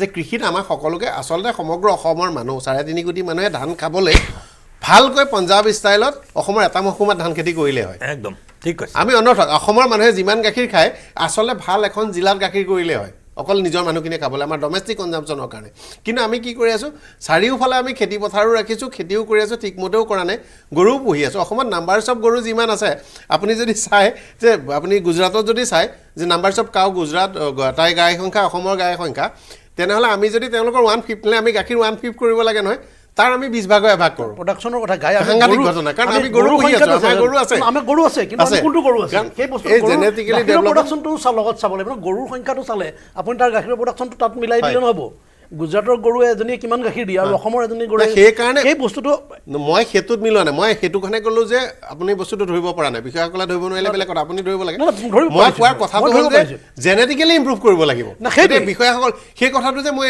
এতিয়া আজিলৈকে আমি ক'বলগীয়া আছে অতদিনৰ পৰা কি কৰি আছিল আগৰৱালা ডাঙৰীয়া মই এটা কোন লাষ্টত মানে গভৰ্ণমেণ্ট ইজ পলিচি মেকাৰ আমি ৰাইজে এক্সিকিউট কৰিব লাগিব আমি গভৰ্ণমেণ্ট এক্সিকিউটিভ নহয় সেইকাৰণে বাজেটটো চবেই বুজিব লাগে বাজেটটো দেশৰ হয় চবেই জানিব লাগে 95% মানুহ গৈ নাপায় বাজেটটো কি নাই আৰু এডুকেশ্যনটো ভুল হোৱা মানে আমাৰ ভুল আমি এটা কৈছোঁ নকয় ৰাইজে নখ জোকাৰিলে নৈ বয় সেইকাৰণে আমি ৰাইজে চবেই যদি দেশ গভৰ্ণমেণ্টক ছাপোৰ্ট কৰোঁ তেতিয়াই গভৰ্ণমেণ্ট আগবাঢ়িব সেইটোৱে মই কেতিয়াবা বিৰোধী কৰিব লাগিব না বিৰোধী কথা নাই ৰাইজ মানে চব হৈ গ'ল মানে একদম সব কথা আমি যদি সবুলি সাপোৰ্ট কৰো আমাৰ চৰকাৰে বিশেষকৈ মানে সমালোচনা আমি গ্ৰহণ কৰিছো আৰু বিভিন্ন ক্ষেত্ৰত বিৰোধ কৰিব লাগিব হয় বিৰোধ নকৰিলে নহব সমৰ্থনো কৰে যিখিনি চৰকাৰে ভাল খুচি আৰু যিখিনি আমাৰ সমালোচনা কৰে আমি কিন্তু যিবোৰ বেয়া হয় আৰু যিবোৰ সুধৰণিৰ প্ৰয়োজন আছে বা আৰু অলপ ভেলুৱেটেড কৰিব পাৰে সমালোচনা আমি সদায় গ্ৰহণ আগৰৱালা ডাঙৰীয়া এইটো আৰু মই গোটেইখিনি কম বাজেটটো বেলেঞ্চ চলিছে আৰু আমাৰ লিমিটেড ৰিসোৰ্সেস আছে মই কৈছো আমাৰ interest rate we have to pay very high আৰু আমাৰ ডেফিচিটটো থাকে বাজেট ডেফিচিট থাকে ট্ৰেড ডেফিচিটটো বহুত আমাৰ হাই আমাৰ ইম্পৰ্ট 75 বিলিয়ন ইম্পৰ্ট হয় আমাৰ প্ৰতি বছৰ গোটেই ইলেক্ট্ৰনিক্স জুৱেলাৰী অইলটো মেক্সিমাম তেলৰ দাম 85 বেৰেলছ হৈছে 90 তেল আমি 90% তেল আমি খালি এই বছৰটোতে এটা সাংঘাতিক 90% আমি অইল বাহিৰ ইথানল 20% কৰি দিব ফলত মাইলেজ অলপ পুৰণা গাড়ীবোৰত কম পাব কিন্তু তেলৰ বিলটো অলপ কমিব মই চাই থাকো মই ডাটাবোৰ আমাৰ প্ৰতি মাহে আমাৰ এটলিষ্ট 15 লাখ to 20 লাখ কোটি টকা আমাৰ ট্ৰেড ডেফিচিট আৰু আমাৰ ফিজিক্যাল ডেফিচিট আমাৰ 1 লাখ কোটি টকা মানে 15-12 লাখ কোটি টকা ফিজিক্যাল ডেফিচিট ইমান ডেফিচিট মাজতে যদি বাজেটটো দিব পাৰিছে গভৰ্ণমেণ্টে আৰু এইটো মিলাই চলিব লাগিব আমি সবেই আমি কিন্তু ইথানল ব্লেন্ডিং 20% লৈ কৰি লোৱাৰ পাছত আমাৰ ক্ৰুড অইল মানে ইলেক্ট্ৰিক ভেহিকললৈ এখানে আমাৰ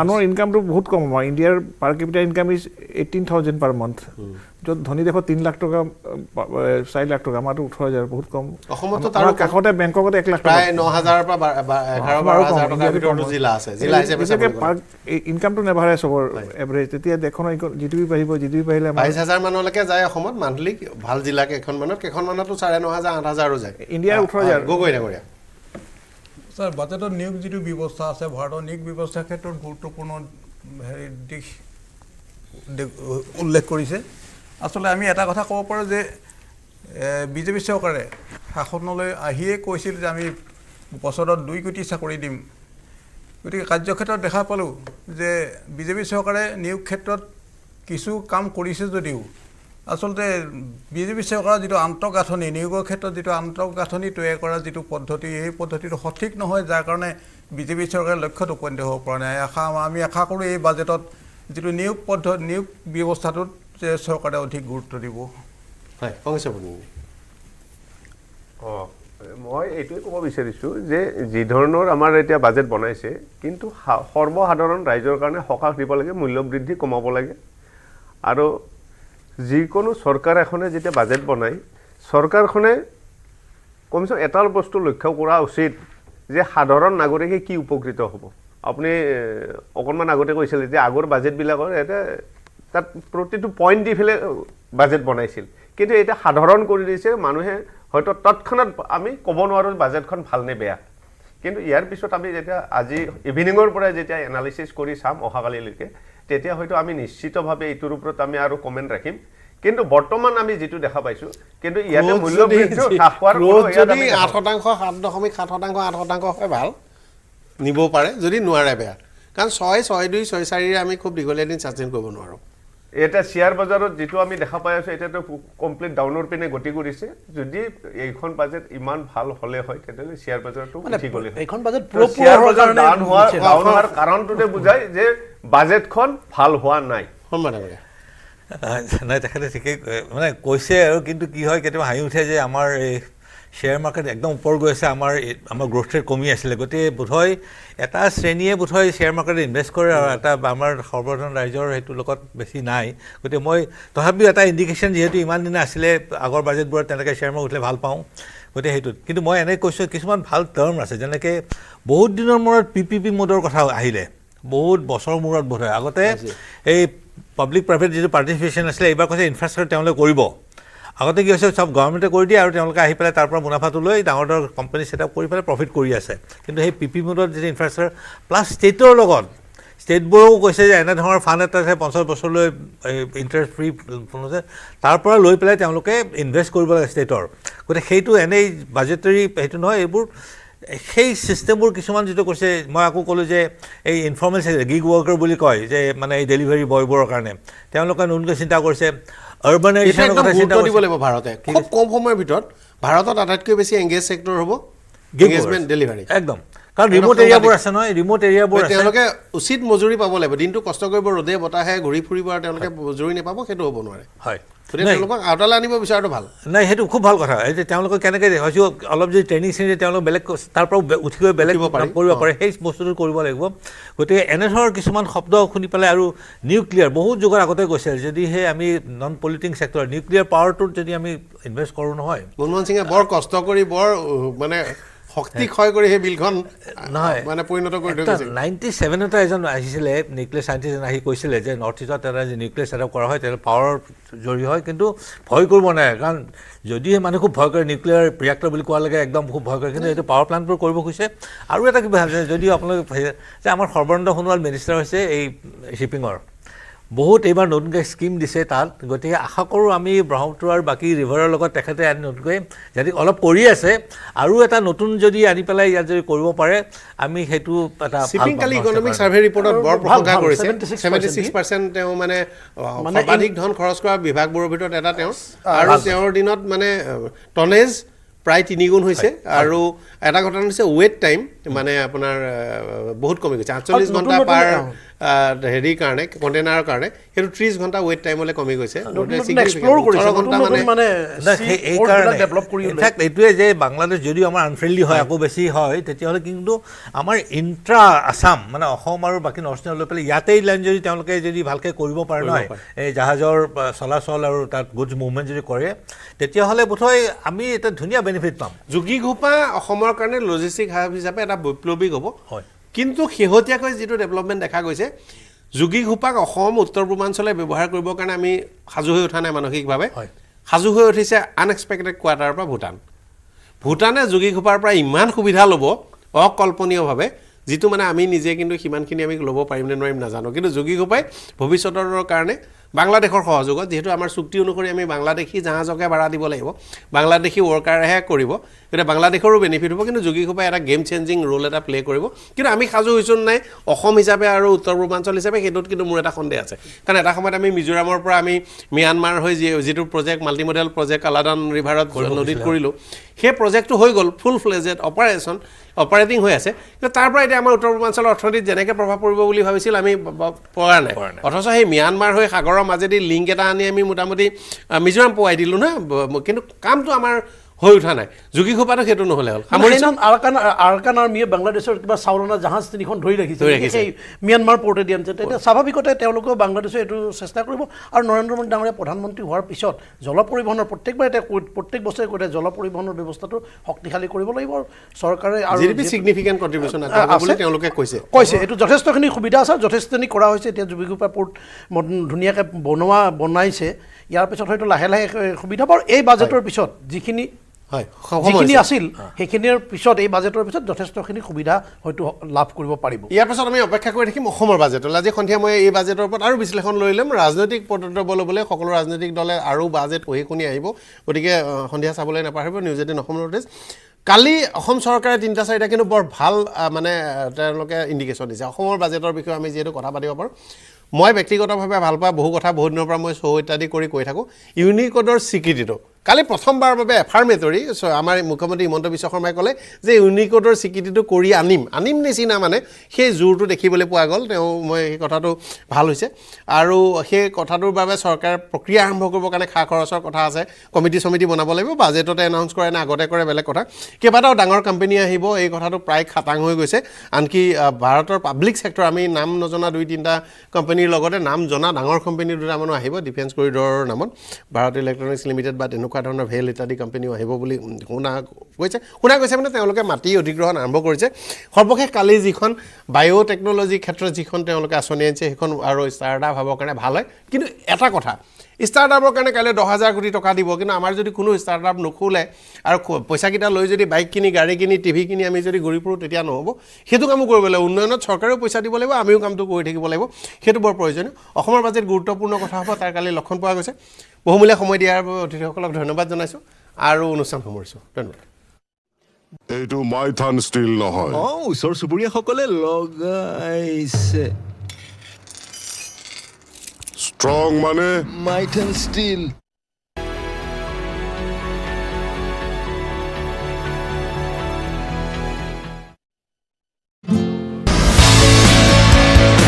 ChatGPTক প্ৰত্যাহ্বান জনাই অসমীয়া যুৱকৰ নতুন টাইপিং ছফ্টৱেৰ এতিয়াৰে পৰা যিকোনো বিষয়ে অসমীয়াত লিখিবলৈ হ'লে মোবাইল অথবা কম্পিউটাৰত টাইপ নকৰিলেও হ'ব মুখেৰে কৈ গ'লেই স্বয়ংক্ৰিয়ভাৱে মোবাইল অথবা কম্পিউটাৰত হ'ব টাইপ অ আখৰ AI আমাৰ ভাষা আমাৰ প্ৰাণ আমাৰ ভাষা আমাৰ প্ৰাণ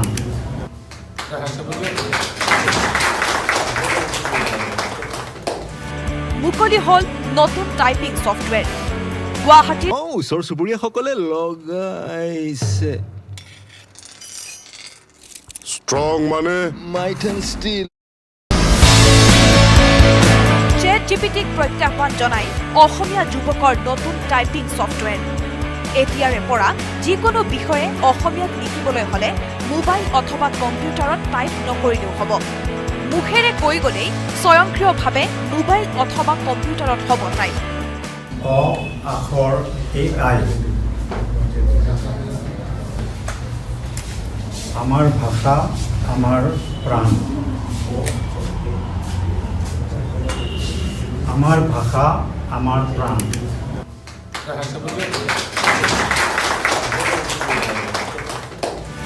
মুকলি হ'ল নতুন টাইপিং ছফ্টৱেৰ গুৱাহাটীৰ দুই ভাতৃ ইন্দ্ৰনীল তালুকদাৰ আৰু কাব্যনীল তালুকদাৰৰ প্ৰচেষ্টাত মুকলি কৰা হ'ল অ আখৰ আৰ্টিফিচিয়েল ইণ্টেলিজেন্স AI নামেৰে টাইপিং ছফ্টৱেৰ আখৰ AIত সহজতে অসমীয়া কণ্টেণ্ট ক্ৰিয়েট কৰিব পৰা এটা এপ্লিকেশ্যন হয় আৰ্টিফিচিয়েল ইণ্টেলিজেন্স ব্যৱহাৰ কৰি কৈ থাকিলে অসমীয়া লিখি থাকে ছফ্টৱেৰ আমাৰ ছফ্টৱেৰটোৱে তেনেকুৱা এটা ছিষ্টেম ডেভেলপ কৰা হৈছে অসমীয়া লিখোঁতে বহুতে বানান ভুল কৰে সেই বানানবিলাক আমাৰ ছফ্টৱেৰটোত অট'মেটিক শুদ্ধ হৈ যায় এতিয়া মই যেনেকৈ অসমীয়া কৈ আছোঁ মাইকৰ সন্মুখত এইটো যদি আমাৰ এপটো যদি আমি ইনেবল কৰি থওঁ বা অন কৰি থওঁ সেই মই যিখিনি কথা কৈছোঁ এই গোটেইখিনি টেক্সট আকাৰে আপুনি পাই যাব মুখেৰে কৈ গ'লেই স্বয়ংক্ৰিয়ভাৱে এই এপ্লিকেশ্যনৰ জৰিয়তে টাইপ হৈ আহিব 1.6 মিলিয়ন অসমীয়া শব্দ সংযোজন কৰা হৈছে টাইপিং ছফ্টৱেৰত আখৰ AI ছফ্টৱেৰ বিভিন্ন ৱেবছাইটত উপলব্ধ হ'ব গুগলত আখৰ.in চাৰ্চ কৰিব পাৰিব এই ছফ্টৱেৰ মোবাইল লেপটপত ইনষ্টল কৰিব পাৰিব সমগ্ৰ বিশ্বতে আমাৰ ইউজাৰ্ছ আছে আৰু আমাৰ পেইড ইউজাৰ্ছো আছে আচলতে এই এপ্লিকেশ্যন এটা ছাবস্ক্ৰিপশ্যন বেছড মডেলত চলে অৰ্থাৎ মানুহে যদি কাৰোবাক এমাহৰ বাবে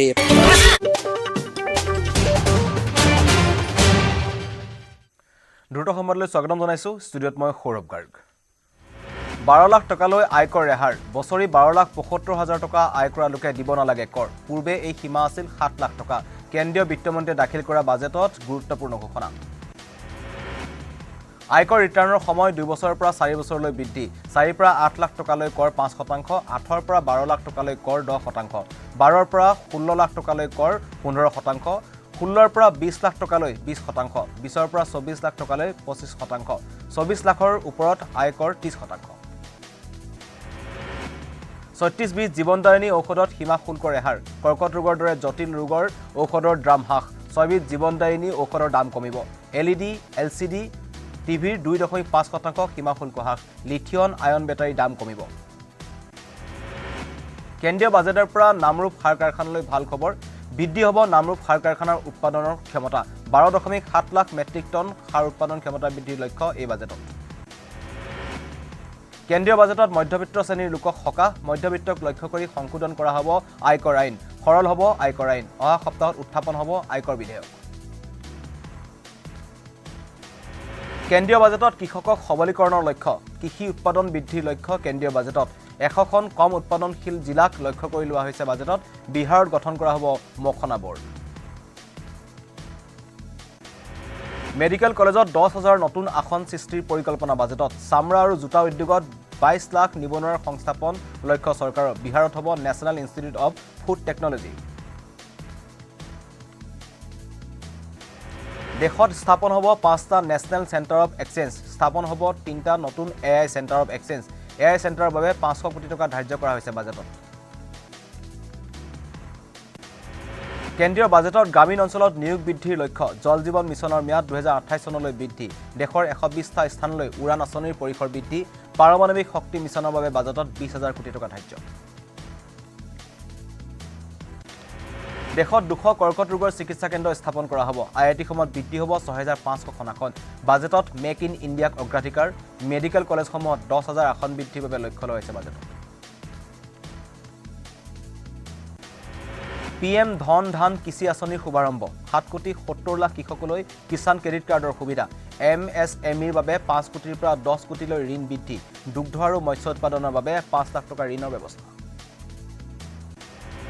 কৃষক যুৱশক্তি আৰু মহিলাক প্ৰাধান্য দিয়া হৈছে বাজেটত দৰিদ্ৰ মধ্যবিত্ত শ্ৰেণীৰ পৰিয়ালৰ আন্তঃগাঁথনিৰ গুৰুত্ব কেন্দ্ৰীয় বাজেটত দেশৰ 6টা বিভাগক সংস্কাৰ কৰাৰ লক্ষ্য কেন্দ্ৰীয় চৰকাৰৰ চিকিৎসা শিক্ষাত 5 বছৰত 75,000 আসন বৃদ্ধিৰ লক্ষ্য 5 লাখ মহিলা SC ST বাবে নতুন আঁচনি প্ৰতিটো পৰিয়ালক বিশুদ্ধ খোৱা পানী যোগানৰ লক্ষ্য 2047 চনৰ ভিতৰত 1000 গিগাবাইট পাৰমাণৱিক শক্তিৰ লক্ষ্য ভাৰতৰ ষ্টাৰ্টআপৰ বাবে বৃহৎ আঁচনি ঘোষণা কেন্দ্ৰ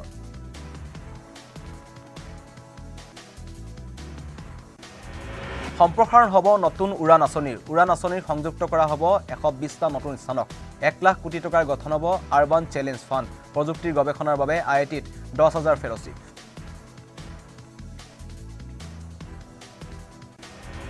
MSMEত চৰকাৰৰ বিনিয়োগ 2.5 গুণ বৃদ্ধিৰ লক্ষ্য দেশৰ 7.5 কোটি লোক জড়িত হৈ আছে MSMEত দেশৰ উৎপাদন 36% বৃদ্ধি MSMEৰ বাজেটত MSMEক বিশেষ প্ৰাধান্য কেন্দ্ৰীয় চৰকাৰৰ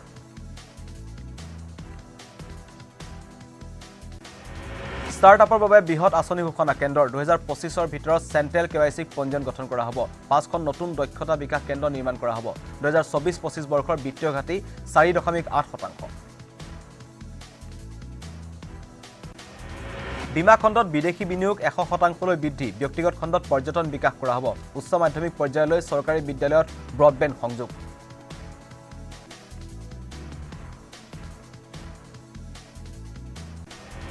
দেশজুৰি আতংকৰ সৃষ্টি কৰা সংক্ৰামক ৰোগ জিবিএছত অসমত প্ৰথমগৰাকী ৰোগীৰ মৃত্যু মৃত কিশোৰীগৰাকীৰ নাম হৈছে আফিয়া জিনাত 21 জানুৱাৰীৰ পৰা কিশোৰীগৰাকী চিকিৎসাধীন হৈ আছিল মহানগৰীৰ প্ৰতীক্ষা হস্পিটেলত হ্ৰাস পালে বাণিজ্যিক ৰন্ধন গেছৰ দাম প্ৰতিটো বাণিজ্যিক এলপিজি চিলিণ্ডাৰত 7 টকাকৈ হ্ৰাস শনিবাৰৰ পৰা কাৰ্যকাৰী বাণিজ্যিক এলপিজি চিলিণ্ডাৰ নতুন নিৰিখ দিল্লীত বাণিজ্যিক এলপিজি চিলিণ্ডাৰ দাম 1797 টকা মৰিগাঁৱৰ মৈৰাবাৰীত নাবালিকাক ধৰ্ষণ পলাতক অৱস্থাত লম্পট আব্দুল জলিল ভুক্তভোগী পৰিয়ালৰ এজাহাৰৰ ভিত্তিত লম্পটটোৰ খণ্ডাত আৰক্ষী অভিযান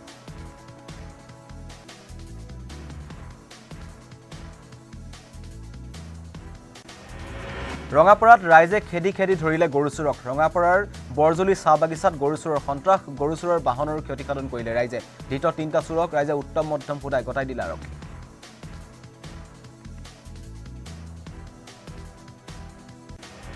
হাজোৰ বৰগাঁৱৰ মা মনসা মন্দিৰত চুৰৰ লুটপাট মন্দিৰৰ মূল দুৱাৰৰ তলা ভাঙি চুৰে লৈ গ'ল 1.5 লক্ষাধিক টকাৰ লগতে মূল্যৱান কাঁহ পিতলৰ বাচন বৰ্তন চুৰৰ অনুসন্ধানত হাজোৰ আৰক্ষী তদন্ত অব্যাহত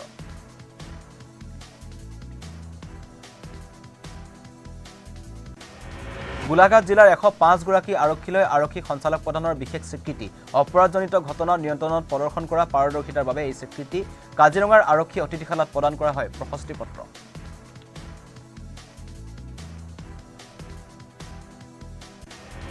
মহানগৰীৰ প্ৰাগজ্যোতিষপুৰ চিকিৎসা মহাবিদ্যালয় বৰ্হি বিভাগ মুকলি মুখ্যমন্ত্ৰীয়ে মুকলি কৰিলে চিকিৎসালয়খনৰ বৰ্হি বিভাগ বৰ্তমান চিকিৎসালয়খনত মেডিচিন সাৰ্জাৰী শিশু পশুটোকে ধৰি উপলব্ধ হৈছে 4টা বিভাগ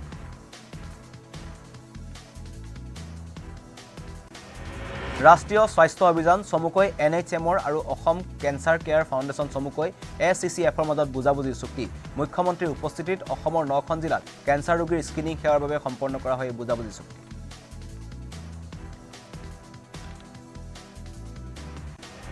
শনিবাৰৰ পৰা আৰম্ভ কেন্সাৰ ৰোগীৰ স্ক্ৰিনিং প্ৰক্ৰিয়াত 1 লাখ ৰোগীক সামৰি লোৱাৰ লক্ষ্য স্বাস্থ্য বিভাগৰ ৰোগীসকলৰ সুবিধাৰ বাবে HRMS পৰ্টেল মুকলি কৰিলে মুখ্যমন্ত্ৰীয়ে অনুষ্ঠানত স্বাস্থ্যমন্ত্ৰী অশোক সিংগালৰ অংশগ্ৰহণ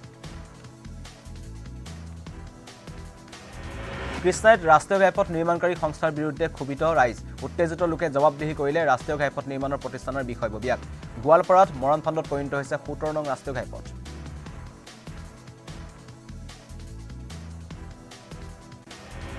অসম সাহিত্য সভাৰ অধিৱেশনক লৈ উখল মাখল পাঠশালা দ্বিতীয় দিনাও অধিৱেশনস্থলীত ৰাজ্যৰ বিভিন্ন প্ৰান্তৰ সাহিত্যপ্ৰেমীৰ ভিৰ পতাকা উত্তোলনেৰে আৰম্ভ দ্বিতীয় দিনৰ কাৰ্যসূচী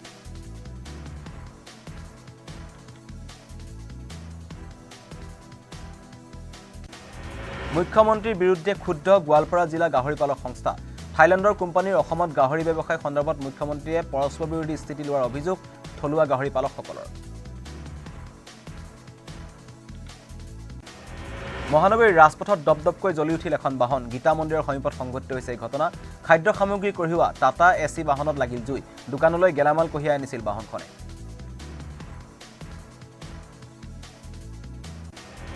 মৰিয়নিত পথ দুৰ্ঘটনাক লৈ উত্তপ্ত পৰিস্থিতি পথ অৱৰোধ কৰি শতাধিক ৰাইজে ৰাজপথ উত্তাল কৰি তোলে পৰিৱেশ যোৰহাট মৰিয়নি পথৰ মূৰমূৰীয়াত তীব্ৰবেগী ট্ৰাকৰ খুন্দাত নিহত এগৰাকী মহিলা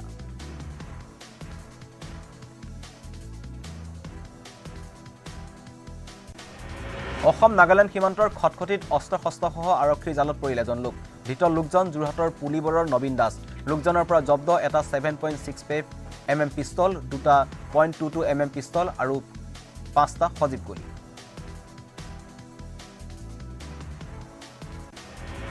কপিলী নৈৰ ওপৰত নিৰ্মিত জাগিৰোড মৰিগাঁও সংযোগী দলং মুকলি অনুষ্ঠানত মুখ্যমন্ত্ৰী ডক্টৰ হিমন্ত বিশ্ব শৰ্মাৰ উল্লেখ উপস্থিত থাকে মাত্ৰ 14 মাহতে নিৰ্মাণ কৰি তোলা হৈছে এই দলংখন কেন্দ্ৰীয় চৰকাৰে প্ৰায় 80 কোটি টকা ব্যয়েৰে নিৰ্মাণ কৰিছে দলংখন দক্ষিণ হালমৰা ড্ৰাগছসহ গ্ৰেপ্তাৰ 3 সৰবৰাহকাৰী জিলাখনৰ বাজবালা ফেটচেৰী অঞ্চলত আৰক্ষী ড্ৰাগছ বিৰোধী অভিযান ধৃত সৰবৰাহকাৰী জাহানুৰ ৰহমান আকন্দ মনোৱাৰ হুছেইন মুল্লা আৰু নুৰ ৰেজ্জাক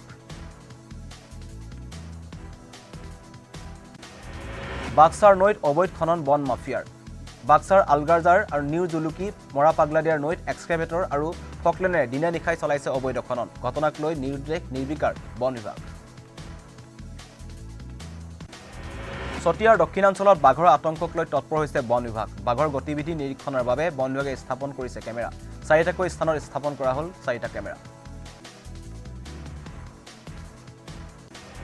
হাজোৰ বাগটাৰ ভল্লাবৰীত স্থাপন হ'ব অত্যাধুনিক কেন্দ্ৰীয় কাৰাগাৰ নিৰ্মাণ হ'বলগীয়া অঞ্চলটোৰ আন্তঃগাঁথনিৰ কামৰ শুভাৰম্ভণি কৰিলে বিধায়ক ভৱেশ কলিতাই কাৰ্যসূচীত উপস্থিত থাকে কেইবাখনো গাঁৱৰ ৰাইজ ৰঙাপাৰাত যাত্ৰীবাহী ৰেলৰ পৰা বৃহৎ পৰিমাণৰ গাঞ্জা জব্দ ৰঙাপাৰা ৰেলৱে সুৰক্ষা বাহিনীয়ে জব্দ কৰে 25 কেজি 900 গ্ৰাম ওজনৰ গাঞ্জা জব্দকৃত গাঞ্জাখিনিৰ মূল্য 2,60,000 টকা গৌৰৱ গগৈক উভতি ধৰিলে বিজেপি বিধায়ক ভৱেশ কলিতাই বিজেপিয়ে 10 বছৰত কৰা কামৰ ব্যাখ্যা দিবলৈ 10 মাহ সময় লাগে বুলি মন্তব্য ভৱেশ কলিতাৰ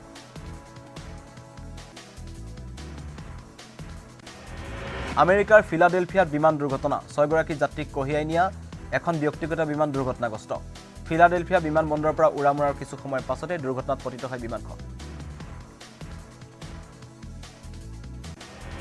আৱাসিক এলেকাত খহি পৰিল দুৰ্ঘটনাগ্ৰস্ত বিমানখন দুৰ্ঘটনাত একাধিক লোক হতাহত হোৱাৰ আশংকা কৰা হৈছে বিমান দুৰ্ঘটনাৰ পাছতে সৃষ্টি হোৱা অগ্নিকাণ্ডই কেইবাটাও বাসগৃহৰ ক্ষতি সাধন কৰে ফিলাডেলফিয়াৰ ৰুজভেল্ট মলৰ ওচৰত সংঘটিত হৈছে এই ভয়ংকৰ বিমান দুৰ্ঘটনা এসপ্তাহৰ ভিতৰতে আমেৰিকাৰ তৃতীয়টো বিমান দুৰ্ঘটনা ইয়াৰ পূৰ্বে ৱাশ্বিংটন বিমানবন্দৰৰ সমীপত যাত্ৰীবাহী বিমান আৰু আমেৰিকান সেনাৰ ব্লেক হক হেলিকপ্টাৰ দুৰ্ঘটনাত পতিত হৈছিল য'ত 57 জন লোকৰ মৃত্যু ঘটিছিল আগৰতলাৰ মেট্ৰ' বজাৰ শ্বপিং মল আৰু আয়াৰটাম বিল্ডিঙত ভয়ংকৰ অগ্নিকাণ্ড মেট্ৰ' বজাৰ এচিৰ পৰা সংঘটিত হৈ অগ্নিকাণ্ড অগ্নি নিৰ্বাপক বাহিনীয়ে নিৰ্বাপন কৰে জুই ৰাজস্থান ভ্ৰমণ ইংলেণ্ডৰ প্ৰাক্তন প্ৰধানমন্ত্ৰী জয়পুৰ সাহিত্য মহোৎসৱত অংশগ্ৰহণ ইংলেণ্ডৰ প্ৰাক্তন প্ৰধানমন্ত্ৰী ঋষি সুনক আৰু ইনফোচিছৰ প্ৰতিষ্ঠাপক এন.আৰ. নাৰায়ণ মূৰ্তি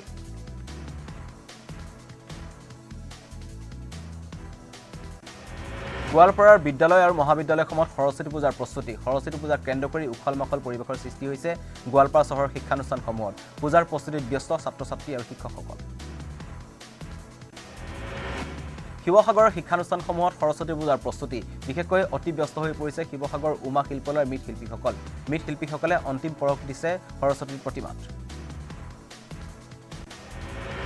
56 বছৰীয়া হ'ল অসমৰ মুখ্যমন্ত্ৰী ডক্টৰ হিমন্ত বিশ্ব শৰ্মা মুখ্যমন্ত্ৰীগৰাকীক জন্মদিনৰ উল্লেখ জনালে অনুৰাগীসকলে নিশাই মুখ্যমন্ত্ৰীৰ চৰকাৰী বাসগৃহত ভিৰ কৰিলে সমৰ্থক আৰু অনুৰাগীসকলে ভিৰ কৰিলে বহিৰাজ্যৰ অনুৰাগীও 2029 চনত প্ৰধানমন্ত্ৰী হোৱাৰ যোগ আছে মুখ্যমন্ত্ৰী ডক্টৰ হিমন্ত বিশ্ব শৰ্মাৰ এই ভৱিষ্যৎবাণী তেজপুৰৰ জ্যোতিষী দিব্যজ্যোতি শইকীয়াৰ 2026 চনত হিমন্ত বিশ্ব শৰ্মাৰ পুনৰ মুখ্যমন্ত্ৰী হ'ব বুলি দাবী কৰিলে জ্যোতিষীজনে মুখ্যমন্ত্ৰীৰ জন্মদিনত উপলক্ষে শ্ৰীভূমিত বিজেপিৰ দিনজোৰা কাৰ্যসূচী শ্ৰীভূমি চহৰৰ মদন মোহন মন্দিৰত বিজেপিৰ নেতা কৰ্মীৰ পূজা অৰ্চনা অনাথ শিশুসকলৰ মাজত খাদ্য সামগ্ৰী বিতৰণ মুখ্যমন্ত্ৰীৰ জন্মদিন উপলক্ষে মালিগাঁৱৰ মা বগলামুখী সেৱা কল্যাণ সমিতিৰ উদ্যোগত আয়োজন কৰা হয় ৰক্তদান শিবিৰত শতাধিক লোকে ৰক্তদান কৰে মুখ্যমন্ত্ৰী ডক্টৰ হিমন্ত বিশ্ব শৰ্মাৰ জন্মদিন উপলক্ষে বৰপেটা সত্ৰত শৰাই আগবঢ়াই আশীষ বিচাৰিলে বিজেপি কাৰ্যকৰ্তাই বৰপেটা সত্ৰত শৰাই আগবঢ়াই মুখ্যমন্ত্ৰীৰ মংগল কামনা কৰিলে বিজেপি কাৰ্যকৰ্তাসকলে মুখ্যমন্ত্ৰী ডক্টৰ হিমন্ত বিশ্ব শৰ্মাৰ জন্মদিন উপলক্ষে উদালগুৰি জিলাৰ ননৈ চুফৰাং সমষ্টিত সৰ্বধৰ্মীয় প্ৰাৰ্থনা কৰাৰ লগতে সদৌ অসম ভিত্তিত হিমন্ত বিশ্ব শৰ্মাৰ চিত্ৰ অংকন কৰাৰ প্ৰতিযোগিতা অনুষ্ঠিত কৰা হয় মুখ্যমন্ত্ৰীৰ জন্মদিনত উপলক্ষে শিৱসাগৰত বিশেষ কাৰ্যসূচী পুৱাই শিৱসাগৰ শিৱদৌলত দিখৌপৰীয়া সন্মিলিত যুৱ সংঘৰ বিষয়ববীয়া তথা সদস্যসকলে শৰাই আগবঢ়াই বন্তি প্ৰজ্বলন কৰি মুখ্যমন্ত্ৰীৰ সুস্বাস্থ্যৰ দীৰ্ঘায়ু কামনা কৰে মুখ্যমন্ত্ৰীৰ জন্মদিন উপলক্ষে মাজুলীৰ বিধায়ক ভুৱন গামৰ বিশেষ কাৰ্যসূচী বিধায়কজনে 20 জন বিশেষভাৱে সক্ষম লোকক প্ৰদান কৰে হুইল চেয়াৰ মাজুলীৰ 20খন পঞ্চায়তৰ 20 জন বিশেষভাৱে সক্ষম লোকক প্ৰদান কৰা হৈছে হুইল চেয়াৰ বৰপেটা সত্ৰত চিকিৎসা কক্ষ উদ্বোধন বৈষ্ণৱ ভকতসকলৰ স্বাস্থ্য সুৰক্ষাৰ বিশেষ পদক্ষেপ বৰপেটা মেডিকেল কলেজ কৰ্তৃপক্ষৰ উদ্যোগত মুকলি কৰা হয় চিকিৎসা কক্ষ মহানগৰীৰ কাহিলীপাৰাৰ ভাউৰী দেৱী চেৰাউগী শ্ৰৱণ বাধাগ্ৰস্ত চৰকাৰী উচ্চতৰ মাধ্যমিক বিদ্যালয়ত শিক্ষামন্ত্ৰীৰ বিশেষ কাৰ্যসূচী বিদ্যালয়খনৰ ছাত্ৰ-ছাত্ৰীসকলৰ মাজত কিতাপ পত্ৰ বিতৰণ কৰে শিক্ষামন্ত্ৰী ডক্টৰ ৰণোজ পেগুৱে মুখ্যমন্ত্ৰীৰ জন্মদিনত বামুণী বৰগছ উপহাৰ দিলে বিধায়কে খুমটা বিধায়ক মৃণাল শইকীয়াই আগবঢ়ালে বিশেষ উপহাৰ বামুণী বৰগছক সাহসৰ প্ৰতীক হিচাপে অভিহিত কৰি মুখ্যমন্ত্ৰীক বটবৃক্ষ হৈ অসমবাসীক সদায় সাথ দি থাকিব বুলি মন্তব্য কৰে বিধায়কজনে বাক্সাৰ মানসত ঝুমুৰ বিশ্বালয়ৰ আখৰা বাক্সাত ঝুমুৰ নৃত্যৰ দুদিনীয়া কৰ্মশালা 24 ফেব্ৰুৱাৰীত সৰুসজাইত হ'বলগীয়া ঝুমুৰ বিশাল অনুষ্ঠানত অংশ ল'ব 64 গৰাকী যুৱক যুৱতী দৰঙৰ দলগাঁৱত ঝুমুৰৰ বিশ্ব অভিলেখৰ আখৰা অসম চৰকাৰৰ সাংস্কৃতিক পৰিক্ৰমা বিভাগৰ উদ্যোগত দলগাঁৱৰ ঝুমুৰ নৃত্যৰ প্ৰশিক্ষণ কাৰ্যসূচী প্ৰশিক্ষণত অংশ লোৱা শতাধিক ছাত্ৰ ছাত্ৰীৰ পৰা নিৰ্বাচিত কৰা হ'ব 70 গৰাকী ছাত্ৰ ছাত্ৰী ওদালগুৰিত ঝুমুৰ নৃত্যৰ প্ৰশিক্ষণ ঝুমুৰৰ প্ৰশিক্ষণত ওদালগুৰি জিলাৰ 4টা বিধানসভা সমষ্টিৰ প্ৰায় 262 গৰাকী ঢুলীয়া নাচনীৰ অংশগ্ৰহণ প্ৰশিক্ষণত ভেৰগাঁও বিধানসভা সমষ্টিৰ 58 গৰাকী যুৱক যুৱতীৰ অংশগ্ৰহণ ধেমাজি ঐতিহাসিক বেতনী গাঁৱৰ নামঘৰৰ 100 বৰ্ষ উদযাপন নামঘৰৰ 100 বৰ্ষ উদযাপনক লৈ পুৱাৰে পৰা উদুলি মুদলি হৈ পৰিৱেশ বিৰাজ কৰিছে ধেমাজিৰ বেতনী গাঁৱত 1920 চনত স্থাপন কৰা হৈছিল নামঘৰ পত্নীৰ চাকৰি জীৱনৰ অৱসৰ দিনা স্বামীৰ গ্ৰন্থোন্মোচন প্ৰকাশ পালে গহপুৰৰ ব্ৰহ্মজান চিলাপথাৰ নিবাসী অৱসৰপ্ৰাপ্ত শিক্ষক কবি সাহিত্যিক অভিনেতা সাংস্কৃতিক কৰ্মী তৰুণ বৰুৱাৰ সপ্তমখন গ্ৰন্থ ইতিহাসৰ জলঙাৰে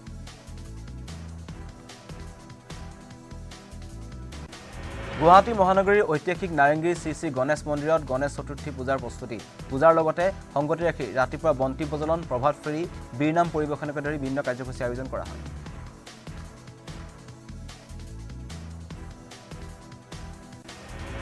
ৰূপৈহাটৰ ছাইদৰিয়াত ভয়ংকৰ পথ দুৰ্ঘটনা তীব্ৰবেগী বেলনা বাহনৰ খুন্দাত থিতাতে নিহত এজন পথচাৰী নিহত লোকজন কৰৈগুৰিৰ আলী আকবৰ মৌলানা দুৰ্ঘটনা সংঘটিত কৰি বাহনসহ চালকৰ পলায়ন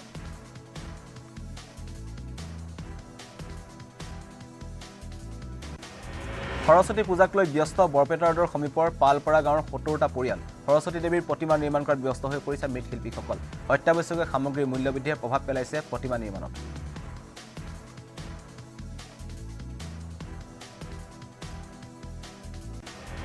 কেন্দ্ৰীয় বাজেটক লৈ প্ৰতিক্ৰিয়া সমাজবাদী পাৰ্টীৰ মুৰব্বী অখিলেশ যাদৱৰ বাজেটৰ তথ্যতকৈ মহাকুম্ভত ভয়াৱহতাত মৃত্যু হোৱা লোকৰ তথ্যই অধিক গুৰুত্বপূৰ্ণ বুলি মন্তব্য কৰিলে প্ৰাক্তন মুখ্যমন্ত্ৰীজনে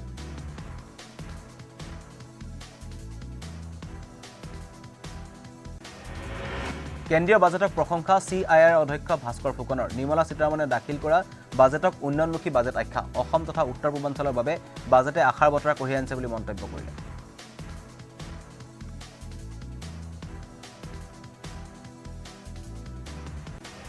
কেন্দ্ৰীয় বাজেটক লৈ প্ৰতিক্ৰিয়া CIR প্ৰাক্তন অধ্যক্ষ অভিজিত বৰুৱাৰ এবাৰ বাজেটখন বহুত ভাল বুলি মন্তব্য আয়কৰৰ ক্ষেত্ৰত বিশেষ গুৰুত্ব দিছে বাজেটে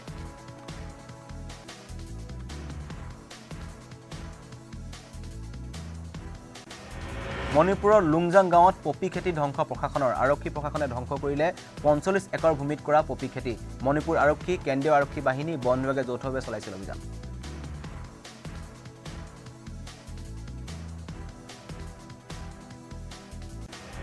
মহানগৰীৰ বাথৌপুৰীত স্থিত বড়ো সাহিত্য সভা ভৱনত UBPFৰ প্ৰথম বাৰ্ষিক অধিৱেশন দুদিনীয়া সূচীৰে অনুষ্ঠিত হৈছে অধিৱেশনত সমবেত হ'ব ভিন্ন প্ৰান্তত থকা বড়ো লোকসকল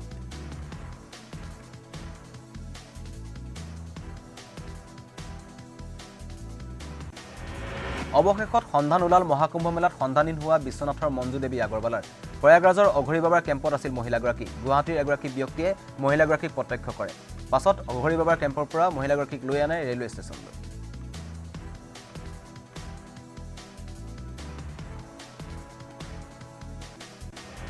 ঢেকিয়াজুলিত সমষ্টি পৰ্যায়ৰ ঝুমুৰ নৃত্যৰ বাবে চলিছে প্ৰশিক্ষণ ঢেকিয়াজুলিৰ ভূতপৰা ষ্টেডিয়ামত 128 গৰাকী নাচনীক দিয়া হৈছে প্ৰশিক্ষণ 24 ফেব্ৰুৱাৰীত গুৱাহাটীৰ সৰুসজাই ষ্টেডিয়ামত 8000 নাচনীয়ে প্ৰদৰ্শন কৰিব ঝুমুৰ নৃত্য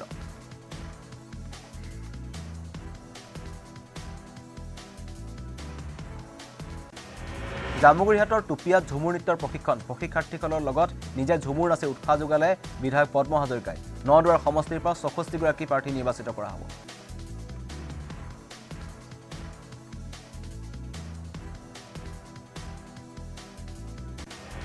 বোকাখাটত অনুষ্ঠিত হৈ থকা ঝুমুৰি বিনন্দনী 2025 শীৰ্ষক কাৰ্যসূচীত মন্ত্ৰী অতুল বৰাৰ অংশগ্ৰহণ বোকাখাটত ৰাজহুৱা খেলপথাৰত মন্ত্ৰীগৰাকীয়ে মাদল বজাই ঝুমুৰ নৃত্য কৰি প্ৰশিক্ষণ লৈ থকা নাচনীসকলক উৎসাহ যোগায়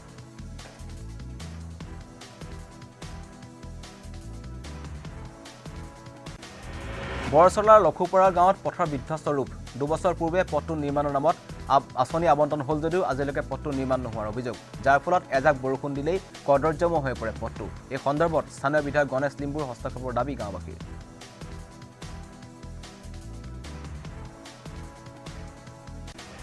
গোৱালপাৰাৰ বালিজানা গাঁও পঞ্চায়তৰ অন্তৰ্গত আমবাৰীৰ পৰা বৰ্মনপাৰা হৈ সামগুৰিলৈ যোৱা পথটো নিৰ্মাণৰ বাবে ৩ লাখ টকা আবণ্টন ঠিকাদাৰ প্ৰবীণ নাথে 1 কিলোমিটাৰ পথটো নিৰ্মাণ কৰাৰ পৰিৱৰ্তে মাত্ৰ 300 মিটাৰ কাম কৰি সমস্ত ধন আত্মসাৎ কৰাৰ অভিযোগ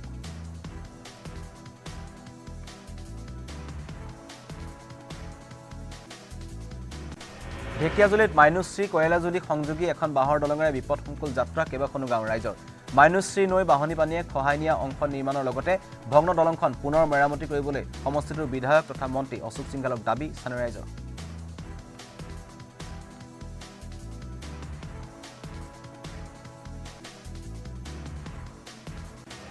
মাজুলীৰ লবাক চাপৰি বৰুৱা চাপৰিত দুটাকৈ বাঘৰ আতংক বিগত 3 দিন ধৰি বাঘে অঞ্চলটোত সন্ত্ৰাস চলাইছে দুটাকৈ মহ এটা ঘোঁৰা দুটা গৰু এটা গাহৰিক আক্ৰমণ কৰিছে বাঘে ৰাতুল বৰা নামৰ লোকজনৰ দুটা মহ খালে এই বাঘে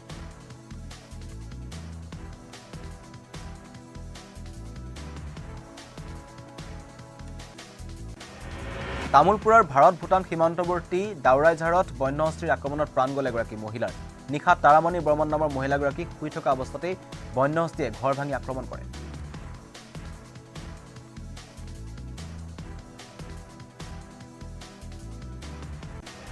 কুম্ভ মেলালৈ যোৱা অসম তথা উত্তৰ পূৰ্বাঞ্চলৰ তীৰ্থযাত্ৰীৰ চৰম দুৰ্দশা মৌনী অমাৱস্যাৰ স্নানৰ পাছত উভতনি যাত্ৰাৰ বাবে দুদিন ধৰি প্ৰয়াগৰাজৰ ৰেল ষ্টেচন দেখিবলৈ পোৱা গৈছে যাত্ৰীৰ অভাৱনীয় ভিৰ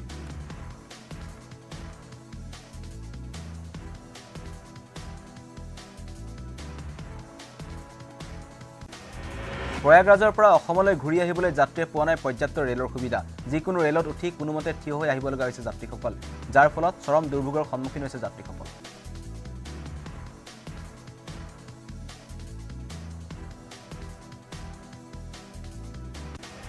মাজুলীত সদৌ অসম কোচ ৰাজবংশী ছাত্ৰ সন্থাৰ মাজুলী জিলা সমিতিৰ ৬ষ্ঠ দ্বিবাৰ্ষিক অধিৱেশন বৃহস্পতিবাৰৰ পৰা দুদিনীয়াকৈ মাজুলীৰ ফুলনি মধ্য মিলন সংঘত অনুষ্ঠিত হৈছে এই অধিৱেশন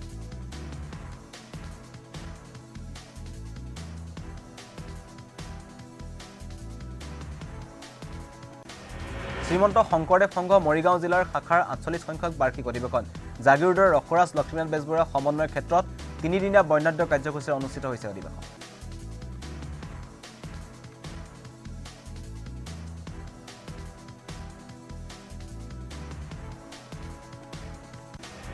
গুৱাহাটীৰ মঠঘৰীয়াৰ পূব জোনাকী নগৰৰ নৱনিৰ্মিত শ্ৰী শ্ৰী হৰি মন্দিৰ প্ৰৱেশৰ শুভাৰম্ভ অনুষ্ঠান এই অনুষ্ঠানৰ লগত সংগতি ৰাখি আজি শুক্ৰবাৰৰ পৰা দুদিনীয়াকৈ হৰি মন্দিৰ প্ৰৱেশৰ শুভ অনুষ্ঠানৰ আয়োজন কৰা হয়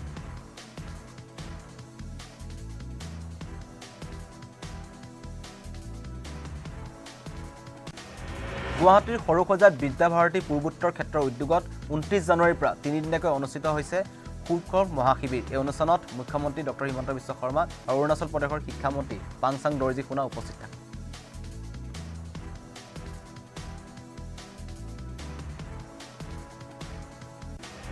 শোণিতপুৰ ৰঙাপাৰাত ভক্তপ্ৰাণ ৰাইজৰ কলহ যাত্ৰা ৰঙাপাৰাৰ সাৰ্বজনীন বালাজী মন্দিৰৰ পৰা বিশাল কলহ যাত্ৰা বাহিৰ কৰা হয় এই কলহ যাত্ৰাৰ পাছতেই মন্দিৰত ২৪ ঘণ্টীয়া অষ্টযজ্ঞৰ আয়োজন কৰা হয়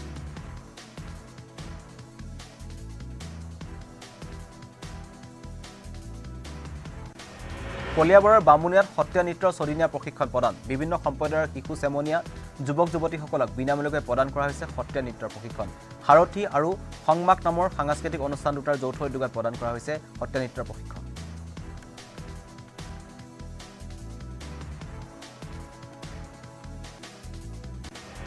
বিশ্বনাথত উপস্থিত অৰুণাচল প্ৰদেশৰ গেলিঙৰ পৰা দুঃসাহসিক ৰিভাৰ ৰাফটিং অভিযান আৰম্ভ কৰা দলটো National Institute of Mountaineering and advantage স্পৰ্টছৰ চমুকৈ নিমাছৰ উদ্যোগত ব্ৰহ্মপুত্ৰ নদীয়েদি হাতেৰে নৌকা চলাই আহিছে দলটোৱে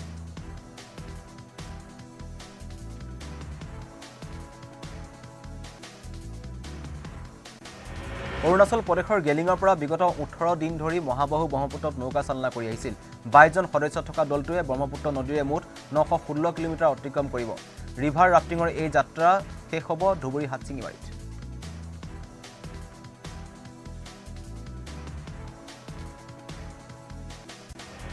IIT গুৱাহাটীত অনুষ্ঠিত হৈছে মডেল ইউনাইটেড নেশ্যনৰ ৬ম সংস্কৰণ ৩১ জানুৱাৰীৰ পৰা ২ ফেব্ৰুৱাৰীলৈ অনুষ্ঠিত হ'ব ইউনাইটেড নেশ্যনেছ আলচাৰিংগাৰ অধীনত অনুষ্ঠিত হোৱা অনুষ্ঠানত দেশৰ বিভিন্ন প্ৰান্তৰ পৰা অহা ১০০ জন ছাত্ৰ ছাত্ৰীয়ে প্ৰতিনিধিত্ব কৰিছে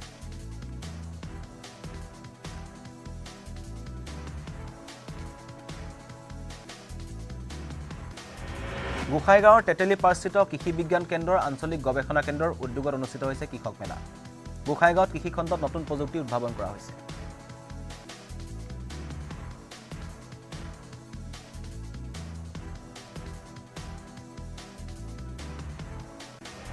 বিটিচিৰ পৰিষদীয় নিৰ্বাচনক লৈ তৎপৰ হৈছে বিপিএফ ৩ নং শ্ৰীৰামপুৰ পৰিষদীয় সমষ্টিৰ প্ৰাৰ্থিত্ব বিচাৰি আবেদন পত্ৰ দাখিল কৰিলে শ্ৰীৰামপুৰ ব্লক কমিটিৰ সভাপতি মুকছাক ৰহমানে বিশাল শোভাযাত্ৰা বাহিৰ কৰি দাখিল কৰিলে আবেদন পত্ৰ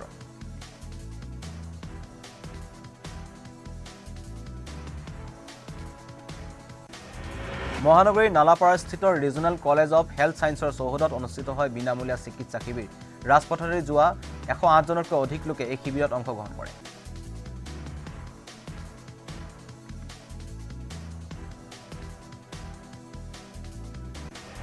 তেজপুৰত জোনাকীৰ বাকৰিত অভিনৱ প্ৰতিবাদ ৰূপপুৰৰ জ্যোতিপ্ৰসাদ আগৰৱালৰ সপোনৰ জোনাকীৰ ছবিগৃহ সংৰক্ষণ আৰু পুনৰ নিৰ্মাণৰ দাবীত এই প্ৰতিবাদ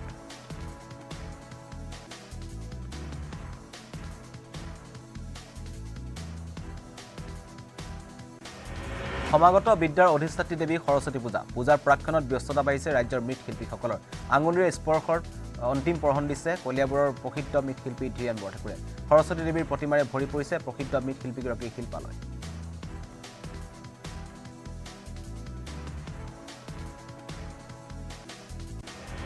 বিদ্যাৰ অধিষ্ঠাত্ৰী দেৱী সৰস্বতী পূজাক লৈ মৃৎশিল্পীসকলৰ মাজত ব্যস্ততা কলাইগাঁৱৰ মা লক্ষ্মী শিল্পালয়ত বিজয় কৃষ্ণপালে শতাধিক সৰস্বতী মূৰ্তি নিৰ্মাণ কৰিছে প্ৰতিটো মূৰ্তিৰ দাম আকাৰ অনুযায়ী 1000 টকাৰ পৰা 10000 টকালৈ নিৰ্ধাৰণ কৰিছে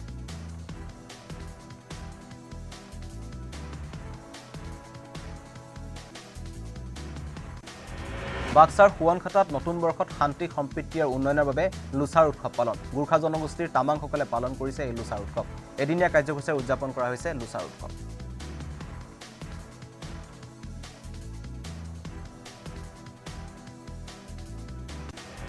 জনপ্ৰিয় কণ্ঠশিল্পী মৰ্মিতা মিত্ৰৰ প্ৰথম অসমীয়া গীত মুকলি শুকুৰবাৰে দিছপুৰ প্ৰেছ ক্লাবত মুকলি কৰা হয় মৰ্মিতা মিত্ৰৰ চকুলৈ চোৱানা শীৰ্ষক গীতটি জনপ্ৰিয় কণ্ঠশিল্পীগৰাকীৰ মিউজিকেল অফিচিয়েল ইউটিউবত উপলব্ধ হ'ব গীতটো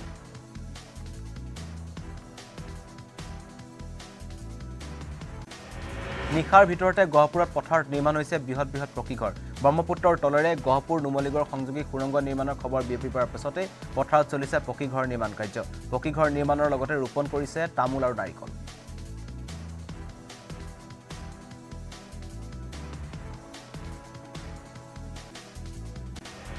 দ্ৰুতগতিত আগবাঢ়িছে গহপুৰ নুমলীগড় সংযোগী সুৰংগ নিৰ্মাণৰ কাম দুটা আন্তঃৰাষ্ট্ৰীয় কোম্পানীয়ে নিৰ্মাণ কৰিবলগীয়া 15 কিলোমিটাৰ দৈৰ্ঘ্যৰ সুৰংগ নিৰ্মাণে স্পৰ্শ কৰিব গহপুৰৰ 11খন গাঁও নুমলীগড়ৰ 7খন গাঁও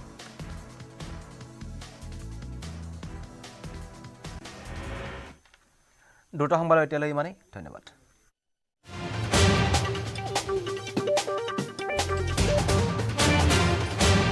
এইটো মাইথান ষ্টিল নহয় ওচৰ চুবুৰীয়াসকলে লগাইছে ষ্ট্ৰং মানে Maithan steel Weather report presented by Sunrise.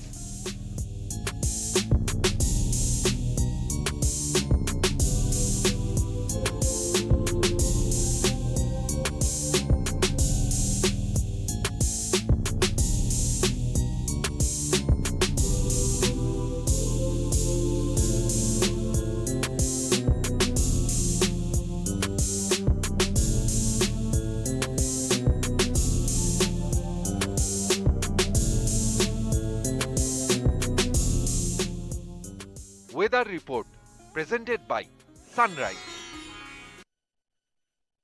চুবুৰীয়াসকলে লগাইছে ষ্ট্ৰং মানে মাইথান ষ্টিল ChatGPTক প্ৰত্যাহ্বান জনাই অসমীয়া যুৱকৰ নতুন টাইপিং ছফটৱেৰ এতিয়াৰে পৰা যিকোনো বিষয়ে অসমীয়াত লিখিবলৈ হলে মোবাইল অথবা কম্পিউটাৰত টাইপ নকৰিলেও হ'ব মুখেৰে কৈ গলেই স্বয়ংক্ৰিয়ভাৱে মোবাইল অথবা কম্পিউটাৰত হ'ব টাইপ অ আখৰ AI আমাৰ ভাষা আমাৰ প্ৰাণ আমাৰ ভাষা আমাৰ প্ৰাণ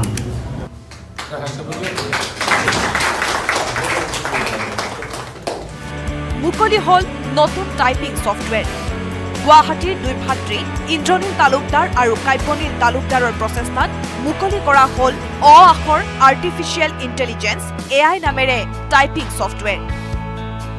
আখৰ AIত সহজতে অসমীয়া কণ্টেণ্ট ক্ৰিয়েট কৰিব পৰা এটা এপ্লিকেশ্যন হয়। আৰ্টিফিচিয়েল ইণ্টেলিজেন্স ব্যৱহাৰ কৰি মাইথান ষ্টিল নহয়। ওচৰ চুবুৰীয়াসকলে লগাইছে। ষ্ট্ৰং মানে Maithan steel. Weather report presented by Sunrise.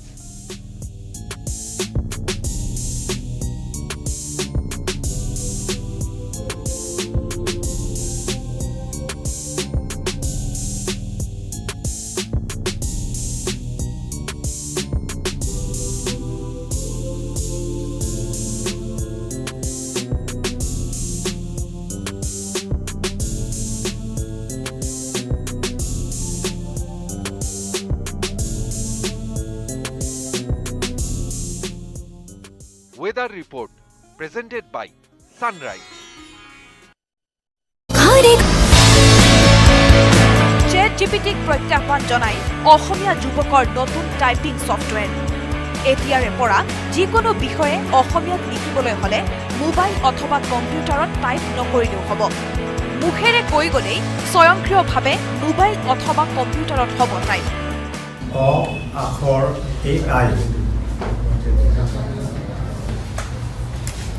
আমাৰ ভাষা আমাৰ প্ৰাণ।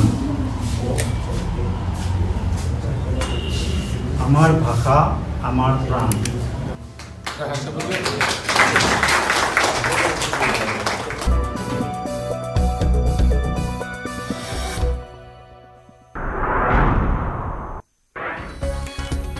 লোকসভাত 2025-26 বিত্তীয় বৰ্ষৰ কেন্দ্ৰীয় বাজেট দাখিল। বিৰোধীৰ চিঞৰ বাখৰৰ মাজতে কেন্দ্ৰীয় বিত্তমন্ত্ৰী নিৰ্মলা সীতাৰমণে দাখিল কৰিলে কেন্দ্ৰীয় বাজেট।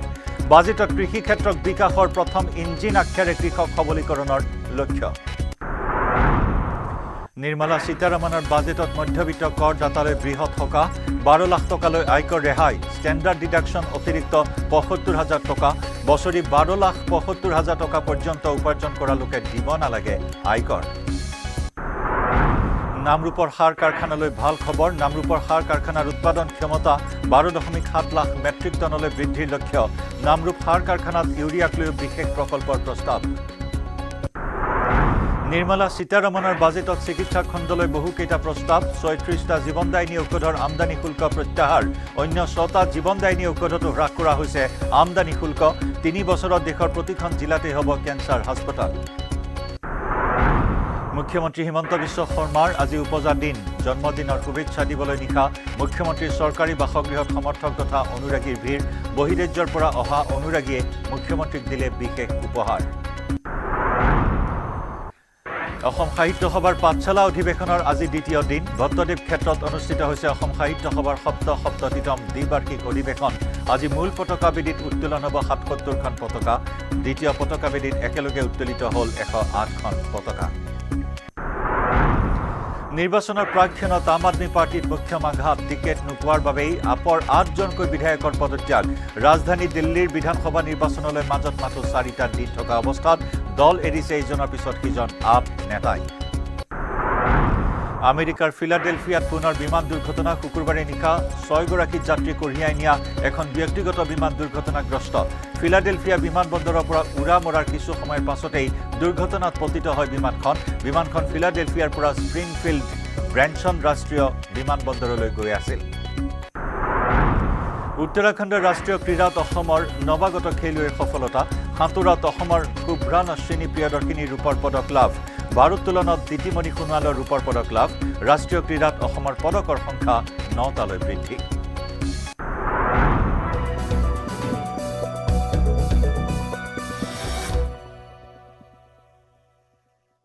নমস্কাৰ, আপুনি চাই আছে গাঁও চহৰ জিলাৰ খবৰ। মই জয়ন্ত মাধৱ গোস্বামী। 12 লাখ টকালৈ আয়কৰ ৰেহাই।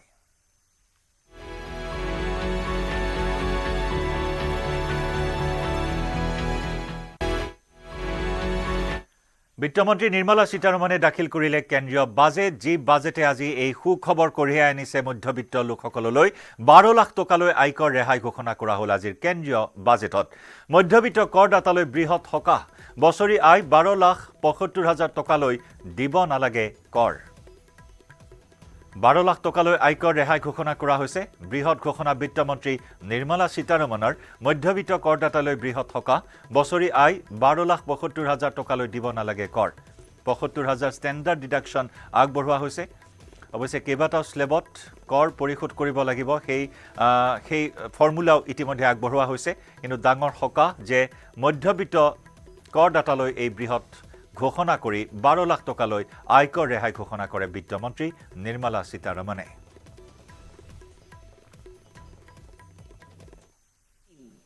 and to 7 lakh rupees in 2023. This is reflective of our government's trust on the middle class taxpayers. I am now happy to announce that there will be no income tax payable up to income of 12 lakh rupees.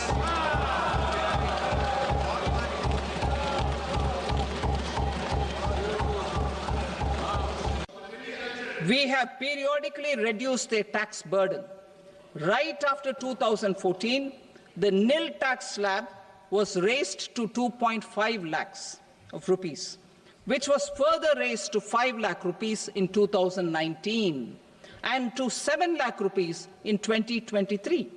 This is reflective of our government's trust on the middle class taxpayers. I am now happy to announce that there will be no income tax payable up to income of 12 lakh rupees.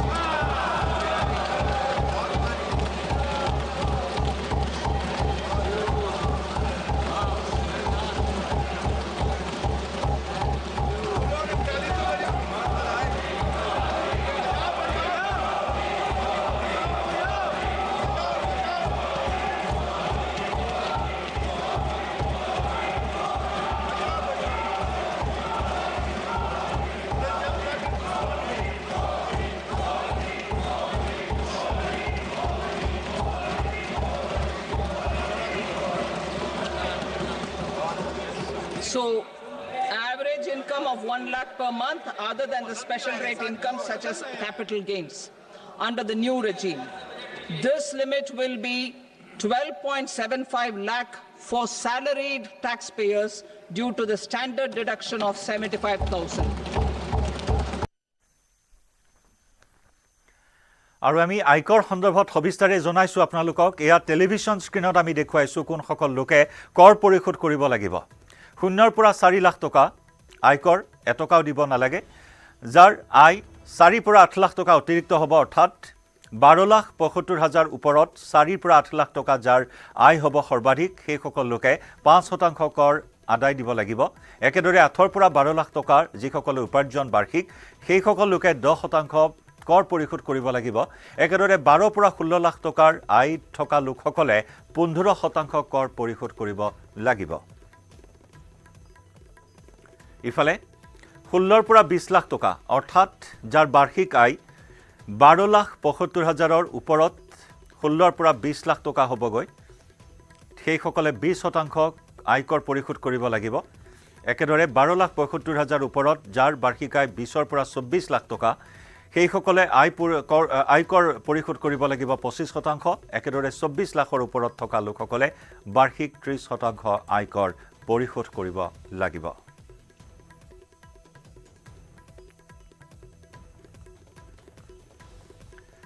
ইফালে নামৰূপৰ সাৰ কাৰখানালৈ ভাল খবৰ বৃদ্ধি হ'ব নামৰূপৰ সাৰ কাৰখানাৰ উৎপাদন ক্ষমতা 12.7 লাখ মেট্ৰিক টন সাৰ উৎপাদনৰ ক্ষমতা বৃদ্ধিৰ লক্ষ্য নামৰূপ সাৰ কাৰখানাত ইউৰিয়াক লৈ বিশেষ প্ৰকল্প বৃদ্ধি হ'ব নামৰূপৰ সাৰ কাৰখানাৰ উৎপাদন ক্ষমতা আজি কেন্দ্ৰীয় বাজেটত এই কথা ঘোষণা কৰে বিত্তমন্ত্ৰী নিৰ্মলা সীতাৰমণে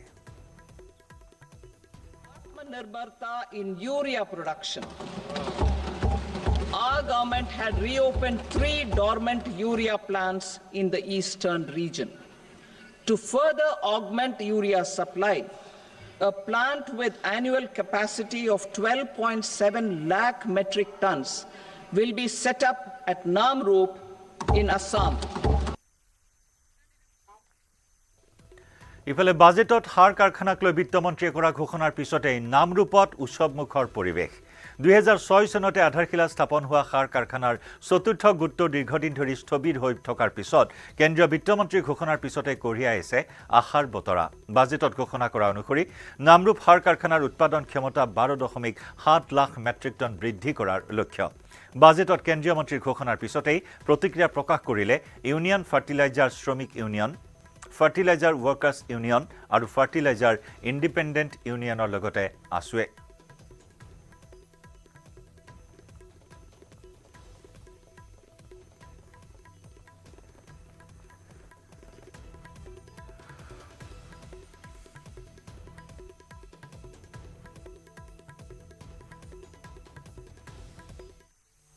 सेविंग्स को बढ़ाएगा इन्वेस्टमेंट को बढ़ाएगा कंजम्पशन को बढ़ाएगा और ग्रोथ को भी तेजी से बढ़ाएगा मैं वित्त मंत्री निर्मला सीतारमण जी और उनकी पूरी टीम को इस जनता जनार्दन का बजट पीपल्स का बजट इसके लिए बहुत बहुत बधाई देता हूं साथियों आमतौर पर बजट का फोकस इस बात पर रहता है कि सरकार का खजाना कैसे भरेगा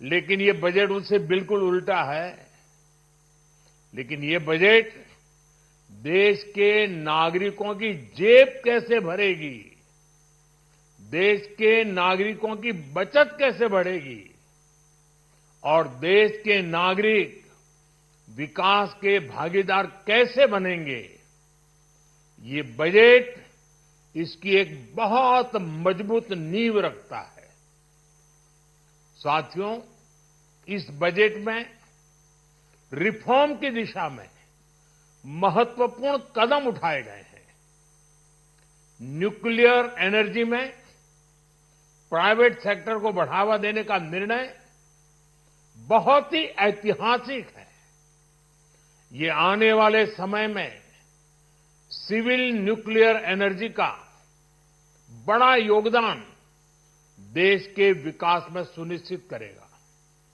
बजट में रोजगार के सभी क्षेत्रों को हर प्रकार से प्राथमिकता दी गई है लेकिन मैं दो चीजों पर ध्यान आकर्षित करना चाहूंगा उन रिफॉर्म्स की मैं चर्चा करना चाहूंगा जो आने वाले समय में बहुत बड़ा परिवर्तन लाने वाले हैं एक इंफ्रास्ट्रक्चर स्टेटस देने के कारण भारत में बड़े शिप्स के निर्माण को बढ़ावा मिलेगा आत्मनिर्भर भारत अभियान को गति मिलेगी और हम सब जानते हैं कि शिप बिल्डिंग ये सर्वाधिक रोजगार देने वाला क्षेत्र है उसी प्रकार से देश में टूरिज्म के लिए बहुत संभावना है महत्वपूर्ण 50 टूरिस्ट डेस्टिनेशन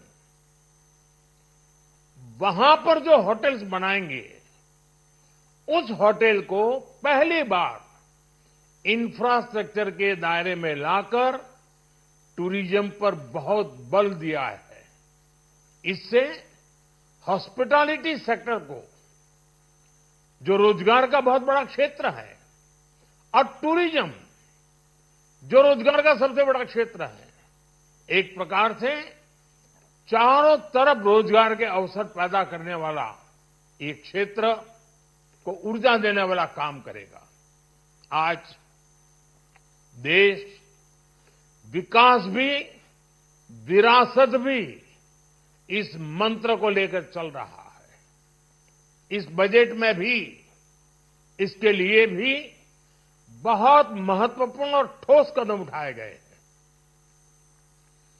1 करोड़ पांडुलिपियों के लिए संरक्षण के लिए मैन्युस्क्रिप्ट के लिए ज्ञान भारतम मिशन लॉन्च किया गया है साथ ही भारतीय ज्ञान परंपरा से प्रेरित एक नेशनल डिजिटल रिपोजिटरी बनाई जाएगी, यानी टेक्नोलॉजी का भरपूर उपयोग किया जाएगा और हमारा जो परंपरागत ज्ञान है उसमें से अमृत निचोड़ने का भी काम होगा।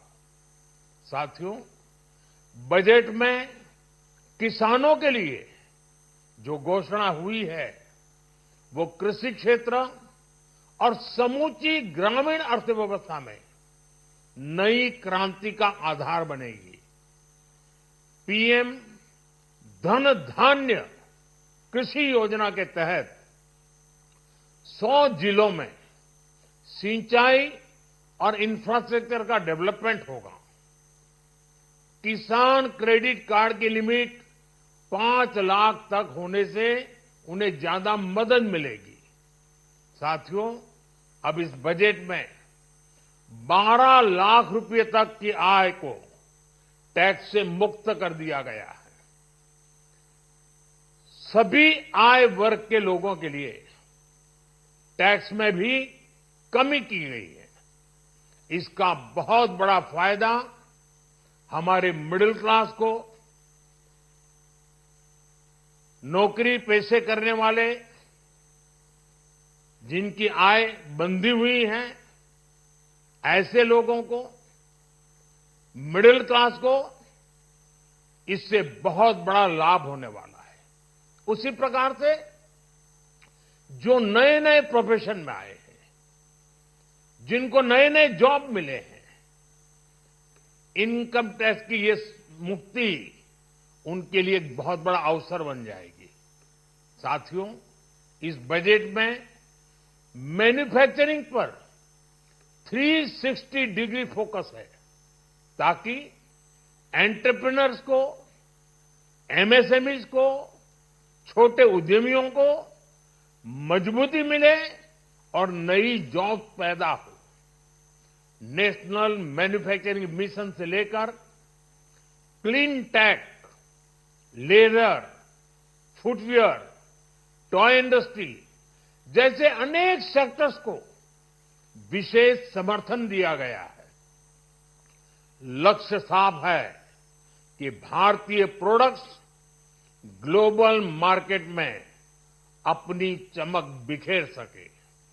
साथियों, राज्यों में इन्वेस्टमेंट का एक वाइब्रेंट कॉम्पिटिटिव माहौल बने, इस पर बजट में विशेष जोर दिया गया है। एमएसएमईज और स्टार्टअप के लिए क्रेडिट गारंटी को 2 गुना करने की घोषणा भी हुई है। देश के एससी, एसटी और महिला जो नए उद्यमी बनना चाहते हैं उनको 2 करोड़ रुपए तक के लोन की योजना भी लाई गई है और वो भी बिना गारंटी। इस बजट में न्यू एज इकोनॉमी को ध्यान में रखते हुए गीग वर्कर्स के लिए बहुत बड़ी घोषणा की गई है। पहली बार गीग वर्कर्स का ई श्रम पोर्टल पर रजिस्ट्रेशन किया जाएगा। इसके बाद इन साथियों को स्वास्थ्य सेवा और दूसरी सोशल सिक्योरिटी स्कीम्स का लाभ मिलेगा। ये डिग्निटी ऑफ लेबर, इसके प्रति श्रम एव जयते के प्रति सरकार के कमिटमेंट को दर्शाता है।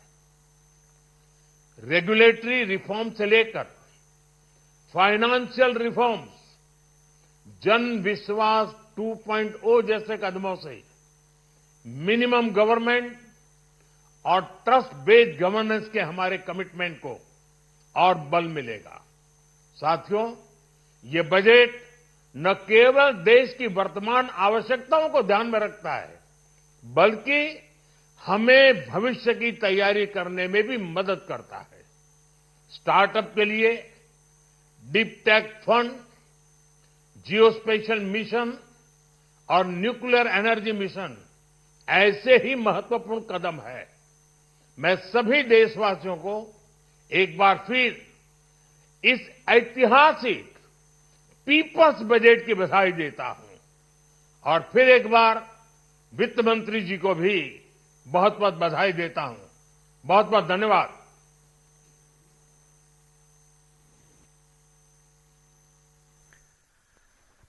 और क्या प्रधानमंत्री नरेंद्र मोदी वित्तमंत्री निर्मला सीतारमणे दाखिल करा केंद्रीय बाजेटक एक सर्वांग सुंदर बाजेट बुली अभिहित करिले प्रधानमंत्री नरेंद्र मोदीये। एकेदरे केंद्रीय बाजेटक आदरणी जनाई अहोমৰ मुख्यमंत्री डॉ हिमंत बिश्व शर्मायো मध्यबित्तक अजस्र सकाह दिसे केंद्रीय बाजेटे 12 लाखলৈ आयकर रेहाई बृहৎ पदक्षेप प्रधानमंत्री और वित्तमंत्रीक धन्यवाद जनाई अहोমৰ मुख्यमंत्री डॉ हिमंत बिश्व शर्माय। केंद्रीय बाजेटे आमार अहोमबासीर बहुदिनिया आकांक्षा पूरण करिले। डिब्रुगढ़क द्वितीय राजधानीर कथा आमी घोषणा करिसिलु। एतिया डिब्रुगढ़र नामरूपत प्राय 14,000-15,000 कोटी टकारे हार कारखाना निर्माण हब। राज्य सरकारे तार 40% पुँजी व्यय करिब, केंद्रीय सरकारे 60% पुँजी व्यय करिब। Semi conductor पिছত fertiliser advantage Assam 2.0 प्राक मुहूर्तत आमी सम्भावनार नतुन दुआर एखन मुकली करिब पारिছো। आयकৰৰ सीमा 12 लाख टकाলৈ বৃদ্ধি কৰি प्रधानमंत्री नरेंद्र मोदी और वित्तमंत्री निर्मला सीतारमणे मध्यबित्त राइजक লৈ एक अजस्र सकाह कঢ়িয়াই আনিলে। মই प्रधानमंत्री डांगरिया और वित्तमंत्री डांगरियाक जी मध्यबित्त राइजक सकाह दिले तार बारे तेखेतসকলক মই कृतज्ञता जनाइছো। केंद्रीय बाजेटत कृषকক सबलीकৰণৰ लक्ष्य विकसित भारतर लक्ष्यই আমাক বাদ দেখুৱাই নিছে। কৃষি উৎপাদন বৃদ্ধিৰ লক্ষ্য লোৱা হৈছে পৰৱৰ্তী 5 বছৰ আমাৰ বাবে গুৰুত্বপূৰ্ণ সুযোগ। 100খন কম উৎপাদনশীল জিলাক লক্ষ্য কৰি লোৱা হৈছে। বিহাৰত মখনা বোৰ্ড গঠন কৰা হ'ব। বিহাৰক লৈ বাজেটত বিশেষ উল্লেখ। কৃষি আত্মনিৰ্ভৰশীলতাক বাজেটত গুৰুত্ব প্ৰদান কৰা হৈছে। কৃষক যুৱক মহিলাৰ বাবে বাজেটত ভাল খবৰ। কৃষি ক্ষেত্ৰ হৈছে বিকাশৰ প্ৰথমটো engine. Prime Minister Dhan Dhanya Krishi Yojana, developing agri-districts program. Motivated by the success of the aspirational district program, our government will undertake a Prime Minister Dhan Dhanya Krishi Yojana in partnership with states.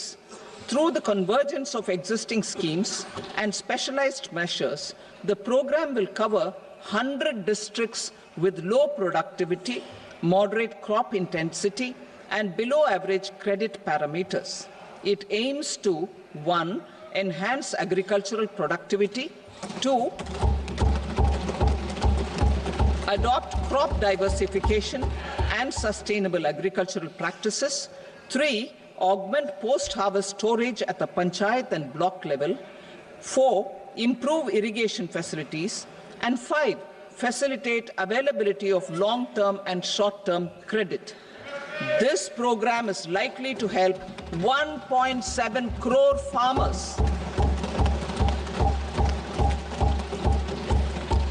Building rural prosperity and resilience. A comprehensive multi-sectoral rural prosperity and resilience program will be launched in partnership with the states. This will address underemployment in agriculture through skilling, investment, technology, and invigorating the rural economy. The goal is to generate ample opportunities in rural areas so that migration is an option but not a necessity.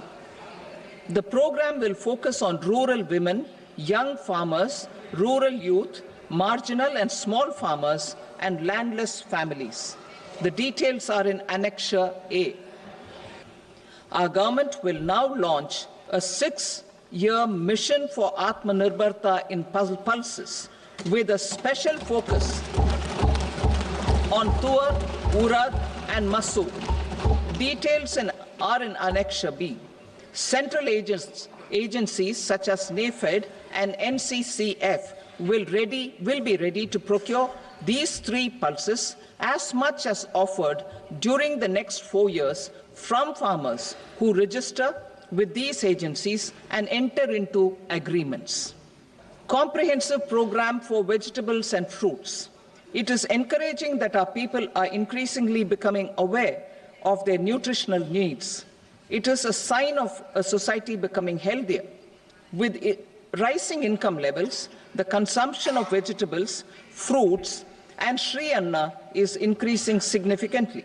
A comprehensive program to promote production, efficient supplies, processing, and remunerative prices for farmers will be launched in partnership with the states.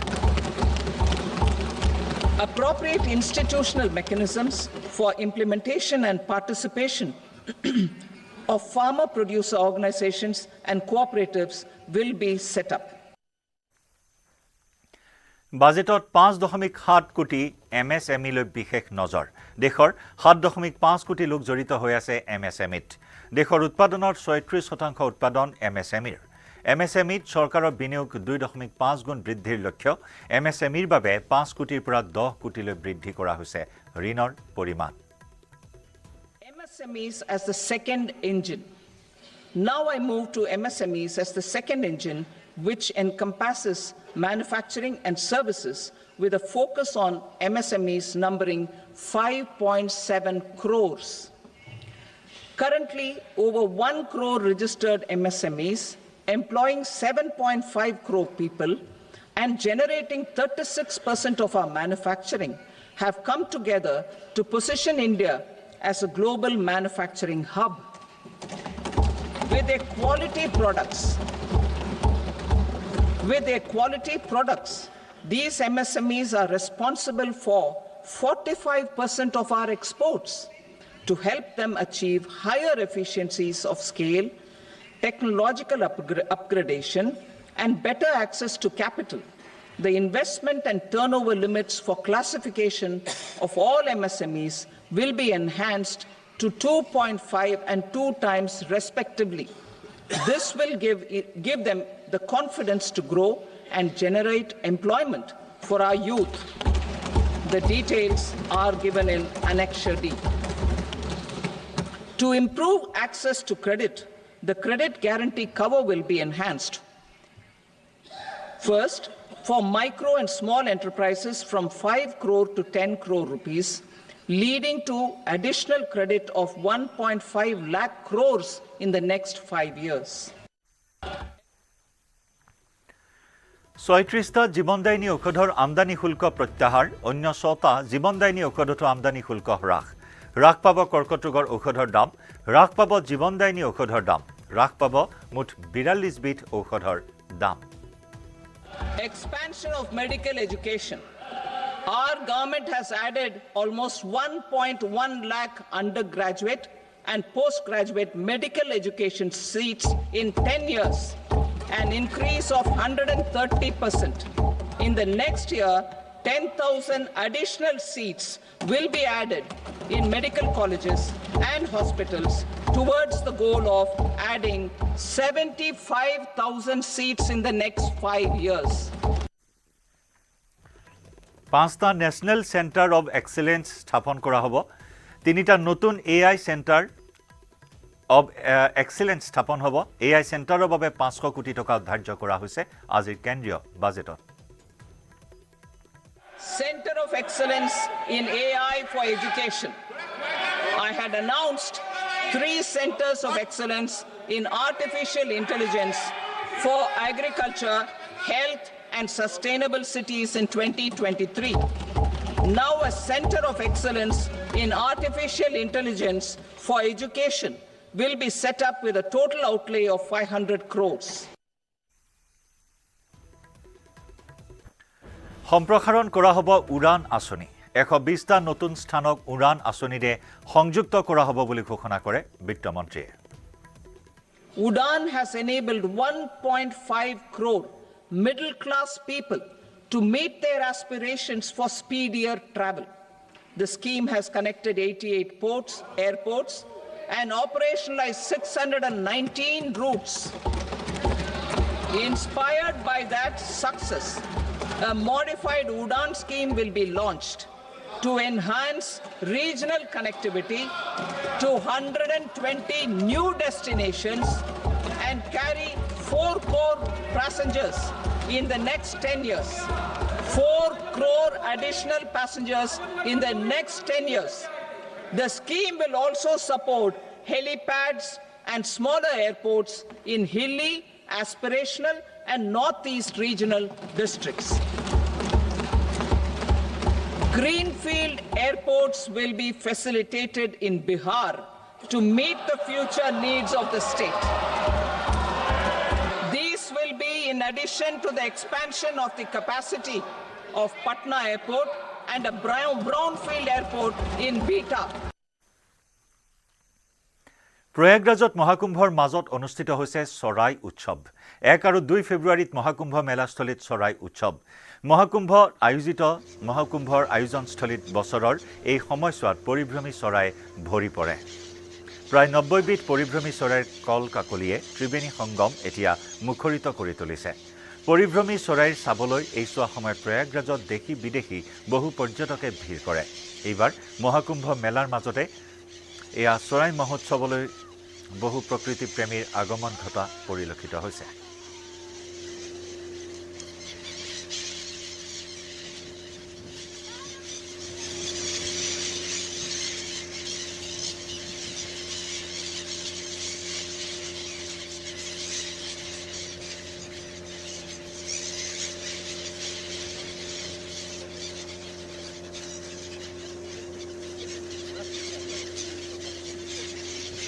এয়া মেলাস্থলীত চৰাই উৎসৱ চৰাইক বিভিন্ন ধৰণৰ আহাৰ যোগান ধৰা পৰিলক্ষিত হৈছে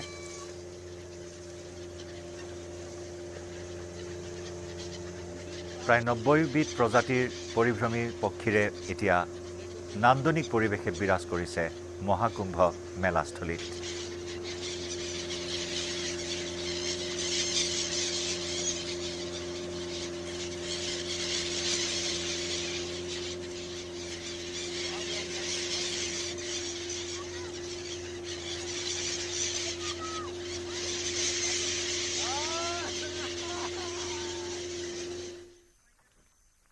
ইয়াৰ একতে সময় হল গাঁও চহৰ জিলাৰ খবৰৰ পৰা বিদায় লোৱাৰ নমস্কাৰ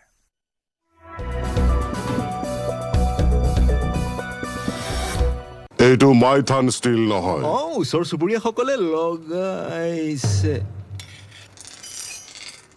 ষ্ট্ৰং মানে Maithan steel Weather report presented by Sunrise.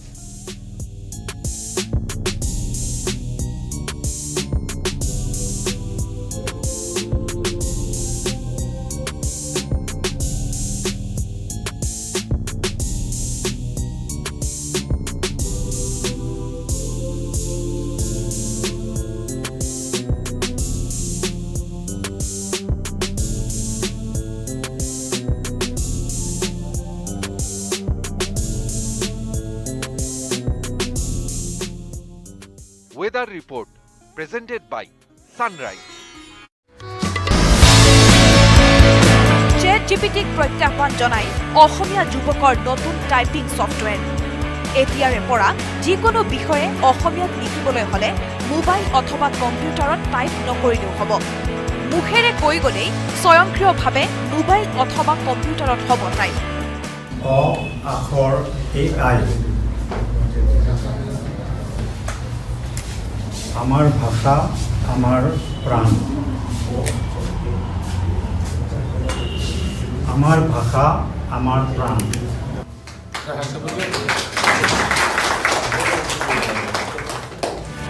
মুকলি হল নতুন টাইপিং ছফটৱেৰ গুৱাহাটীৰ দুই ভাতৃ ইন্দ্ৰনীল তালুকদাৰ আৰু কাব্যনীল তালুকদাৰৰ প্ৰচেষ্টাত মুকলি কৰা হল অ আখৰ আৰ্টিফিচিয়েল ইণ্টেলিজেন্স AI নামেৰে টাইপিং ছফটৱেৰ আখৰ এআইত সহজতে অসমীয়া কণ্টেণ্ট ক্ৰিয়েট কৰিব পৰা এটা এপ্লিকেশ্যন হয় আৰ্টিফিচিয়েল ইণ্টেলিজেন্স ব্যৱহাৰ কৰি কৈ ষ্টিল নহয় ওচৰ চুবুৰীয়াসকলে লগাইছে ষ্ট্ৰং মানে মাইথান ষ্টিল ChatGPTক প্ৰত্যাহ্বান জনাই অসমীয়া যুৱকৰ নতুন টাইপিং ছফটৱেৰ এতিয়াৰে পৰা যিকোনো বিষয়ে অসমীয়াত লিখিবলৈ হলে মোবাইল অথবা কম্পিউটাৰত টাইপ নকৰিলেও হ'ব মুখেৰে কৈ গলেই স্বয়ংক্ৰিয়ভাৱে মোবাইল অথবা কম্পিউটাৰত হ'ব টাইপ অ আখৰ AI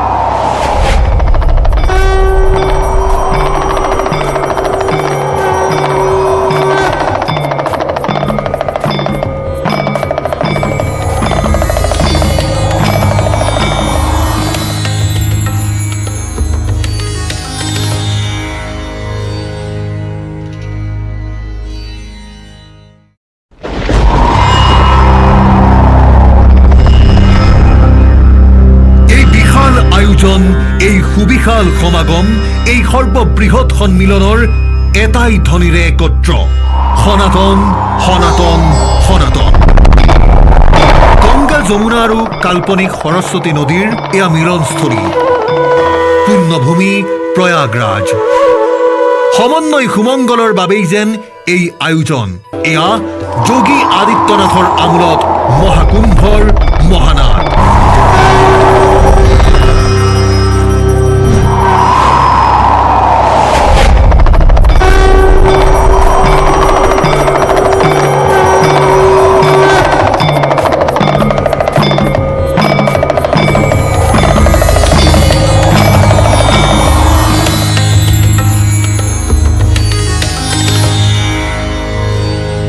হিন্দু সনাতনীৰ এয়া মহা মহোৎসৱ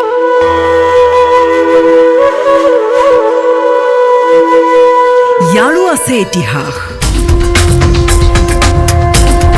কুম্ভ মেলা হৈছে দেৱ দানৱৰ মহাকাব্যিক যুদ্ধৰ প্ৰতীকী অমৃত সন্ধানী দেৱতা দানৱৰ মহাজাগতিক মহাসাগৰ মন্থনৰ কাহিনী কুম্ভ নামটো সংস্কৃত কুম্ভ শব্দৰ পৰা আহিছে যাৰ অৰ্থ কলহ বা পাত্ৰ ইয়াৰে এটা কিংবদন্তি অনুসৰি যেতিয়া দেৱতা আৰু দানৱে সাগৰ মন্থন কৰিছিল তেতিয়া অমৰত্বৰ অমৃত ভৰ্তি কলহ লৈ ওলাই আহিছিল ধনন্তৰী অসুৰে যাতে এই অমৃত কলহৰ ভাগ নাপায় তাৰ বাবে ভগৱান বিষ্ণুৱে তেওঁৰ বাহন গৰুৰক দি পঠিয়াইছিল অমৃত কলহ 12 দিন ধৰি গৰুৰ উৰি আছিল আকাশত সেই উৰণৰ সময়তে অমৃতৰ টোপাল চিটিকি পৰিছিল 4টা স্থানত হিয়াই প্ৰসিদ্ধ হ'ল হৰিদ্বাৰ প্ৰয়াগৰাজ উজ্জয়ন আৰু নাসিক কালক্ৰমত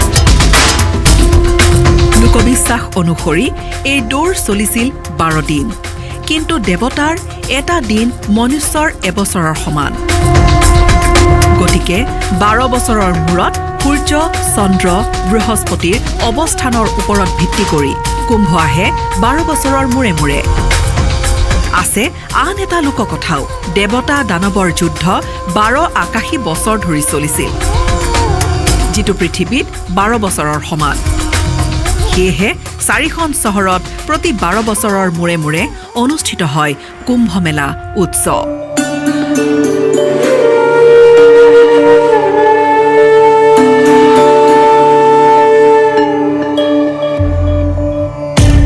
এইবাৰ কুম্ভ মেলাক কোৱা হৈছে মহাকুম্ভ এয়াও 144 বছৰীয়া পৰিক্ৰমাত মিলি অহা এক প্ৰক্ৰিয়া স্বাধীন ভাৰতৰ এয়াই প্ৰথম মহাকুম্ভ প্ৰয়াগৰাজৰ পুণ্যভূমিত এয়া মহা আড়ম্বৰৰ পৰিৱেশ কুম্ভ আয়োজিত হয় পৃথক পৃথক স্থানত জ্যোতিষীৰ গণনাৰ ওপৰত ভিত্তি কৰি কৰা হয় আয়োজন যেতিয়া সূৰ্য মেঘ ৰাশিত আৰু বৃহস্পতি থাকে কুম্ভ ৰাশিত হৰিদ্বাৰত তেতিয়া পতা হয় কুম্ভ মেলা যেতিয়া বৃহস্পতি প্ৰৱেশ কৰে সিংহ ৰাশিত তেতিয়া নাসিকত হয় কুম্ভ মেলা যেতিয়া সূৰ্য মেঘ ৰাশিত আৰু বৃহস্পতি সিংহ ৰাশিত তেতিয়া উজ্জয়নত হয় কুম্ভ মেলা এতিয়া সূৰ্য আছে মকৰ ৰাশিত বৃহস্পতিৰ স্থান বৃষত সেয়ে প্ৰয়াগৰাজত আয়োজিত হৈছে মহাকুম্ভ মহাকুম্ভৰ মহামেলাত আধ্যাত্মিক অনুষ্ঠানৰ বাবে একত্ৰিত ধৰ্মীয় তপস্বী সাধু সন্ত মহন্তৰ বিশাল শৃংখল हमारे साथ इस वक्त खड़ेश्वरी बाबा मौजूद हैं जो खड़े होकर तपस्या भी कर रहे हैं और जन जन को आशीर्वाद भी दे रहे हैं बाबा आप खड़ेश्वरी बाबा के नाम से प्रसिद्ध हैं ये भी एक बड़ी तपस्या है जी हाँ ये तो सब गुरु महाराज हमारे पहले ऋषि मुनि साधु संत महापुरुष एक से एक हठ योग करते आए हैं उसी में ये भी हठ योग किया हमारे संतों ने तो अभी हम भी लगे हैं गुरु महाराज के इस पद चिन्हों पे कि भाई समाज को कुछ हम भी अपनी तरफ से हठ योग करें और आनंद दें ये सवाल हालांकि मुझे लगता है सही नहीं होगा कि कितनी तकलीफ कितना दर्द कितनी पीड़ा आप सहते हैं लेकिन साधु संत विश्व कल्याण के लिए कहते हैं कि हर इस पीड़ा को खुशी खुशी प्रसन्नचित्त के साथ सहते हैं जी क्यों ये संसार का यानी पीड़ा नहीं सहन करेंगे तो संसार के विश्व को कैसे पान करेंगे और आशीर्वाद यहाँ पर आने वाले हर भक्तों को आप दे रहे हैं जी हाँ जो भगत इधर आते हैं संतों के पास हमारे धुनों पे नागा बाबा भभूति लगाए बैठे हैं, कोई ऊर्ध्वबाहु हैं, कोई खड़ेश्वरी हैं। जो भगत आते हैं उनको आशीर्वाद देते हैं, जाओ भगत तुम्हारी मंगल कामना हो, आनंद हो, तुम्हारा उद्धार हो, क्या जाओ नारायण, हर हर तो महादेव। देखिए भक्तों का भी यहाँ पर जमावड़ा लगा हुआ है ताकि खड़ेश्वरी बाबा के दर्शन कर सके, उनसे आशीर्वाद यहाँ पर ले सके।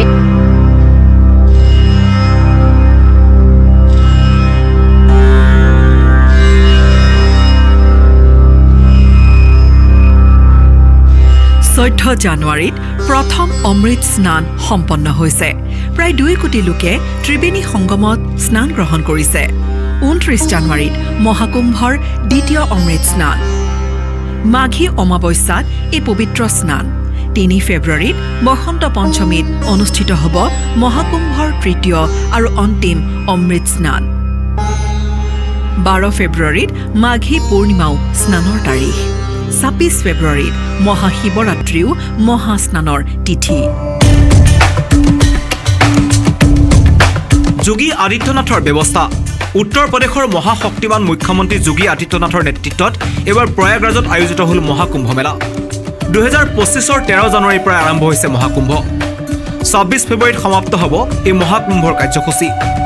45 দিনীয়া এই মহাকুম্ভৰ মহামেলাত কোটি কোটি লোকৰ সমাগম। বিশ্বৰ সৰ্ববৃহৎ মানৱ সমাৱেশ এক অভূতপূৰ্ব ক্ষণ। যোগী আদিত্যনাথৰ কুশলী নেতৃত্বত 2-এটা বিক্ষিপ্ত ঘটনাৰ বাদে মহাকুম্ভ মেলা চলিছে সাৱলীলভাৱে। মহাকুম্ভৰ মহাসন্মিলনত সমবেত সাধু সন্ন্যাসী সন্তসকল। তীৰ্থযাত্ৰীৰ ব্যাপক আগমনৰ বাবে কৰ্তৃপক্ষই 4000 হেক্টৰ ভূমিত এখন অস্থায়ী চহৰ স্থাপন কৰিছে। ইয়াৰ ভিতৰত আছে 1,50,000 তম্বু, উন্নত অনাময় ব্যৱস্থা, উন্নত পৰিবহণ সেৱা। সুৰক্ষা নিশ্চিত কৰাৰ বাবে 40,000 আৰক্ষী বিষয়া আৰু AI চালিত চোৱা-চিতা ব্যৱস্থা নিয়োগ কৰা হৈছে। মহাকুম্ভ স্থলীৰ পৰা বিশেষ সাক্ষাৎ গ্ৰহণ কৰা হ'ল নেটৱৰ্ক 18ৰ তৰফৰ পৰা। মুখ্য সম্পাদক ৰাহুল যোশীয়ে গ্ৰহণ কৰা সাক্ষাৎকাৰত যোগী আদিত্যনাথে বৰ্ণনা কৰিলে মহাকুম্ভৰ সবিশেষ। কিয় এই বিশাল আয়োজন? जो कुछ भी आपको देखने को मिल रहा है पूरे प्रयागराज क्षेत्र में और इस महाकुंभ नगर में आदरणीय प्रधानमंत्री जी के विजन का ये मूर्त रूप है। भारत की विरासत को उसका सम्मान मिलना चाहिए और एक सरकार का क्या दायित्व होना चाहिए उस आस्था को सम्मान देने के लिए, उसी का एक प्रतिफल है कि दिव्य और भव्य कुंभ इस रूप में आयोजित हो रहा है। हजारों वर्षों की विरासत को आज की पीढ़ी जान पा रही है और जो पीढ़ी काफी उम्रदराज हो चुकी है उस पीढ़ी को भारत की इस पुरातन गौरव को अपनी अगली पीढ़ी को देने में भी गौरव की अनुभूति होगी कि हमारी विरासत अब सुरक्षित है और इसी भव्य और दिव्य रूप में आगे बढ़ेगी। यह दृश्य सनातन धर्म का वह दिव्य और भव्य स्वरूप है जिसका आज आप यहाँ अवलोकन कर रहे हैं, जिसके लिए हमारा सनातन धर्म जाना जाता था। भारत की ऋषि परंपरा ने कुंभ का आयोजन इसी भव्य और दिव्य तरीके से भारत की आध्यात्मिक और सांस्कृतिक विरासत को आगे बढ़ाने के लिए इस प्रकार के आयोजनों का शुभारंभ किया था। और ये तो प्रयागराज की धरती है। माँ गंगा, यमुना और सरस्वती की इस त्रिवेणी में कोटि श्रद्धालु आकर के पूज्य संतों के सानिध्य में स्नान करके पुण्य का भागीदार बनता है। এয়া যেন কোনো মেলাৰ পৰিৱেশ নহয়, এয়া এখন চহৰ। 4000 হেক্টৰ ভূমিত অস্থায়ী চহৰ নিৰ্মাণ কৰি দিলে যোগী চৰকাৰে। সুবিশাল পাৰ্কিং, সুদৃশ্য পৰিৱেশ আৰু সুনিপুণ কাৰুকাৰ্যৰে ভৰপূৰ প্ৰয়াগৰাজ। ইতিমধ্যে যোগী চৰকাৰে প্ৰয়াগৰাজৰ মহাকুম্ভৰ স্থানক নতুন জিলা হিচাপে ঘোষণা কৰিছে। আকাশ মাৰ্গৰ পৰা এখন সুবিশাল নগৰ যেন দেখা মহাকুম্ভস্থলীৰ সমগ্ৰ বাতাবৰণত আছে পৰিশীলিত ৰূপ। অতিথিক আদৰ আৰু অভ্যৰ্থনাৰ চলি আছে মহাকুম্ভ গ্ৰামত। ভক্তৰ সুবিধাৰ্থে নিৰ্মাণ কৰা টেণ্ট চিটিত অনেক সুবিধা সমৃদ্ধ শিবিৰ। এই শিবিৰসমূহৰ ব্যৱস্থা কৰিছে IRCTCয়ে। প্ৰয়াগৰাজৰ অৰাইল অঞ্চলৰ নাইনিৰ 25 নম্বৰ ছেক্টৰত এই বিলাসী টেণ্ট চিটি মহাকুম্ভগ্ৰাম। ত্ৰিবেণী সংগমৰ পৰা প্ৰায় 3.5 কিলোমিটাৰ দূৰত গংগাৰ পাৰত অৱস্থিত এই মহাকুম্ভগ্ৰাম। এই গ্ৰামৰ শিবিৰত উপলব্ধ বিলাসী টেণ্ট, বিধে বিধে শিবিৰৰ বিধে বিধে নিৰিখ। পুৱা দুপৰীয়া আৰু নিশাৰ আহাৰ পোৱা যায় টেণ্টত। ছিংগল আৰু ডাবল ছুপাৰ ডিলাক্স ৰুমৰ ভাড়া 18,000 টকা। ভিলা যদি লয় তেন্তে ভৰিব লাগিব 20,000 টকা। অতিৰিক্ত ছুপাৰ ডিলাক্স বিচনা পাব 5,000 টকাত। ভিলা সুবিধাযুক্ত বিচনা লাগিলে দিব লাগিব 7,000 টকা। ছুপাৰ ডিলাক্স আৰু ভিলা টেণ্টত পাব অনেক সুবিধা আছে। ব্যক্তিগত বাথৰুম, গৰম নৰম পানীৰ সুবিধা। ভিলাত থাকিব আৰামী চকী আৰু টেলিভিছনৰ সুবিধা।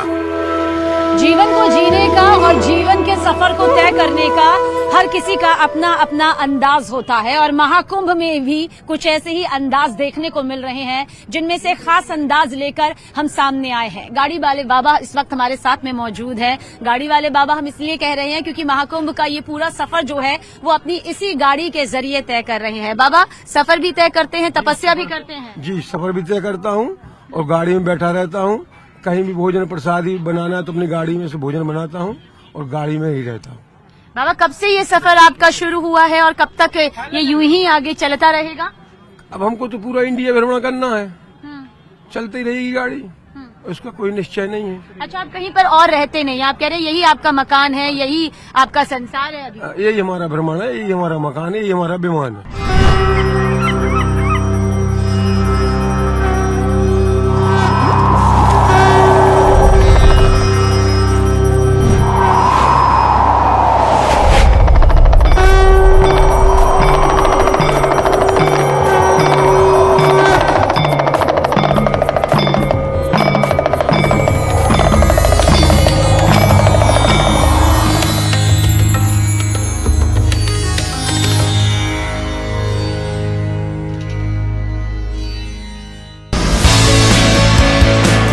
জিপিটিক প্ৰত্যাহ্বান জনাই অসমীয়া যুৱকৰ নতুন টাইপিং ছফটৱেৰ।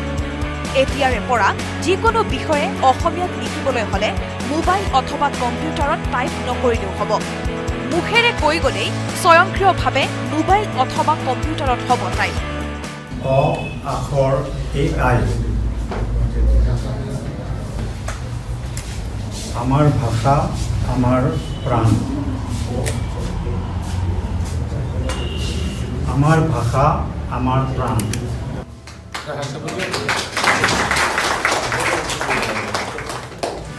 মুকলি হল নতুন টাইপিং ছফটৱেৰ।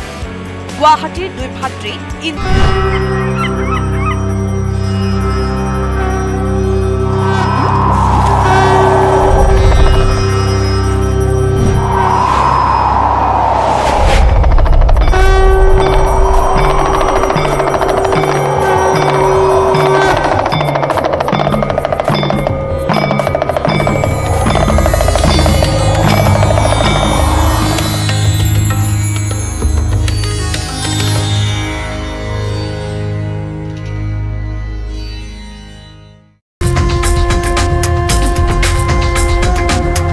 এই বিশেষ মহাকুম্ভত যোগী চৰকাৰে নিজৰ সম্পূৰ্ণ প্ৰচেষ্টা আগবঢ়াইছে।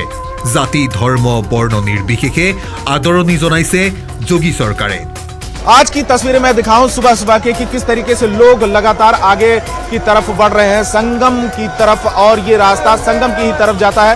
यहाँ से थोड़ी दूर पे ही संगम नोज है और लगातार श्रद्धालुओं का जो तांता है वो टूटने का नाम नहीं ले रहा है, जोश भी है। इन लोगों से बात करते हैं। कहाँ से आप? प्रतापगढ़ से। प्रतापगढ़। अभी स्नान करने जा रहे हो चुका है? जा रहे हैं जो है। तो कल कब के निकले थे? जी कल जो है दोपहर 12 बजे निकले हैं जो है। कितने लोग हो आप? जी हम लोग जो है 11 लोग हैं। 11 लोग। जी। भीड़ कैसी? भीड़ बहुत जबरदस्त है सर, भीड़ बहुत जबरदस्त है सर। आस्था का संगम है, आस्था का संगम है। हर हर महादेव। ये देखिए भीड़ एक बार तस्वीरों में कि लगातार हर हर महादेव, जय जय गंगे, ये यहाँ पर गूंज रहा है। संगम के आसपास का जो इलाका, महाकुंभ का क्षेत्र, और बड़ी संख्या में श्रद्धालु लगातार पहुंच रहे हैं। चाहे वो कितना किलोमीटर इनको पैदल चलना पड़े। लेकिन इनका कहना है कि मौनी अमावस्या का जो पवित्र स्नान है उसी दिन के लिए स्नान करने के लिए सोच के आए हुए थे। और एक तरफ की जो दूसरी जो तस्वीर है वो स्नान करने के बाद लोग यहाँ पर पहुँच रहे हैं। एक जो कतार है वो स्नान करने के लिए जा रही है और दूसरी कतार स्नान करने के बाद आ रही है। तो ये प्रशासन की गाड़ियां लगातार यहाँ पर आपको दिखाई भी दे रही हैं मुस्तैदी के साथ में। स्नान करने के बाद आए हो? हाँ जी। तो कितने बजे स्नान किया? Around 11:45 o'clock। 1:30 बजे स्नान, 2 मिनट का भी स्नान नहीं हुआ। क्यों? भीड़ ज्यादा थी? भीड़ बहुत भीड़ ज्यादा थी। हाँ, भीड़ ज्यादा।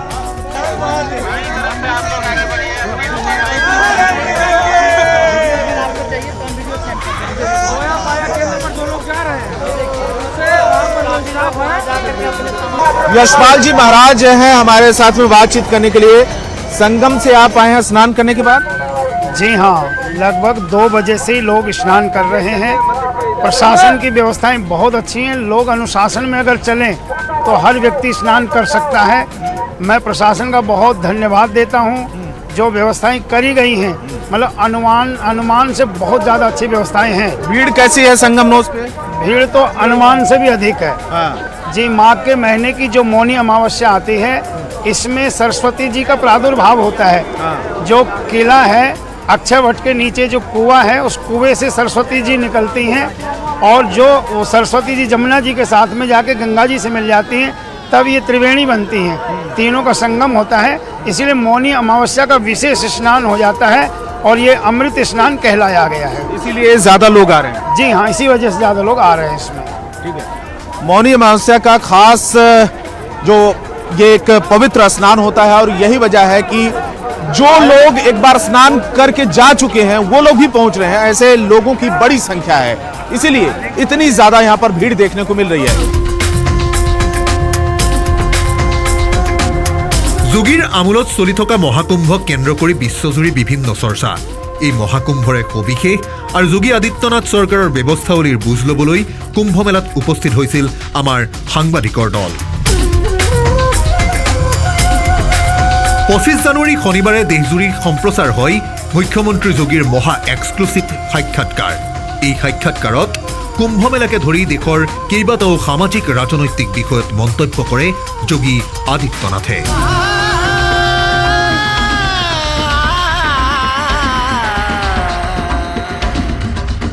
एक अद्भुत क्षण होता है ये, इसको शब्दों में नहीं व्यक्त किया जा सकता है।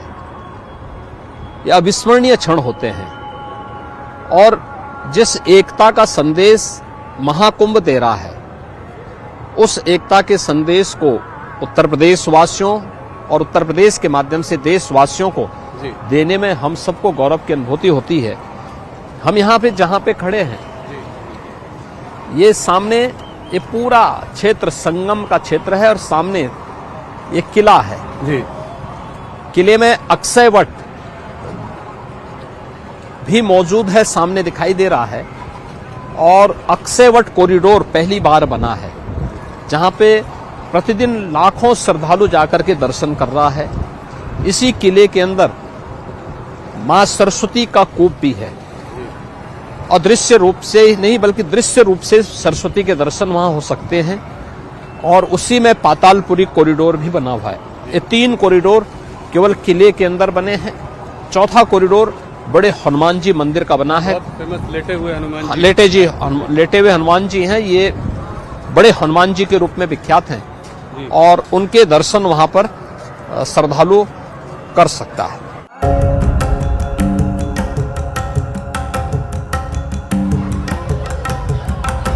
মহাকুম্ভত মৌনী অমাৱস্যাৰ দিনটোত অমৃত স্নান কৰিবৰ বাবে ভিৰ কৰিলেহি কোটি কোটি ভক্তই।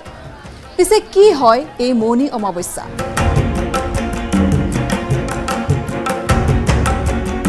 মাঘী অমাৱস্যা বা মৌনী অমাৱস্যাৰ দিনা পবিত্ৰ নদীত স্নান কৰিলে যিকোনো ভক্তই মুখ লাভৰ পিনে গতি কৰে।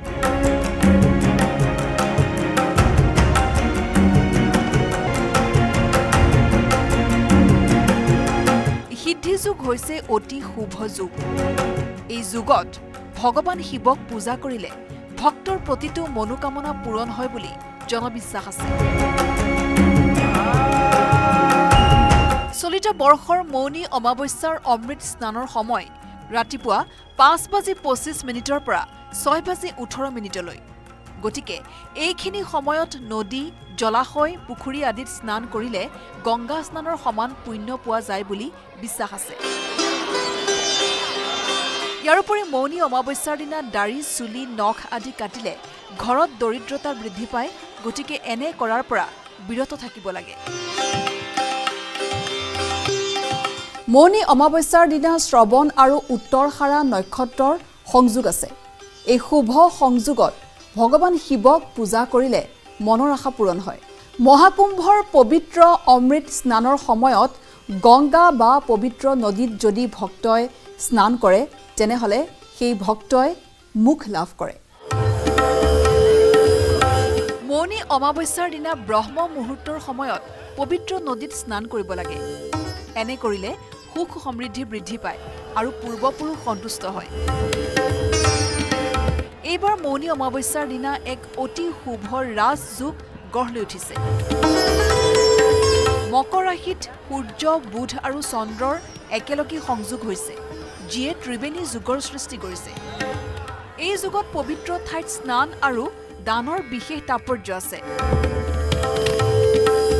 যদি আপুনি মহাদেৱৰ আশীৰ্বাদ লাভ কৰিব বিচাৰে তেন্তে মৌনী অমাৱস্যাৰ দিনা স্নান আৰু ধ্যান কৰি ভক্তিৰে ভগৱান শিৱক পূজা কৰক। এই সময়ত গংগাৰ পানীত কলা তিল মিহলাই ভগৱান শিৱক অৰ্পণ কৰিব লাগে। একে সময়তে পূজাৰ পিছত কলা তিল দান কৰিলেও শুভ ফল পোৱা যায়। আনহাতে ৰাশি চক্ৰত শুভ গ্ৰহসমূহক শক্তিশালী কৰিব বিচাৰিলে মৌনী অমাৱস্যাৰ দিনা ঘেঁহু, চাউল, সৰিয়হ, কুঁহিয়াৰ, দালি আদি বস্তু দান কৰিব লাগে। এইবোৰ খাদ্য দান কৰিলে ৰাশি চক্ৰত শুভ গ্ৰহবোৰ শক্তিশালী হৈ পৰিব বুলি জনবিশ্বাস আছে।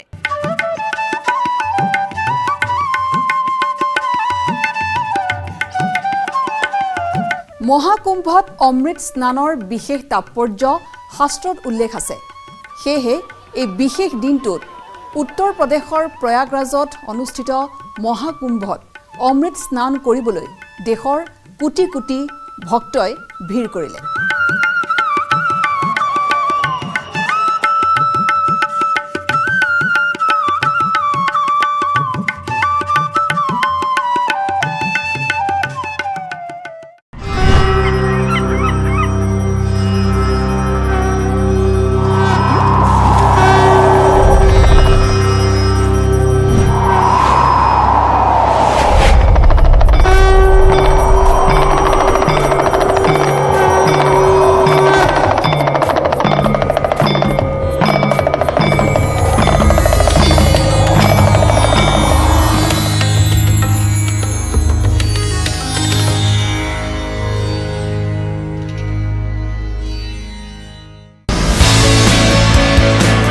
জিপিটিক প্ৰত্যাহ্বান জনাই অসমীয়া যুৱকৰ নতুন টাইপিং ছফ্টৱেৰ। এতিয়াৰে পৰা যিকোনো বিষয়ে অসমীয়াত লিখিবলৈ হ'লে মোবাইল অথবা কম্পিউটাৰত টাইপ নকৰিলেও হ'ব। মুখেৰে কৈ গ'লেই স্বয়ংক্ৰিয়ভাৱে মোবাইল অথবা কম্পিউটাৰত হ'ব টাইপ। অ আখৰ AI আমাৰ ভাষা আমাৰ প্ৰাণ। আমাৰ ভাষা আমাৰ প্ৰাণ।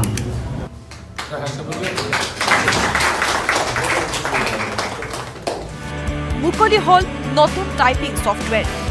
গুৱাহাটীৰ দুই ভাতৃ ইন্দ্ৰনীল তালুকদাৰ আৰু কাব্যনীল তালুকদাৰৰ প্ৰচেষ্টাত মুকলি কৰা হ'ল অ আখৰ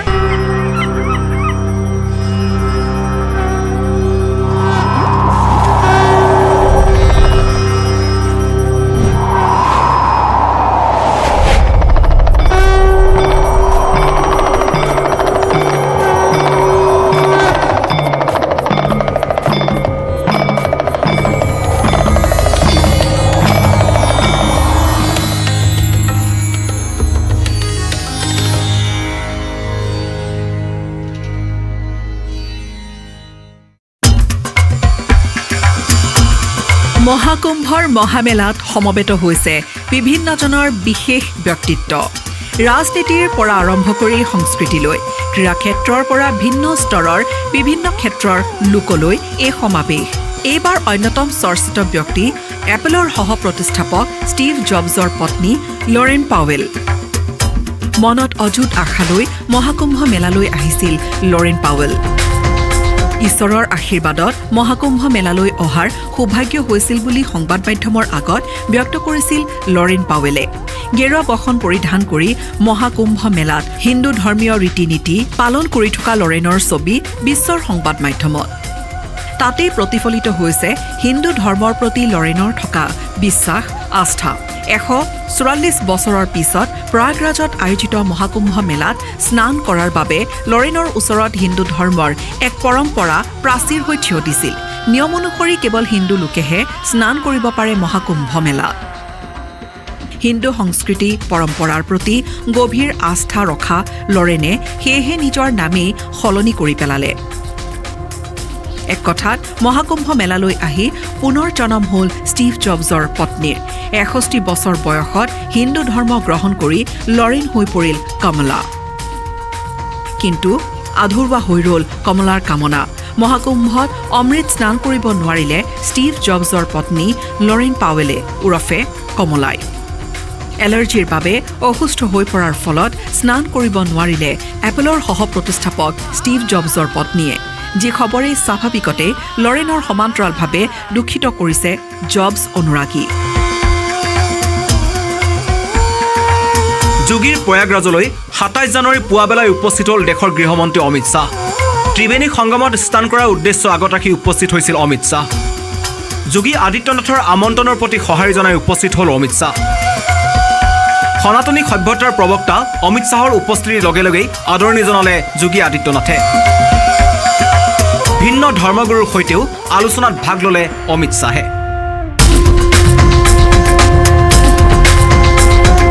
মহাকুম্ভৰ মহামেলা ধুমধামেৰে চলি আছে পুণ্যভূমি প্ৰয়াগৰাজত। ভিন্ন সাধু সন্তৰে ভৰপূৰ মহাকুম্ভত বিভিন্নজন চৰ্চালৈ আহিছে। তাৰে অন্যতম IIT বাবা ওৰফে অভয় সিং। সেই অভয় সিং বহিষ্কাৰ হ'ল আখাড়াৰ পৰা। बहुत अच्छे तरीके से आप बात कर रहे हैं, हमें लग रहा है कि आप पढ़े लिखे बहुत हैं। हाँ, IIT बॉम्बे से पढ़ा हुआ ना जी। IIT बॉम्बे से एरोस्पेस इंजीनियरिंग किया ना मैंने। IIT मुंबई से? हाँ। Aerospace engineering? हाँ। तो इस अवस्था में कैसे प्राप्त हुए? ये अवस्था तो सबसे बेस्ट अवस्था है। ज्ञान के पीछे चलते जाओ, कहाँ जाओगे? यहीं पे आओगे। रहने वाले कहाँ के थे आप? हरियाणा, मतलब जन्म स्थान हरियाणा है, रही तो बहुत जगह पे है। जैसे मुंबई में भी IIT मुंबई में थे, 4 साल वहाँ पे पढ़ाई की, फिर वहाँ से MDes किया, फिर मैं फोटोग्राफी इन सब में चला गया, आर्ट्स में, इंजीनियरिंग से 3 इडियट्स की तरह। अच्छा, तो जब आपने एरोस्पेस इंजीनियरिंग में पढ़ाई की उसके बाद कहीं नौकरी भी किया? कोचिंग में पढ़ाया ना मैंने, फिजिक्स पढ़ाया 1 साल। जो कोचिंग में इसलिए पढ़ाया जो कि वो मैं फोटोग्राफी में काम करना चाहता था, वो बिना डिग्री के कोई काम दे ही नहीं रहा था।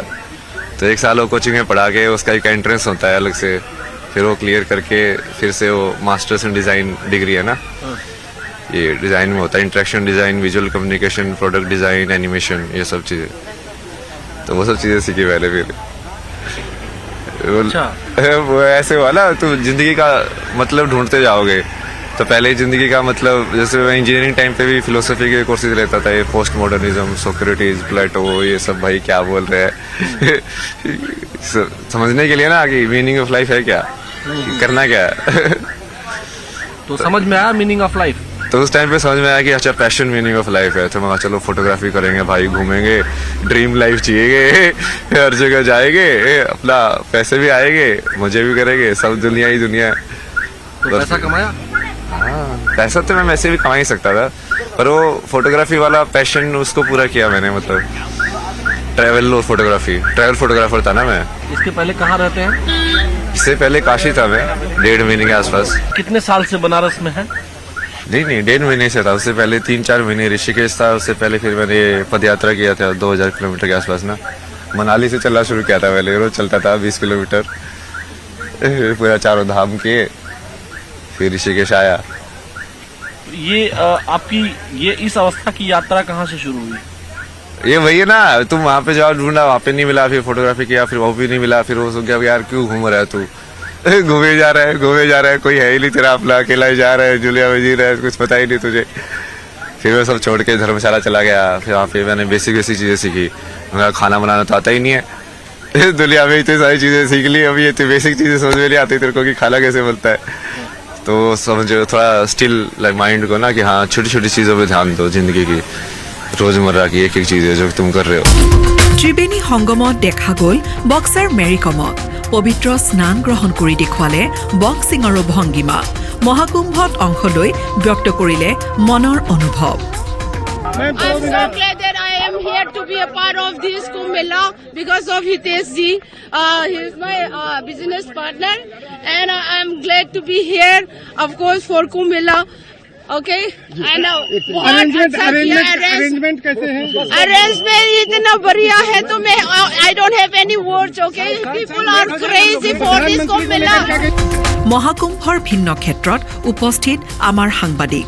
মহামিলন ভূমিৰ পৰা আমাৰ সাংবাদিকে বিভিন্ন সময়ত যুগুত কৰা প্ৰতিবেদন এই মুহূৰ্তত আপোনালোকলৈ। মই দেখুৱাইছোঁ এগৰাকী নাগা বাবা, জোনা আখাৰাৰ তেওঁ নাগা বাবা, বাবা শ্ৰী সন্ধ্যাগিৰি। তেওঁ বৰ্তমান স্নান কৰি আহিছে আৰু তেওঁলোকৰ লগত যি তেওঁলোকৰ জোনা আখাৰাৰ সকলোৱে স্নান কৰি আহিছিলে। আৰু মই পুনৰ জানিবলৈ চেষ্টা কৰিম।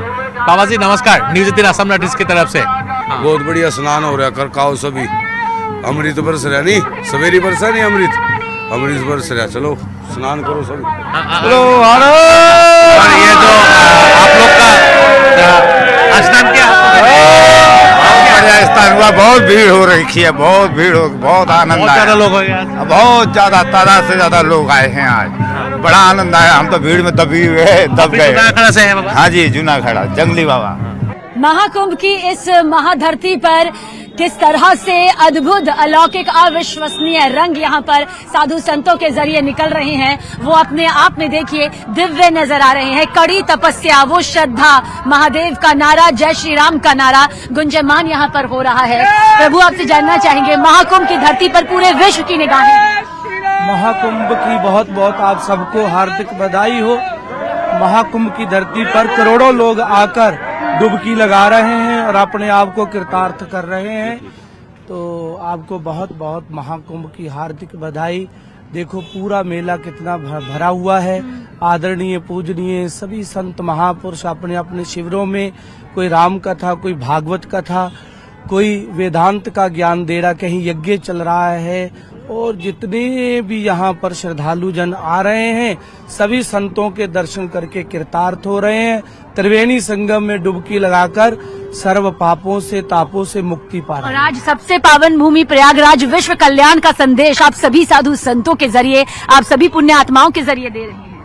जी, मैं श्री पंचायती महानिर्वाणी अखाड़ा का महामंडलेश्वर स्वामी दिव्यानंद पुरी पठानकोट पंजाब से सभी जितने भी यहाँ पर श्रद्धावान आ रहे हैं और घर में बैठकर जितने भी इस महाकुंभ नगरी का नजारा देख रहे हैं, संतों के दर्शन कर रहे हैं, उन सबको बहुत बहुत हार्दिक शुभकामनाएं देता हूँ।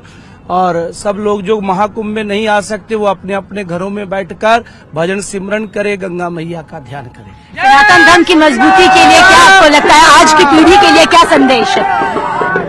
तो देखिए यही है, हर हर महादेव के नारे के साथ में, जय श्री राम के नारे के साथ में पावन भूमि गुंजन मान इस वक्त हो रही है। और ये बातचीत हमारे साथ इन्होंने की है। कहा जा सकता है कि यही है प्रयागराज, यही है महाकुंभ, यही है वो सफर जो इस वक्त करोड़ों दर्शक हमारे साथ तय कर रहे हैं महाकुंभ की धरती से।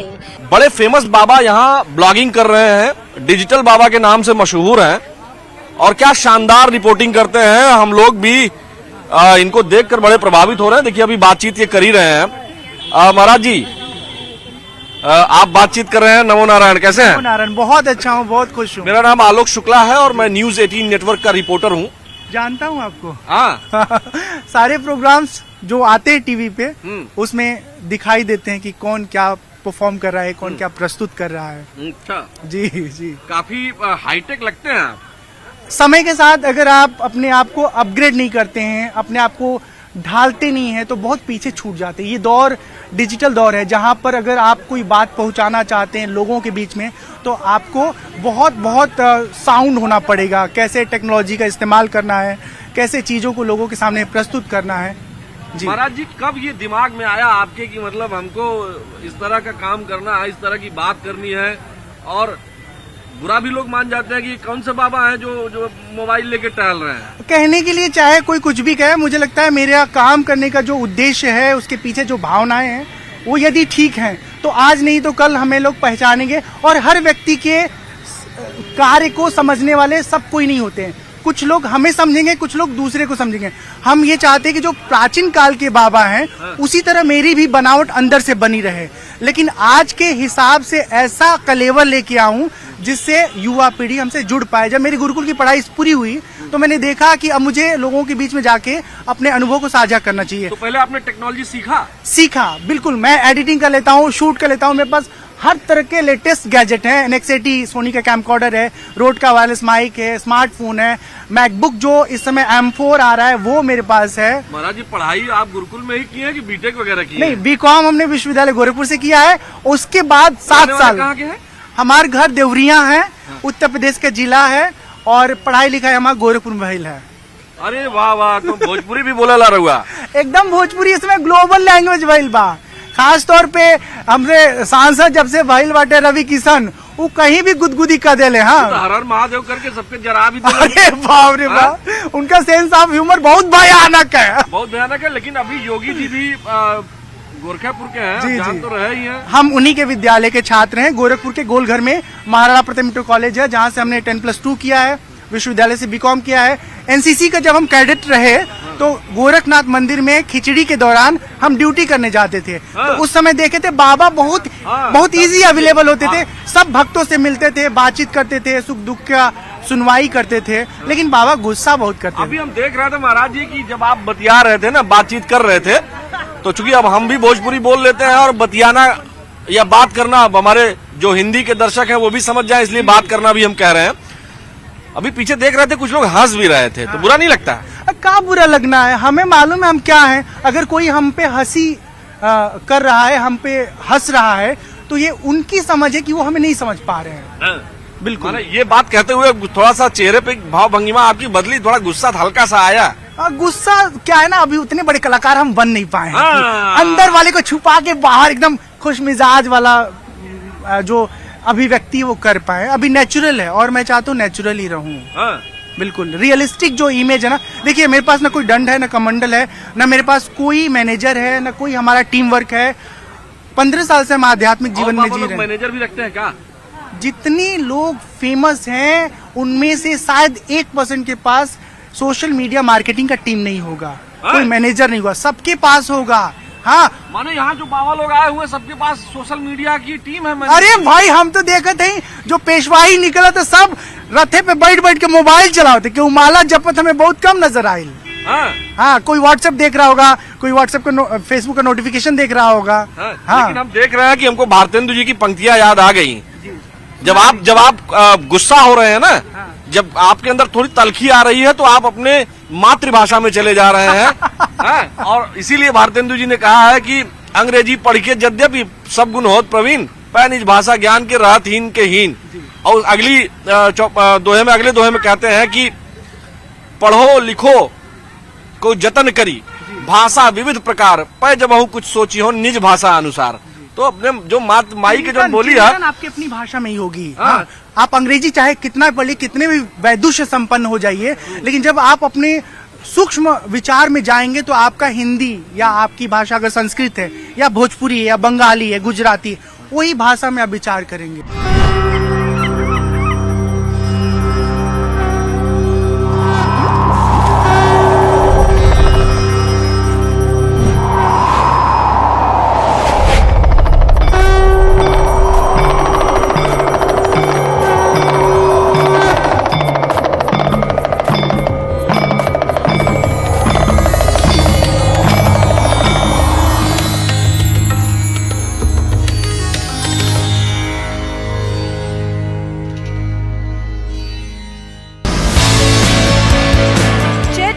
প্ৰত্যাহ্বান জনাই অসমীয়া যুৱকৰ নতুন টাইপিং ছফ্টৱেৰ। এতিয়াৰে পৰা যিকোনো বিষয়ে অসমীয়াত লিখিবলৈ হলে মোবাইল অথবা কম্পিউটাৰত টাইপ নকৰিলেও হ'ব। মুখেৰে কৈ গলেই স্বয়ংক্ৰিয়ভাৱে মোবাইল অথবা কম্পিউটাৰত হ'ব টাইপ। অ আখৰ AI আমাৰ ভাষা আমাৰ প্ৰাণ। আমাৰ ভাষা আমাৰ প্ৰাণ।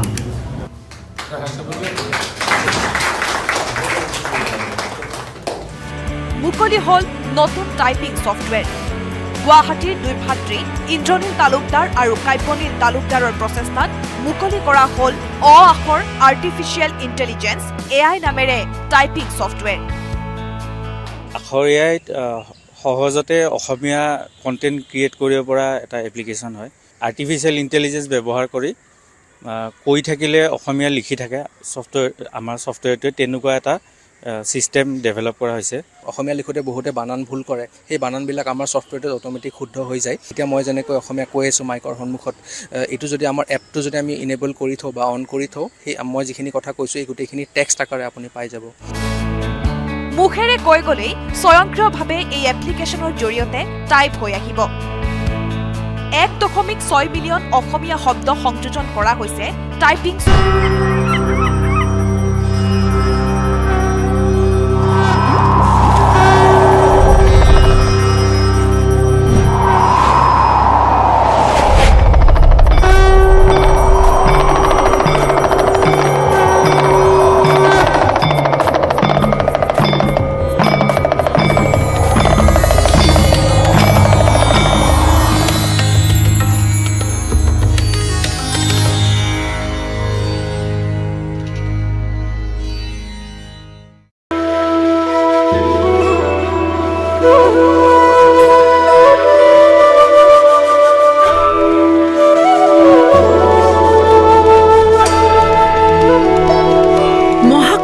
মহাসমাৱেশত ভিন্ন অখাৰাৰ সমাহাৰ, ভিন্ন প্ৰান্তৰ বিভিন্ন অখাৰা, সন্ত মহন্তৰ পৰিচালনাৰে নিয়ন্ত্ৰণৰ আখাৰা, 3 ভাগত বিভক্ত 13টা আখাৰা। মহাকুম্ভৰ মহামেলা চলি আছে। সমাৱেশ ঘটিছে ভিন্ন প্ৰান্তৰ ভক্ত সন্ত পৰ্যটকৰ। তাৰ মাজতে চৰ্চা চলিছে আখাৰাৰ। শৈৱী, বৈৰাগী আৰু উদাসীন আখাৰাৰ সাধুৰে ভৰিছে মহাকুম্ভ। প্ৰশিক্ষণ কঠোৰ, আধ্যাত্মিক অনুশীলন, ধ্যান, শাস্ত্ৰ অধ্যয়ন আৰু পৰম্পৰাগত ভাৰতীয় মল্লযুঁজ আৰু যুদ্ধ কলাৰ দৰে শাৰীৰিক ব্যায়ামৰ সংমিশ্ৰণ এই আখাৰা। এয়া জোন আখাৰা। 13টা আখাৰাৰ এয়া সৰ্ববৃহৎ। শৈৱ দৰ্শন মানি চলা এই আখাৰাই পূজা কৰে ভগৱান দত্তাত্ৰেয়। কিন্নৰ আখাৰাও এই জোনা আখাৰাৰেই অংশ। চৰ্চাত থকা নগা বাবাসকলো অংশ বিশেষ এই জোনা আখাৰাৰ। এই আখাৰাৰ আছে আধ্যাত্মিক আৰু যুদ্ধ প্ৰশিক্ষণৰ এক চহকী পৰম্পৰা। আচাৰ্য মহামণ্ডলেশ্বৰ স্বামী অভেদানন্দে পৰিচালনা কৰা জোনা আখাৰা বৰ্তমান চৰ্চিত। দ্বিতীয় বৃহত্তম আখাৰা হিচাপে শ্ৰী পঞ্চায়তী নিৰঞ্জনী আখাৰা 904 খ্ৰীষ্টাব্দত গুজৰাটত প্ৰতিষ্ঠিত এই আখাৰাৰ সাধুৰো সমাগম মহাকুম্ভত। প্ৰধানকৈ কাৰ্তিকেয়ক পূজা কৰা এই আখাৰাৰ আছে বহু ডক্টৰেট ডিগ্ৰীধাৰী, স্নাতকোত্তৰ ডিগ্ৰীধাৰী সন্ত। প্ৰয়াগৰাজৰ অন্যতম মহানিৰ্বাণী আখাৰাও অন্যতম এই মহাকুম্ভত। প্ৰজ্ঞা আৰু আধ্যাত্মিক শিক্ষাৰে সমৃদ্ধ এই আখাৰাৰ আৰাধ্য কপিলমণি। কুম্ভ মেলাৰ পবিত্ৰ সমাৱেশ আৰু অনুষ্ঠানত অংশগ্ৰহণ কৰা কিন্নৰ আখাৰা হৈছে এক অনন্য আৰু সৰ্বাংগীন আধ্যাত্মিক সম্প্ৰদায়। পৰম্পৰাগত আখাৰাসকল প্ৰধানকৈ পুৰুষৰ হোৱাৰ বিপৰীতে কিন্নৰ আখাৰাই তৃতীয় লিংগৰ ব্যক্তিসকলক তেওঁলোকৰ ভক্তি আৰু আধ্যাত্মিকতা প্ৰকাশৰ বাবে এক মঞ্চ প্ৰদান কৰে। অন্যান্য আখাৰাৰ সমান্তৰালকৈ কুম্ভমেলা শোভাযাত্ৰাত তেওঁলোকৰ অংশগ্ৰহণেৰে ব্যপ্ত হিন্দু সম্প্ৰদায়ৰ ভিতৰত তৃতীয় লিংগৰ ব্যক্তিসকলৰ গ্ৰহণযোগ্যতা আৰু স্বীকৃতিৰ ওপৰত আলোকপাত কৰে। ইয়াৰ উপৰিও আছে বৈষ্ণৱ আখাৰা, যাৰ উপস্থিতিয়ে গাম্ভীৰ্যপূৰ্ণ কৰি তুলিছে মহাকুম্ভৰ মহামেলা। संतों का श्रृंगार होता है भस्म और रुद्राक्ष, और इसी से सुसज्जित एक संत हमारे साथ है। कहाँ से आए बाबा? मेरा नाम महंत वशिष्ठ गिरी रुद्राक्ष वाले बाबा जी है और गुरु जी का नाम थानापति घनानंद गिरी जी महाराज है और हमारे दादा गुरु जी के नाम सभापति प्रेम गिरी जी महाराज है। हम जूना अखाड़े से रहने वाले हैं और आए हैं हम उत्तराखंड से। कितने रुद्राक्ष हैं आपके शरीर पर? ये लगभग जो है 1.25 लाख दाने का बना हुआ है जी। कैसे कैसे? बहुत भारी होगा, वजन काफी होगा। हाँ, वजन तो काफी है। और कैसा लग रहा है इस बार कुंभ? इस बार कुंभ बहुत आनंद आ रहा है। अब की बार जो है 2019 से ज्यादा कुंभ अच्छा है। अभी क्या संदेश देंगे सनातनियों को? मैं सनातनियों को संदेश दे रहा हूँ, आप भी आइए और महाकुंभ में आस्था की डुबकी लगाइए और गंगा जी का मोक्ष का प्राप्त पावें और यथा अनुकूल गंगा नहाने के बाद यथा अनुकूल जो है दान पुण्य करना चाहिए। दान पुण्य से जो है पाप विनाश होता है। क्या नाम है आपका? समझना। नेपाल से कितने लोग हैं यहाँ पर? बहुत सारे हैं। अभी तो जूना आखड़ा में भी कितना लोग हैं नेपाल से, तो अच्छा लग रहा है सब कुछ दिखने में। ऐसे ही ठीक है। आप भी नेपाल से? नेपाल से। आप लोग कब आए? हफ्ता दिन। और नेपाल से तो आप लोगों को नागा बाबा का दर्शन हुआ? होगा, बहुत अच्छा लगा। आप भी नेपाल से? नेपाल से। और आप कहाँ से? मैं वृंदावन से हूँ। आप लोग जूना अखाड़ा से क्या? जूना अखाड़ा से रह रही हूँ, वैसे हम वृंदावन से है, गौड़ीय संप्रदाय में है। अच्छा। जी। तो इस बार तो बहुत अच्छा प्रबंध किया ना? बहुत अच्छा लग रहा है, बहुत अच्छा। कैसा लगा आपको ये यहाँ पे जो इस बार सरकार ने व्यवस्था किया है? हाँ, मैनेजमेंट बहुत अच्छा है। मैनेजमेंट तो मानना पड़ेगा, भारत से कुछ सीखना पड़ेगा नेपाल को भी। बहुत अच्छा है, बहुत ही अच्छा, क्या बोलूँ, शब्द ही नहीं है। और ये जो आप लोग का खाने का रहने का सब बंदोबस्त हुआ है? हाँ, जूना आखड़ा में हम रह रहे हैं, वहाँ पे खाना ये बहुत अच्छा है। और नागा बाबा को मिला कि नहीं? नागा बाबा को मिला, नागा बाबा को भी दर्शन किया, संत को भी दर्शन किया। अच्छा लग रहा है, बहुत ही अच्छा, ब्लेस्ड। आप क्या करते हैं नेपाल में से? मैं जॉब करती थी, अभी नहीं, तो अभी मैं बाहर से आई हूँ।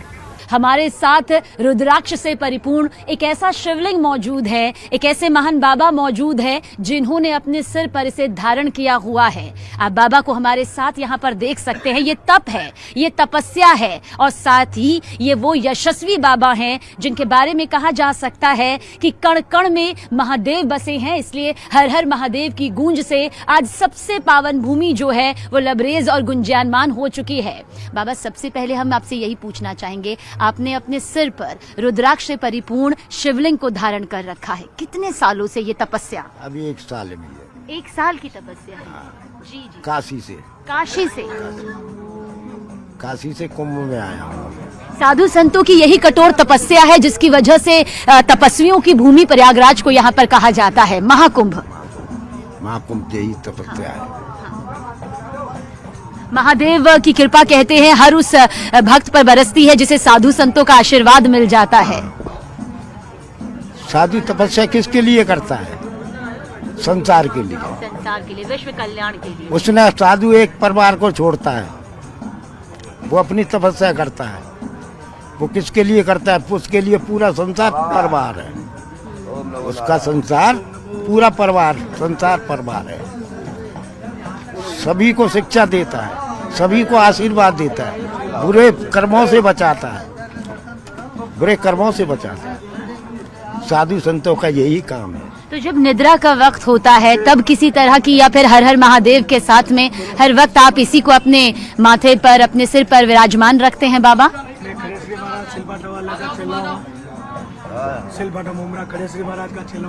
देखिए, आप इस यज्ञ भूमि को भी यहाँ पर देख सकते हैं। आशीर्वाद न्यूज 18 इंडिया के जरिए करोड़ों दर्शक जो हैं इस वक्त ले सकते हैं क्योंकि प्रयागराज महाकुंभ इस वक्त जारी है। और बाबा, हम आपसे यही जानना चाहते थे, कुछ और क्रियाओं में कभी आपको कुछ तरह की समस्या, कभी निद्रा क्रिया में या फिर हर हर महादेव के नाम के साथ सब आसान? मैं तो उसके अर्पण हो गया जी। मैंने तो सब कुछ, शरीर भी उसी को दे दिया, अपने पास कुछ नहीं। विश्व कल्याण। देखिए, एक साधु संत जब तपस्या करते हैं तो विश्व कल्याण यहाँ पर सामने आता है। न सिर्फ अपना कल्याण, न सिर्फ आत्मा की शुद्धि, मोक्ष की प्राप्ति, बल्कि विश्व अग्रसर हो विकास की तरफ, मोक्ष की तरफ, आत्मा की शुद्धि की तरफ, यही मकसद यहाँ पर नजर आता है। देश विदेश से भी लोग आ रहे हैं। अगर उनको अच्छी व्यवस्था अपन देंगे, देश विदेश में अच्छा मैसेज पहुंचेगा, तो अपने भारत का नाम और बड़ाई होगी। तो ये सब साधु संदेश में लगे, तपस्या करने में लगे, कोई कई प्रकार से, कोई कई प्रकार से, है ना। तो हम तो देश के और आप लोगों के लिए, धर्म के लिए भजन कर रहे हैं, तब कर रहे हैं नंगे भूख। हमें कुछ चीज़ का लोग लालच नहीं है। ये भी आप सब कुछ ले सकते हैं कि हम नांगा साधु हैं। अपना भारत देश महान है, इसमें इसी एक से एक ऋषि मुनि डटे हैं, जो चाहें वो कर सकते हैं। आजकल क्या बोले की ज़रूरत नहीं है, गोली की जरूरत, एक गोली की ज़रूरत नहीं है, बोली की ज़रूरत है। साधु संत जो कह दिए वो हो जाएगा। रामायण में लिखा है कि मोर वचन पर जाए फीका, संत वचन पत्थर का लीका। अगर जो संत बोल दें वो आज है, निश्चित है। मन संत तपस्या करे, जब वो करें। आप कितने साल की उम्र में नागा बाबा बने? 10 साल की उम्र में। और अभी जो आप भोजन करते हैं दिन में कितने बार करते हैं? भोजन की कोई चिंता करी नहीं है। अगर बाबा बने तो भोजन क्या करना, घर में रहते आप जैसी हैं, पत्ती बील पत्त कुछ खा कर रह जाते हैं। साधना ओल महादेव वो सब कुछ देख रहे बारे ना, भाभाई मेट सकतर पुरारी, वो तो मौत के भी दाता हैं, अपन उनके बेटे हैं, उनके शरण में रहते, हमें कुछ नहीं होगा। ये भोलेनाथ का आशीर्वाद है और सब पे ही आशीर्वाद है। हर युग में आदि अनंत में सिर्फ महादेव हैं, हर चीज़ें महादेव है। उनकी कृपा अपन बोल रहे हैं, आप आए हो, आप देश विदेश में अच्छी मैसेज रहे, हम और आपके परिवार को और सभी न्यूज वालों को बहुत बहुत आशीर्वाद देना चाहते हैं। ऐसे देश में अच्छी मैसेज तो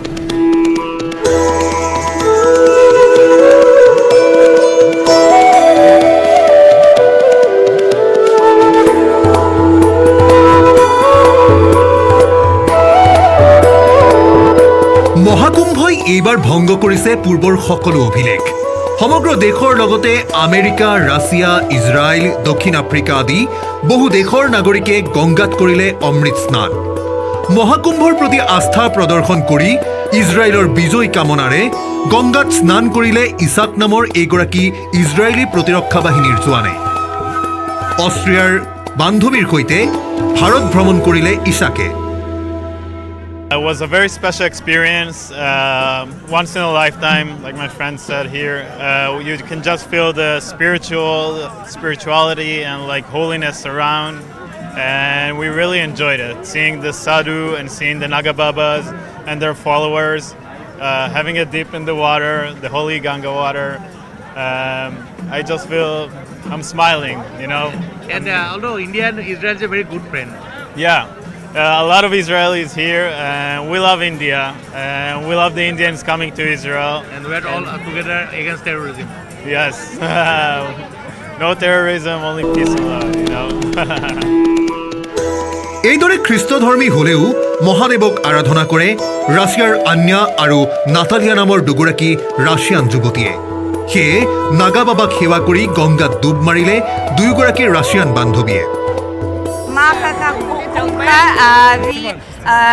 Great festival. Me going special in I'm Goa, Russia,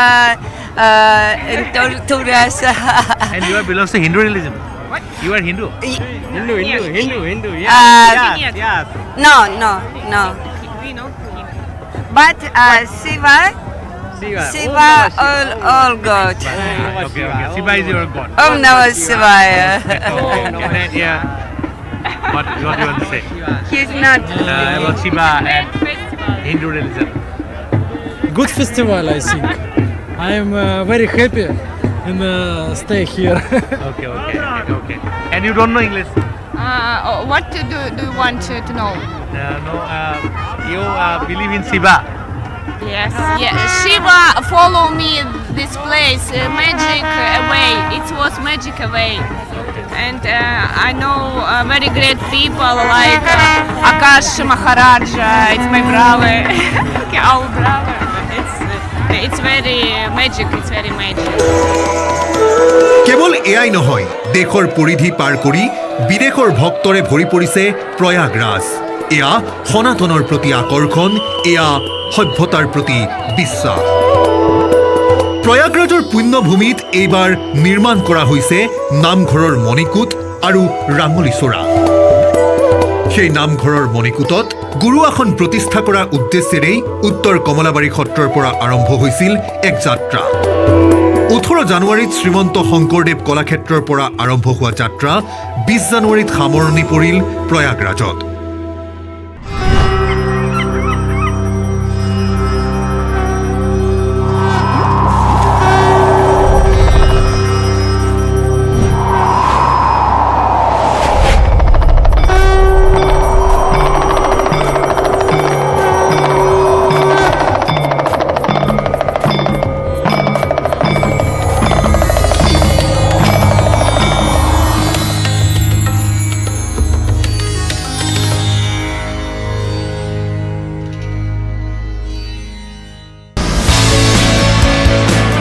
জিপিটিক প্ৰত্যাহ্বান জনাই অসমীয়া যুৱকৰ নতুন টাইপিং ছফটৱেৰ এতিয়াৰে পৰা যিকোনো বিষয়ে অসমীয়াত লিখিবলৈ হলে মোবাইল অথবা কম্পিউটাৰত টাইপ নকৰিলেও হ'ব মুখেৰে কৈ গলেই স্বয়ংক্ৰিয়ভাৱে মোবাইল অথবা কম্পিউটাৰত হ'ব টাইপ অ আখৰ AI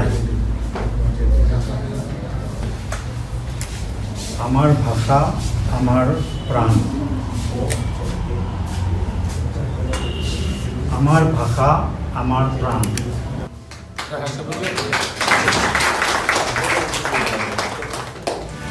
মুকলি হল নতুন টাইপিং ছফটৱেৰ গুৱাহাটীৰ দুই ভাতৃ ইন্দ্ৰনীল তালুকদাৰ আৰু কাব্যনীল তালুকদাৰৰ প্ৰচেষ্টাত মুকলি কৰা হল অ আখৰ আৰ্টিফিচিয়েল ইণ্টেলিজেন্স AI নামেৰে টাইপিং ছফটৱেৰ আখৰ AIত সহজতে অসমীয়া কন্টেন্ট ক্ৰিয়েট কৰিব পৰা এটা এপ্লিকেশ্যন হয় আৰ্টিফিচিয়েল ইণ্টেলিজেন্স ব্যৱহাৰ কৰি কৈ থাকিলে অসমীয়া লিখি থাকে ছফটৱেৰ আমাৰ ছফটৱেৰটোৱে তেনেকুৱা এটা সিস্টেম ডেভেলপ কৰা হৈছে অসমীয়া লিখোতে বহুতে বানান ভুল কৰে সেই বানানবিলাক আমাৰ ছফটৱেৰটোত অটোমেটিক শুদ্ধ হৈ যায় এতিয়া মই যেনেকৈ অসমীয়া কৈ আছোঁ মাইকৰ সন্মুখত এইটো যদি আমাৰ এপটো যদি আমি ইনেবল কৰি থওঁ বা অন কৰি থওঁ সেই মই যিখিনি কথা কৈছোঁ এই গোটেইখিনি টেক্সট আকাৰে আপুনি পাই যাব মুখেৰে কৈ গলেই স্বয়ংক্ৰিয়ভাৱে এই এপ্লিকেশ্যনৰ জৰিয়তে টাইপ হৈ আহিব 1.6 মিলিয়ন অসমীয়া শব্দ সংযোজন কৰা হৈছে টাইপিং ছফটৱেৰত অ আখৰ AI ছফটৱেৰ বিভিন্ন ৱেবছাইটত উপলব্ধ হ'ব গুগলত আখৰ.in চাৰ্চ কৰিব পাৰিব এই ছফটৱেৰ মোবাইল লেপটপত ইনষ্টল কৰিব পাৰিব সমগ্ৰ বিশ্বতে আমাৰ ইউজাৰ্ছ আছে আৰু আমাৰ পেইড ইউজাৰ্ছো আছে আচলতে এই এপ্লিকেশ্যন এটা ছাবস্ক্ৰিপশ্যন বেছড মডেলত চলে অৰ্থাৎ মানুহে যদি কাৰোবাক এমাহৰ বাবে এই এপ্লিকেশ্যনটো লাগে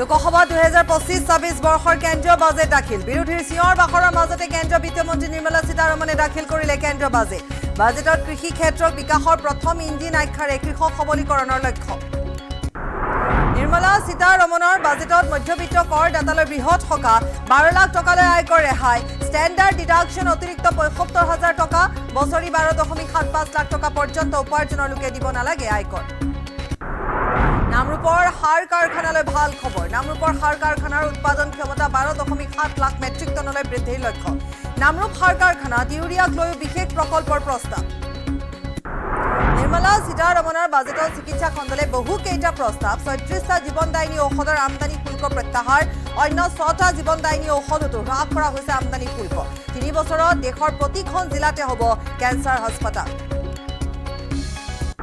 মুখ্যমন্ত্ৰী হিমন্ত বিশ্ব শৰ্মাৰ আজি উপজাতি জন্মদিনৰ শুভেচ্ছা দিবলৈ নিশা মুখ্যমন্ত্ৰীৰ চৰকাৰী বাসগৃহত সমৰ্থক তথা অনুৰাগীৰ ভিৰ বহিৰাজ্যৰ পৰা অহা অনুৰাগীয়ে মুখ্যমন্ত্ৰীক দিলে বিশেষ উপহাৰ অসম সাহিত্য সভাৰ পাঠশালা অধিৱেশনৰ আজি দ্বিতীয় দিন সত্যদেৱ ক্ষেত্ৰত অনুষ্ঠিত হৈছে অসম সাহিত্য সভাৰ ৭৭তম দ্বিবাৰ্ষিক অধিৱেশন আজি মূল পতাকা বেদীত উত্তোলন হ'ব ৭৭খন পতাকা দ্বিতীয় পতাকা বেদীত একেলগে উত্তোলন হ'ব 108খন পতাকা নিৰ্বাচনৰ প্ৰাক্ষণত আম আদমি পাৰ্টিৰ মুখ্য আঘাত টিকেট নোপোৱাৰ বাবে আপৰ 8জনকৈ বিধায়কৰ পদত্যাগ ৰাজধানী দিল্লীৰ বিধানসভা নিৰ্বাচনলৈ মাজত মাথো 4টা দিন থকা অৱস্থাত দল এৰিছে ইজনৰ পিছত সিজন আপ নেতাই আমেৰিকাৰ ফিলাডেলফিয়াত পুনৰ বিমান দুৰ্ঘটনা শুকুৰবাৰে নিশা 6গৰাকী যাত্ৰী কঢ়িয়াই নিয়া এখন ব্যক্তিগত বিমান দুৰ্ঘটনাগ্ৰস্ত ফিলাডেলফিয়া বিমানবন্দৰৰ পৰা উৰা মৰাৰ কিছু সময় পাছতে দুৰ্ঘটনাত পতিত হয় বিমানখন ফিলাডেলফিয়াৰ পৰা স্প্ৰিংফিল্ড ব্ৰেনছন ৰাষ্ট্ৰীয় বিমানবন্দৰলৈ গৈ আছিল উত্তৰাখণ্ডৰ ৰাষ্ট্ৰীয় ক্ৰীড়াত অসমৰ নৱাগত খেলুৱৈৰ সফলতা সাঁতোৰত অসমৰ শুভ্ৰা নশ্বিনী প্ৰিয়দৰ্শিনী ৰূপৰ পদক ভাৰোত্তোলনত দিতিমণি সোণোৱালৰ ৰূপৰ পদক লাভ ৰাষ্ট্ৰীয় ক্ৰীড়াত অসমৰ পদকৰ সংখ্যা 9টালৈ বৃদ্ধি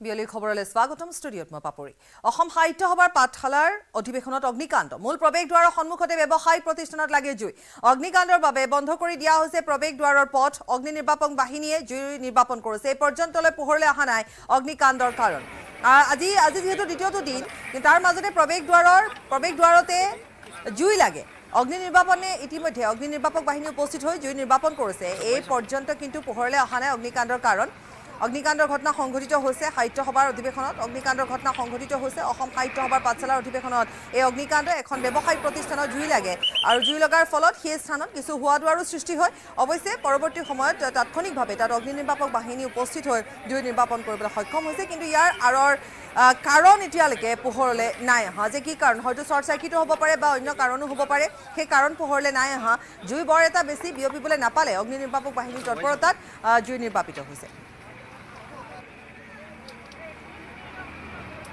দোকানখন মানে ইয়াতে লোৱা আছিল ইয়াতে মাংসৰ দোকান আছিল মানে ওপৰৰ পৰা ফিৰিঙতি কিবা পৰিছিল খেৰি ঘৰ যিহেতু ওপৰৰ পৰা পৰি তাৰে হেৰি হৈ আছিল তাৰপিছত সেই লিক হৈ কিনে সেইটো পৰি কিনে সেনেকৈ লাগি গ'ল নমিতা ৰয়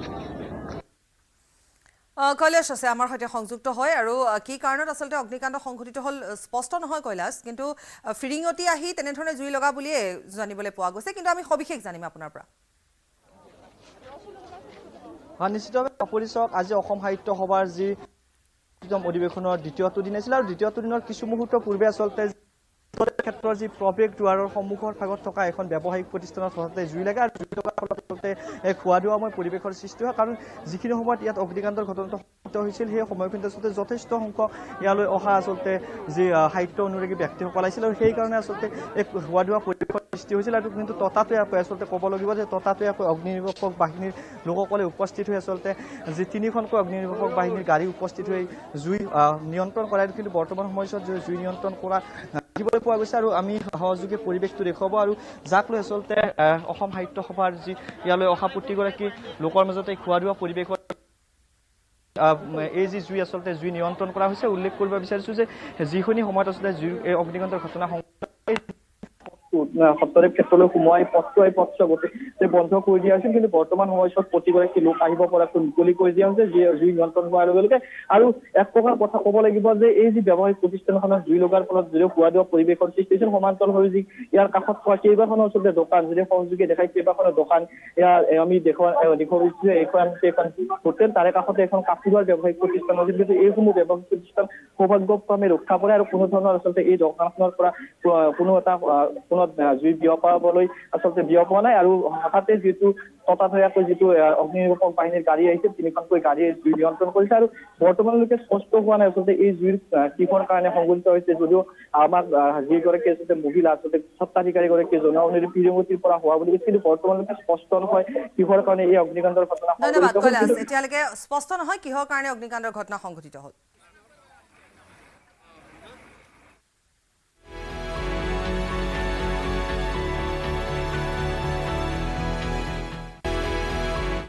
$12 লাখ টকালৈ আয়কৰ ৰেহাই দিয়া হৈছে আজি যেহেতু 2025-26 বৰ্ষৰ বিত্তীয় বাজেট দাখিল কৰা হ'ল আৰু তাত বিশেষভাৱে কেইটামান গুৰুত্বপূৰ্ণ দিশ আছিল আৰু সেয়া হৈছে যে 12 লাখ টকালৈকে আয়কৰ ৰেহাই দিয়া হৈছে এই ঘোষণা বিত্তমন্ত্ৰী নিৰ্মলা সীতাৰমণৰ মধ্যবিত্ত কৰদাতালৈ বৃহৎ সকাহ বছৰি আয় 12.75 লাখ টকালৈ দিব নালাগে এতিয়া কৰ 12 লাখ টকা যদি বছৰি আয় তেতিয়াহ'লে আপুনি আৰু টেক্স দিব নালাগে আয়কৰ দিব নালাগে বৃহৎ ৰেহাই বৃহৎ ঘোষণা বিত্তমন্ত্ৰী নিৰ্মলা সীতাৰমণৰ আজি বাজেট দাখিলৰ সময়ছোৱাত যিকেইটা ঘোষণা কৰিছিল তাৰ ভিতৰত অন্যতম ঘোষণা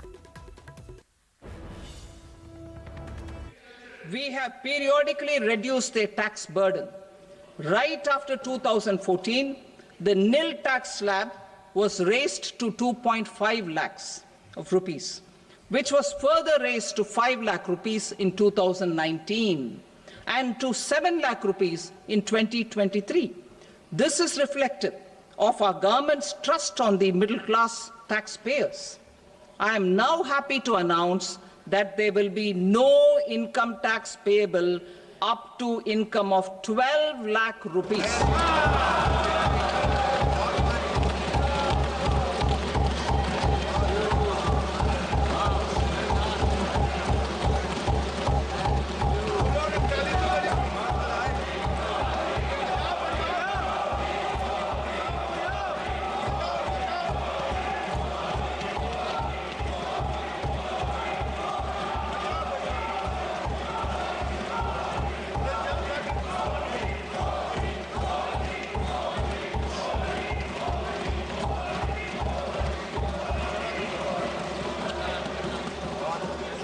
So, average income of 1 lakh per month other than the special rate income such as capital gains under the new regime. This limit will be 12.75 lakh for salaried taxpayers due to the standard deduction of 75,000. নামৰূপৰ সাৰ কাৰখানালৈ ভাল খবৰ বৃদ্ধি হ'ব নামৰূপৰ সাৰ কাৰখানাৰ উৎপাদন ক্ষমতা 12.7 লাখ মেট্ৰিক টন সাৰ উৎপাদনৰ ক্ষমতা বৃদ্ধিৰ লক্ষ্য নামৰূপ সাৰ কাৰখানাত ইউৰিয়াক লৈ বিশেষ প্ৰকল্প বৃদ্ধি হ'ব নামৰূপৰ সাৰ কাৰখানাৰ উৎপাদন ক্ষমতা Atmanirbharta in urea production. Our government had reopened 3 dormant urea plants in the eastern region. To further augment urea supply, a plant with annual capacity of 12.7 lakh metric tons will be set up at Namrup in Assam. আৰু কেন্দ্ৰীয় বিত্তমন্ত্ৰী নিৰ্মলা সীতাৰমণৰ সংবাদ মেলামি আগবঢ়াম পোনপটীয়া সম্প্ৰচাৰ But one thing which I certainly would like to highlight is responding to the voice of the people, which is what Prime Minister Modi is known for in his administration. It's a very responsive government. And as a result, the income tax simplification, which I announced in July, is already completed in its works, and we shall bring the bill in the next week. So the income tax simplification, about which in July budget I have gone in detail to say, the work is completed within 6 months is what I said. Within 6 months we've brought the bill. It will be coming into the parliament next week. So if we are talking of reform, inclusive of taxation, the work is done. This budget also speaks about rationalization in customs. Tariffs are being brought down, tariffs are being simplified, and also the basket which consisted of so many different tariffs for so many different commodities are now reduced. 8 were taken off earlier, 8 has been taken off now. So whatever remains now, 7 I think remains, and that is all about India's tariff picture. So the usual narrative which goes on, saying is India being too heavy on tariffs? No, you find that we've drastically reduced and also simplified. So this budget has so many things for all of us to talk about. The more important thing about agriculture, which performed very well during COVID and which has contributed to India's food security, the proposals which are mentioned in this budget actually talk about everything to do with beach to bazaar, literally from the stage of seeds, hybrid seeds, climate resilient seeds, seeds which can give greater output, seeds which are going to be high yielding, all this together to the final point of India becoming the world's food basket. That's the definition I put in when I was talking about Vikasit Bharat. So we are making sure that India's agriculture gets the support across the board, whether it is on seeds, whether it is for skilling the farmers, whether it is rural prosperity, whether it is going to have agriculture and allied industries being set up in rural areas, and whether it is going to be farmers getting better and more loan with interest subvention. Not just farmers, fishermen, and also dairy, meaning animal husbandry. So the picture for rural development and the picture for supporting agriculture is across the board, and that has been narrated. The second thing which I would want to highlight is the continued emphasis that we are giving since vote on account budget, July budget, and now on the MSMEs. whether it is giving them sovereign guaranteed loan, whether it is support during COVID, whether the definition being changed now for better, more inclusive growth in MSMEs, access to bank credit. So MSMEs have also been given greater emphasis. Together with this, I'd like to highlight the point that energy security has had greater attention in this budget. We've highlighted in July budget how even pump storage will have greater attention. Solar and wind and renewable energy has also been taking consistently good importance in our budgets. This time we are talking about the small modular reactors. I've also announced that there shall be 2 amendments, one to the Atomic Energy Act and the other one for the civil liability. All of this is going to help us attain energy security. Insurance sector's FDI limits have been enhanced. That is another important announcement. I'll end my opening statement with 2 things. There is no reduction in the public spending on capital expenditure. Let's put that up front. We continue to place emphasis on the multiplier effect that capital expenditure done by government has shown, has sustained us. We continue on that. And with all this, our fiscal prudence has aligned itself to the glide path that we announced in 2020-21. So we've kept ourselves in alignment. Fiscal prudence has been maintained. And the next year, coming years, estimate is also being given. Well under 4.5 is what we had said earlier. We are also projecting the same. So this is just as an opening statement. There's a lot more to say, but as you all ask questions, so shall we answer. Thank you. Thank you, ma'am. 225. 225. Mic, please.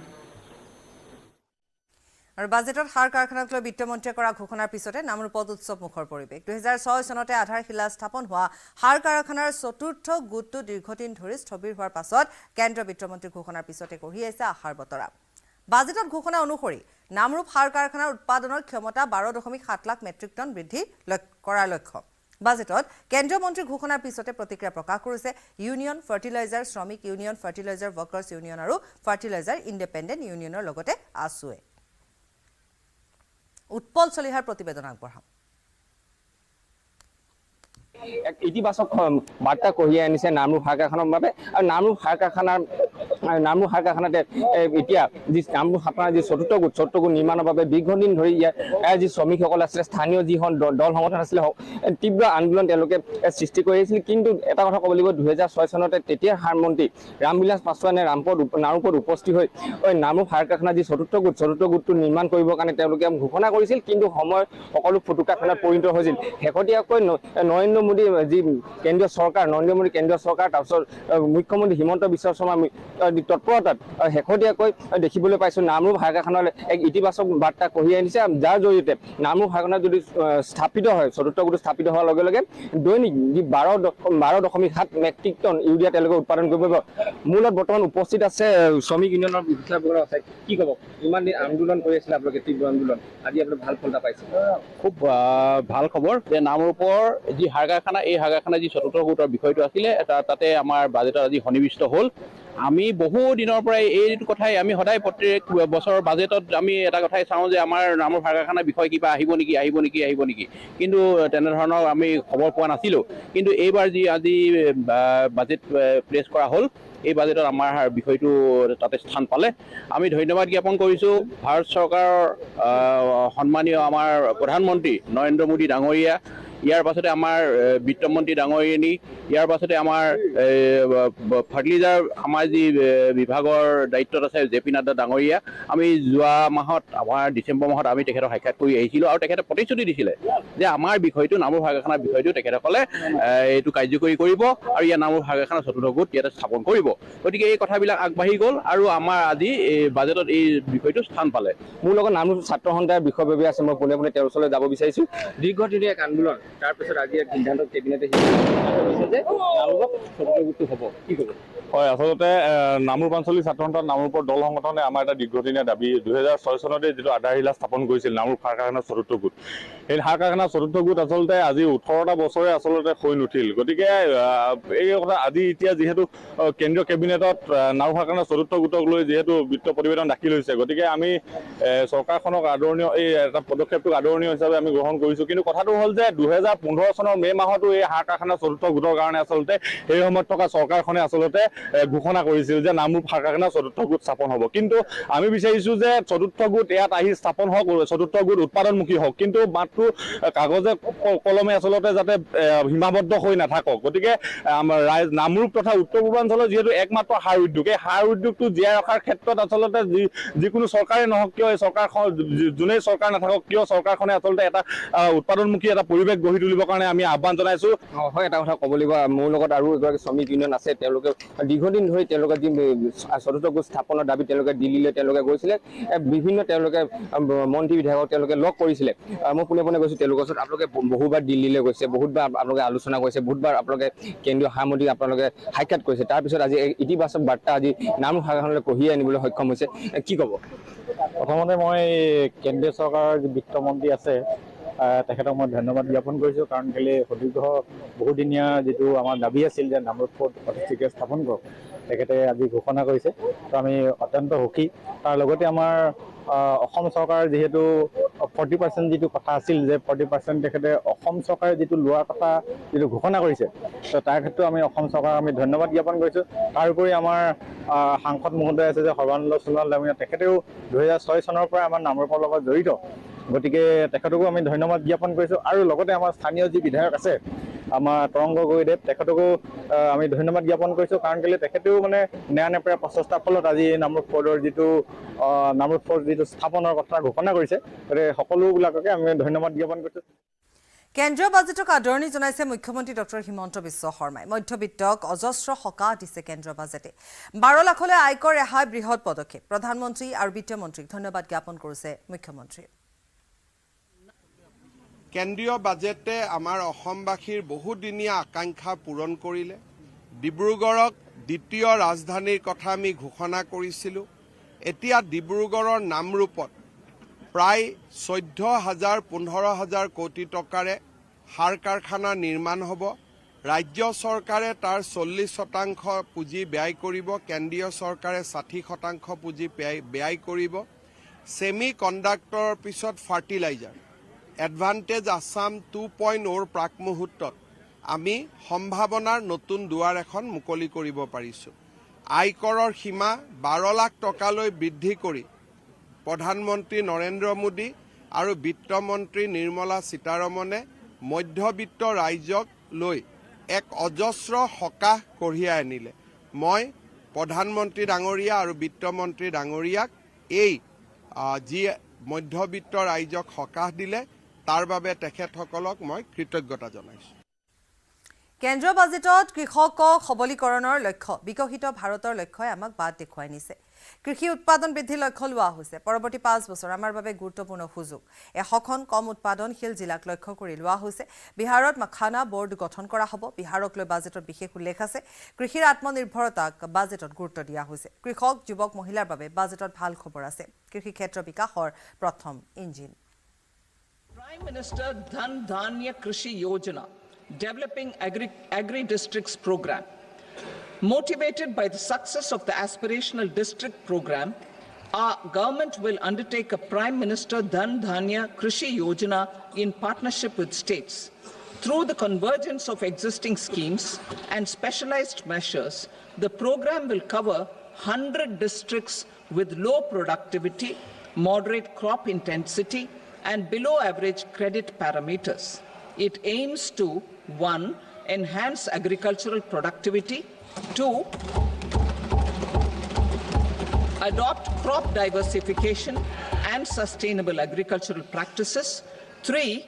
Augment post-harvest storage at the panchayat and block level, 4. Improve irrigation facilities, and 5. Facilitate availability of long-term and short-term credit. This program is likely to help 1.7 crore farmers. Building rural prosperity and resilience. A comprehensive multi-sectoral rural prosperity and resilience program will be launched in partnership with the states. This will address underemployment in agriculture through skilling, investment, technology, and invigorating the rural economy. The goal is to generate ample opportunities in rural areas so that migration is an option but not a necessity. The program will focus on rural women, young farmers, rural youth, marginal and small farmers, and landless families. The details are in Annexure A. Our government will now launch a 6-year mission for Atmanirbharta in pulses with a special focus on Tuar, Urad, and Masoor. Details are in Annexure B. Central agencies such as NAFED and NCCF will be ready to procure these 3 pulses as much as offered during the next 4 years from farmers who register with these agencies and enter into agreements. Comprehensive program for vegetables and fruits. It is encouraging that our people are increasingly becoming aware of their nutritional needs. It is a sign of a society becoming healthier. With rising income levels, the consumption of vegetables, fruits, and Shri Anna is increasing significantly. A comprehensive program to promote production, efficient supplies, processing, and remunerative prices for farmers will be launched in partnership with the states. Appropriate institutional mechanisms for implementation and participation of farmer producer organizations and cooperatives will be set up. বাজেটত 5.7 কোটি MSME লৈ বিশেষ নজৰ দেশৰ 7.5 কোটি লোক জড়িত হৈ আছে MSME দেশৰ উৎপাদনৰ 36% উৎপাদন MSME চৰকাৰৰ বিনিয়োগ 2.5 গুণ বৃদ্ধিৰ লক্ষ্য MSME বাবে 5 কোটিৰ পৰা 10 কোটি লৈ বৃদ্ধি ঋণ MSMEs as the second engine. Now I move to MSMEs as the second engine, which encompasses manufacturing and services with a focus on MSMEs numbering 5.7 crores. Currently, over 1 crore registered MSMEs, employing 7.5 crore people and generating 36% of our manufacturing, have come together to position India as a global manufacturing hub. With their quality products, these MSMEs are responsible for 45% of our exports. To help them achieve higher efficiencies of scale, technological upgradation, and better access to capital, the investment and turnover limits for classification of all MSMEs will be enhanced to 2.5 and 2 times respectively. This will give them the confidence to grow and generate employment for our youth. The details are given in Annexure D. To improve access to credit, the credit guarantee cover will be enhanced. First, for micro and small enterprises from 5 crore to 10 crore rupees, leading to additional credit of 1.5 lakh crores in the next 5 years. 36টা জীৱনদায়িনী ঔষধৰ আমদানি শুল্ক প্ৰত্যাহাৰ অন্য 6টা জীৱনদায়িনী ঔষধতো আমদানি শুল্ক হ্ৰাস পাব কৰ্কট ৰোগৰ ঔষধৰ দাম হ্ৰাস পাব জীৱনদায়িনী ঔষধৰ দাম হ্ৰাস পাব মুঠ 42 বিধ ঔষধৰ দাম Expansion of medical education. Our government has added almost 1.1 lakh undergraduate and postgraduate medical education seats in 10 years, an increase of 130%. In the next year, 10,000 additional seats will be added in medical colleges and hospitals towards the goal of adding 75,000 seats in the next 5 years. আৰু ইয়াৰ সৈতে বিয়লি খবৰ পৰা বিদায় লৈছো নমস্কাৰ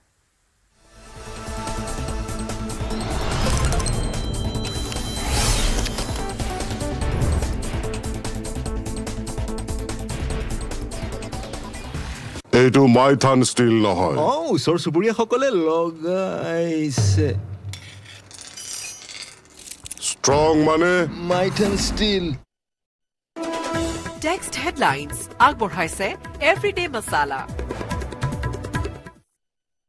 সুগন্ধ ৰং আৰু সোৱাদ খাটি এভৰিডে দিয়ে আহাৰৰ জুতি। Everyday spices 100% test. Everyday spices best. মনত ৰাখিব ভাল কৰি হব লাগিব আৰু জন। এভৰিডে মছালা টেষ্টি হ'ব ভোজন। Everyday spices 100% test.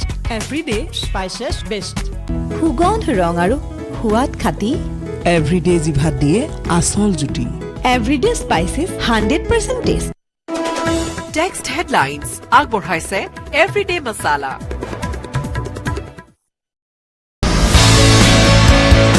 ChatGPTক প্ৰত্যাহ্বান জনাই অসমীয়া যুৱকৰ নতুন টাইপিং ছফ্টৱেৰ। এতিয়াৰে পৰা যিকোনো বিষয়ে অসমীয়াত লিখিবলৈ হ'লে মোবাইল অথবা কম্পিউটাৰত টাইপ নকৰিলেও হ'ব। মুখেৰে কৈ গ'লেই স্বয়ংক্ৰিয়ভাৱে মোবাইল অথবা কম্পিউটাৰত হ'ব টাইপ। অ আখৰ AI আমাৰ ভাষা আমাৰ প্ৰাণ। আমাৰ ভাষা আমাৰ প্ৰাণ।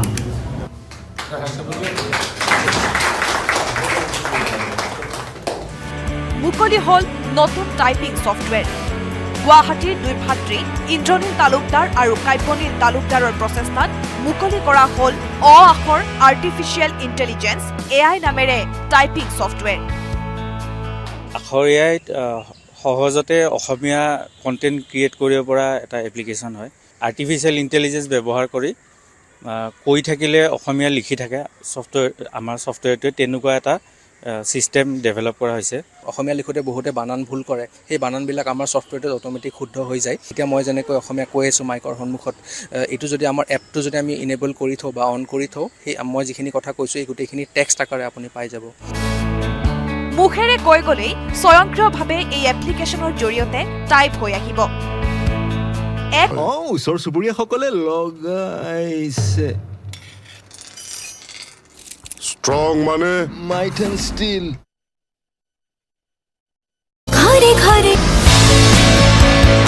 ChatGPTক প্ৰত্যাহ্বান জনাই অসমীয়া যুৱকৰ নতুন টাইপিং ছফ্টৱেৰ। এতিয়াৰে পৰা যিকোনো বিষয়ে অসমীয়াত লিখিবলৈ হ'লে মোবাইল অথবা কম্পিউটাৰত টাইপ নকৰিলেও হ'ব। মুখেৰে কৈ গ'লেই স্বয়ংক্ৰিয়ভাৱে মোবাইল অথবা কম্পিউটাৰত হ'ব টাইপ। অ আখৰ AI আমাৰ ভাষা আমাৰ প্ৰাণ। আমাৰ ভাষা আমাৰ প্ৰাণ।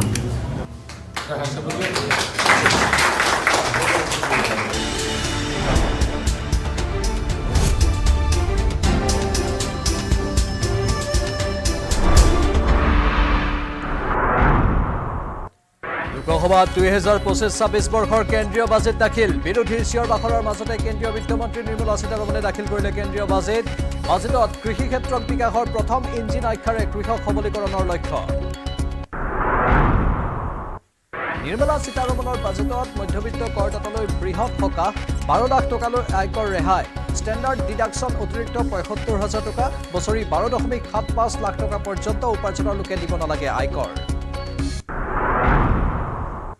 নামৰূপৰ সাৰ কাৰখানালৈ ভাল খবৰ। নামৰূপৰ সাৰ কাৰখানাৰ উৎপাদন ক্ষমতা 12.7 লাখ মেট্ৰিক টনলৈ বৃদ্ধিৰ লক্ষ্য। নামৰূপ সাৰ কাৰখানাত ইউৰিয়াক লৈও বিশেষ প্ৰকল্পৰ প্ৰস্তাৱ। নিৰ্মলা সীতাৰমণৰ বাজেটত চিকিৎসা খণ্ডলৈ বহুকেইটা প্ৰস্তাৱ। 36টা জীৱনদায়িনী ঔষধৰ আমদানি শুল্ক প্ৰত্যাহাৰ, অন্য 6টা জীৱনদায়িনী ঔষধতো হ্ৰাস কৰা হৈছে আমদানি শুল্ক। 3 বছৰত দেশৰ প্ৰতিখন জিলাতেই হ'ব কেঞ্চাৰ হস্পিটেল। মুখ্যমন্ত্ৰী হিমন্ত বিশ্ব শৰ্মাৰ আজি উপজা দিন। জন্মদিনৰ শুভেচ্ছা দিবলৈ নিশা মুখ্যমন্ত্ৰীৰ চৰকাৰী বাসগৃহত সমৰ্থক তথা অনুৰাগীৰ ভিৰ। বহিৰাজ্যৰ পৰা অহা অনুৰাগীয়ে মুখ্যমন্ত্ৰীক দিলে বিশেষ উপহাৰ। অসম সাহিত্য সভাৰ পাঠশালা অধিৱেশনৰ আজি দ্বিতীয় দিন। ভট্টদেৱ ক্ষেত্ৰত অনুষ্ঠিত হৈছে অসম সাহিত্য সভাৰ 77তম দ্বিবাৰ্ষিক অধিৱেশন। আজি মূল পতাকা বেদীত উত্তোলন হ'ব 77খন পতাকা। দ্বিতীয় পতাকা বেদীত একেলগে উত্তোলন হ'ব 108খন পতাকা। নিৰ্বাচনৰ প্ৰাক্ষণত আম আদমি পাৰ্টিত মুখ্য আঘাত টিকেট নোপোৱাৰ বাবে আপৰ 8জনকৈ বিধায়কৰ পদত্যাগ ৰাজধানী দিল্লীৰ বিধানসভা নিৰ্বাচনলৈ মাজত মাথো 4 দিন বাকী থকা অৱস্থাত দল এৰিছে ইজনৰ পিছত সিজন আপ নেতাই আমেৰিকাৰ ফিলাডেলফিয়াত পুনৰ বিমান দুৰ্ঘটনা শুকুৰবাৰে নিশা 6গৰাকী যাত্ৰীৰ কঢ়িয়াই নিয়া এখন ব্যক্তিগত বিমান দুৰ্ঘটনাত পতিত ফিলাডেলফিয়া বিমানবন্দৰৰ পৰা উৰা মৰাৰ কিছু সময়ৰ পাছতে এই দুৰ্ঘটনাত পতিত হয় বিমানখন ফিলাডেলফিয়াৰ পৰা স্প্ৰিংফিল্ড ব্ৰেনছন ৰাষ্ট্ৰীয় বিমানবন্দৰলৈ গৈ আছিল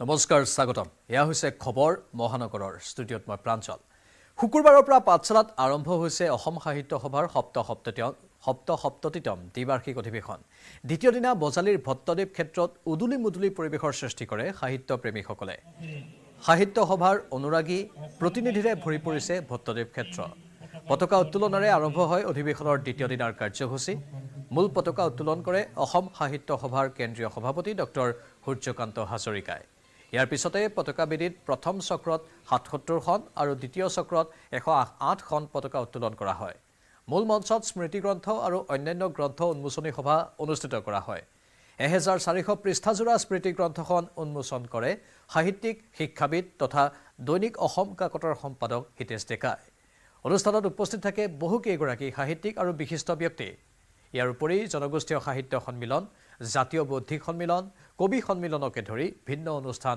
অনুষ্ঠিত হয় আদি কৰি আমাৰ যি স্মৃতিতৰ্পণ বা শ্বহীদ বেদীত যি আমাৰ যি ভক্তিতৰ্পণ সমূহ কাৰ্যসূচীসমূহ আজি সুন্দৰকৈ হৈছে ভাল লাগিছে এইকাৰণে যে সাহিত্য সভাৰ সভাপতি ডক্টৰ সূৰ্যকান্ত হাজৰিকা ডাঙৰীয়াই প্ৰকাশ কৰিছে যে এনেকুৱা নান্দনিক দৃশ্যত তেখেতে পতাকা উত্তোলন কৰি পূৰ্বতে পোৱাও নাই বা দেখাও নাছিলে যাৰ কাৰণে আমি উৎসাহিত হৈছোঁ আৰু অকল এইটো বুলি নহয় প্ৰতিটো বিষয় আমি এক নজিৰ স্থাপন কৰিবলৈ আমাৰ মনত এটা আগ্ৰহ আছে যেনেকুৱাকৈ আজি যিখন স্মৃতিগ্ৰন্থ প্ৰকাশ পাব 1400 পৃষ্ঠাৰ স্মৃতিগ্ৰন্থ গতিকে 1400 পৃষ্ঠাৰ স্মৃতিগ্ৰন্থ পূৰ্বতে সাহিত্য সভাৰ মজিয়াৰ পৰা প্ৰকাশ হোৱা নাই ঠিক তেনেকুৱা অহা কাইলৈ যিটো আমাৰ সাংস্কৃতিক শোভাযাত্ৰা আমি আশা ৰাখিছোঁ যে অসমত এক ইতিহাস সৃষ্টি কৰিম বুলি আমি আশা ৰাখিছোঁ এনেকুৱাকৈ বিজ্ঞান মেলাকে আদি কৰি কবি সন্মিলনকে আদি কৰি খন্তেক পিছত যিটো জনগোষ্ঠীয় সন্মিলন যিটো হ'ব সেইটোতো আমাৰ ইতিহাস ৰচিম বুলি আমি আশা ৰাখিছোঁ সকলো যদি কৃতিত্ব তেতিয়াহ'লে মই সাহিত্য সভাৰ বিষয়ববীয়া আদৰণীয় সমিতিৰ প্ৰতিগৰাকী বিষয়ববীয়া পাঠশালাবাসী ৰাইজ বজালীবাসী ৰাইজক মই ইয়াৰ কৃতিত্ব ভগাই দিছোঁ ক'ৰবাত যদি দুই এটা কামত বিফলতা হৈছে তাৰ বিফলতাৰ দায়িত্ব মই নিজে স্বীকাৰ কৰি ক্ষমা মাৰ্জনা বিচাৰিছোঁ অধিৱেশনৰ দ্বিতীয় দিনৰ কাৰ্যসূচী আৰু এতিয়া সময় পোনপটীয়া সম্প্ৰচাৰৰ সাংবাদিক কৈলাশ ডেকা লাইভত আছে কৈলাশ নিশ্চিতভাৱে চাওক প্ৰাঞ্জল অসম সাহিত্য অধিৱেশনৰ দ্বিতীয় দিন আৰু ৰাতিপুৱাৰে পৰা যি ভট্টদেৱ ক্ষেত্ৰত উদুলি মুদুলি পৰিৱেশে বিৰাজ কৰিছে ইতিমধ্যে উল্লেখ কৰিছে আপুনি যে ৰাতিপুৱা আচলতে পতাকা উত্তোলনেৰে আৰম্ভ হৈছে দ্বিতীয় দিনৰ কাৰ্যসূচী আৰু এই মুহূৰ্তত আমি উপস্থিত আছোঁ আজি বাটৰ কবিতাৰ গাঁৱলৈ আৰু এই আচলতে এই সুন্দৰ পৰিৱেশৰ মাজত ক'লে আমি প্ৰথমতে দৃশ্যসমূহ দেখুৱাইছোঁ এই সুন্দৰ পৰিৱেশ আৰু এই পৰিৱেশৰ মাজতে আচলতে বিভিন্ন প্ৰান্তৰ পৰা অহা কবিসকলে তেওঁলোকৰ স্বৰচিত কবিতাসমূহ বিভিন্ন কবিতা পাঠ কৰা পৰিলক্ষিত আমি অকণমান কবিতাৰ মাজলৈ যাম যিটো এক সুন্দৰ পৰিৱেশে বিৰাজ কৰিছে আৰু কবি বৰ্তমান সময়ত বিভিন্ন প্ৰান্তৰ পৰা অহা কবিসকলে তেওঁলোকৰ বিভিন্ন কবিতা আবৃত্তি কৰি থকা দেখিবলৈ পোৱা গৈছে আমি অকণ কবিতাৰ মাজলৈ যাম তাৰপিছত কথা পাতিবলৈ যত্ন কৰিম যে সুখে দুখে এক হৈ ৰোৱাৰ সপোন ভাল পোৱাৰে উপচা এখনি সৰু ঘৰ সজাৰ সপোন আকাশখন চোন ক্ৰমাৎ এন্ধাৰে আৱৰিছে কলীয়া ডাৱৰে যেন আখৰা পাতিছে মৃত্যু উদযাপনৰ এনে লাগিছে প্ৰচণ্ড বিজুলী ঢেৰেকণিয়ে এজাক বাউলী বতাহে এফালৰ পৰা মোহাৰি নিব এটি হয় সিদিনাই আছিল মৃত্যু উদযাপন সিদিনাই দুটি প্ৰাণ চঞ্চলা মন প্ৰাণহীন হৈ উঠি গৈছিল সোৱণশিৰিৰ বুকুত সেই যে আলিয়ে একেলগে ঘুমৰাগ নচাৰ কথা আছিল পানীৰ ৰিবিকা চেংখন যেন বাকচতে পৰি ৰল এইবাৰ লিগাঙত দিয়া নহলগৈ আজিও ৰিবিকা সিঙৰ আহে আহে ৰাঙলী আছে জংকি পানৈৰ প্ৰেমৰ অনুৰাগ কাৰণ প্ৰেমৰ কোনোৱে কয় শুনাসুতি হেনো মৰাসুতি সঁচাই জানো মৰাসুতি জংকী পানৈৰ দুটি দেহা খাবতি অপূৰ্ব মৰমৰ সাক্ষী হৈ হেজাৰজন প্ৰেমিকৰ ৰিক্ত কবিসকলে আৰু আমি কথা পাতিম ইয়াতে সতে কেইবাগৰাকী উদ্যোক্তাসকল আছে বা বিভিন্ন প্ৰান্তৰ পৰা কবিসকল আছে এক সুন্দৰ পৰিৱেশত পাঠ কৰি থকা হৈছে কবিসকলে কি ক'ব কি নমস্কাৰ চিৰচেনেহি মোৰ ভাষা জননী পোনপ্ৰথমে আপোনালোকৰ মাধ্যমেৰে আমি অসমবাসী ৰাইজক অসম সাহিত্য সভাৰ সপ্ততিতম দ্বিবাৰ্ষিক পাঠশালা অধিৱেশন এইবাৰ অসম সাহিত্য সভাই নতুনকৈ বিজ্ঞান মেলৰ সংযোজন কৰিছে আৰু সমান্তৰালভাৱে আমাৰ কবি সন্মিলনীৰ অসম সাহিত্য সভাৰ কবি সন্মিলনী উপসমিতিয়েও বাটৰ কবিতাৰ গাঁও নামৰ সম্পূৰ্ণ এখন প্ৰাকৃতিক পৰিৱেশত গাঁৱৰ সৃষ্টি কৰিছে কবিতাৰ গাঁও য'ত অসমৰ বিভিন্ন প্ৰান্তৰ পৰা অহা কবিসকলে বিনা দ্বিধাই কবিতা পাঠ কৰাৰ সুযোগ পাব 40 ঘণ্টা ধৰি 4 দিনীয়া কাৰ্যসূচী 40 ঘণ্টা ধৰি কবিতা পাঠ চলিব আশা কৰোঁ সকলো কবিয়ে সন্তুষ্ট হ'ব ইয়াৰ পৰা এই মঞ্চৰ পৰা প্ৰথমবাৰ এনেকুৱা এয়া পাঠশালাৰ পৰা পোনপটীয়া সম্প্ৰচাৰ আগবঢ়ালোঁ আমাৰ সাংবাদিক কৈলাসে অধিক তথ্য জনাই আছে পৰৱৰ্তী সময়তো জনাই থাকিব ইফালে অসম সাহিত্য সভাৰ পাঠশালাৰ অধিৱেশনত অগ্নিকাণ্ড মূল প্ৰৱেশদ্বাৰৰ সন্মুখৰ ব্যৱসায়িক প্ৰতিষ্ঠানত লাগে জুই অগ্নিকাণ্ডৰ বাবে বন্ধ কৰি দিয়া হয় পথ সেই অঞ্চলটোৰ বিশেষকৈ প্ৰৱেশদ্বাৰৰ পথ কিছু সময়ৰ বাবে বন্ধ হৈ পৰে অগ্নি নিৰ্বাপক বাহিনীয়ে পাছত অৱশ্যে নিৰ্বাপন কৰে জুই এই পৰ্যন্ত পোহৰলৈ অহা নাই অগ্নিকাণ্ডৰ কাৰণ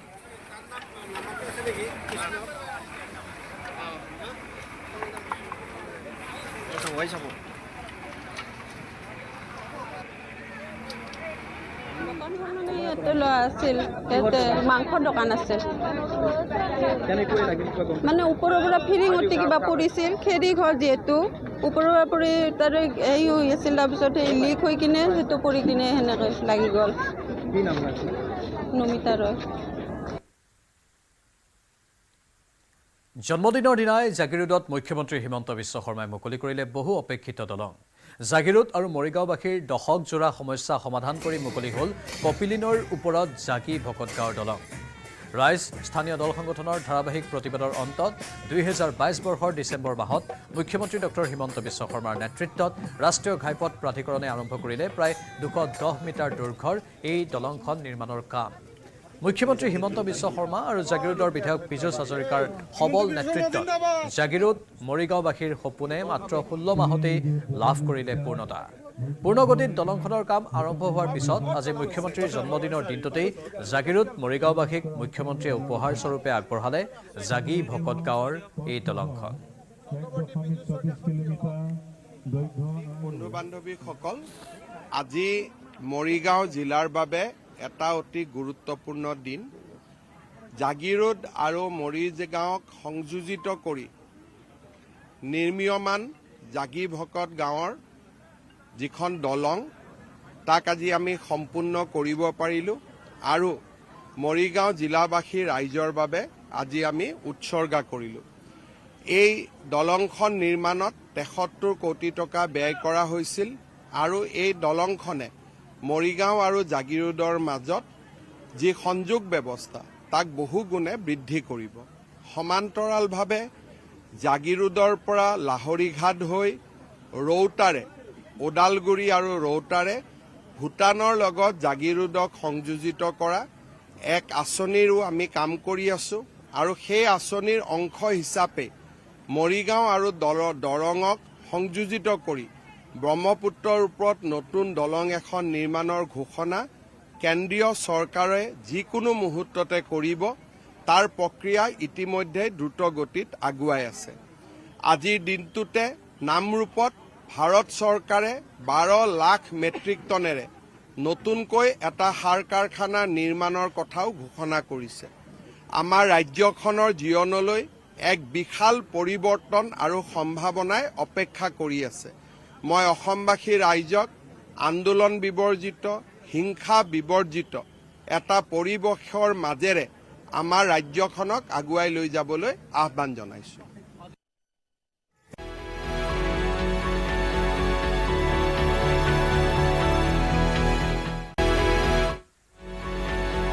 দেশৰ মধ্যবিত্ত কৰদাতালৈ বৃহৎ সকাহ মোদী চৰকাৰৰ সদনত দাখিল কৰা 2025-26 বৰ্ষৰ বাজেটত 12 লাখ টকালৈ আয়কৰ ৰেহাই ঘোষণা বিত্তমন্ত্ৰী নিৰ্মলা সীতাৰমণৰ বছৰি আয় 12.75 লাখ টকালৈ দিব নালাগে কৰ এয়া হৈছে এটা বৃহৎ সকাহ আজিৰ বাজেটত এইখিনি কথা উল্লেখ কৰা হৈছে বিত্তমন্ত্ৰীয়ে এয়া বৃহৎ ঘোষণা কৰিছে সদনত দাখিল কৰা 2025-26 বৰ্ষৰ বাজেটত 12 লাখ টকালৈ আয়কৰ ৰেহাই ঘোষণা কৰিছে বিত্তমন্ত্ৰী নিৰ্মলা সীতাৰমণে বছৰি 12.75 লাখ টকালৈ দিব নালাগে কোনো আয়কৰ We have periodically reduced the tax burden. Right after 2014, the nil tax slab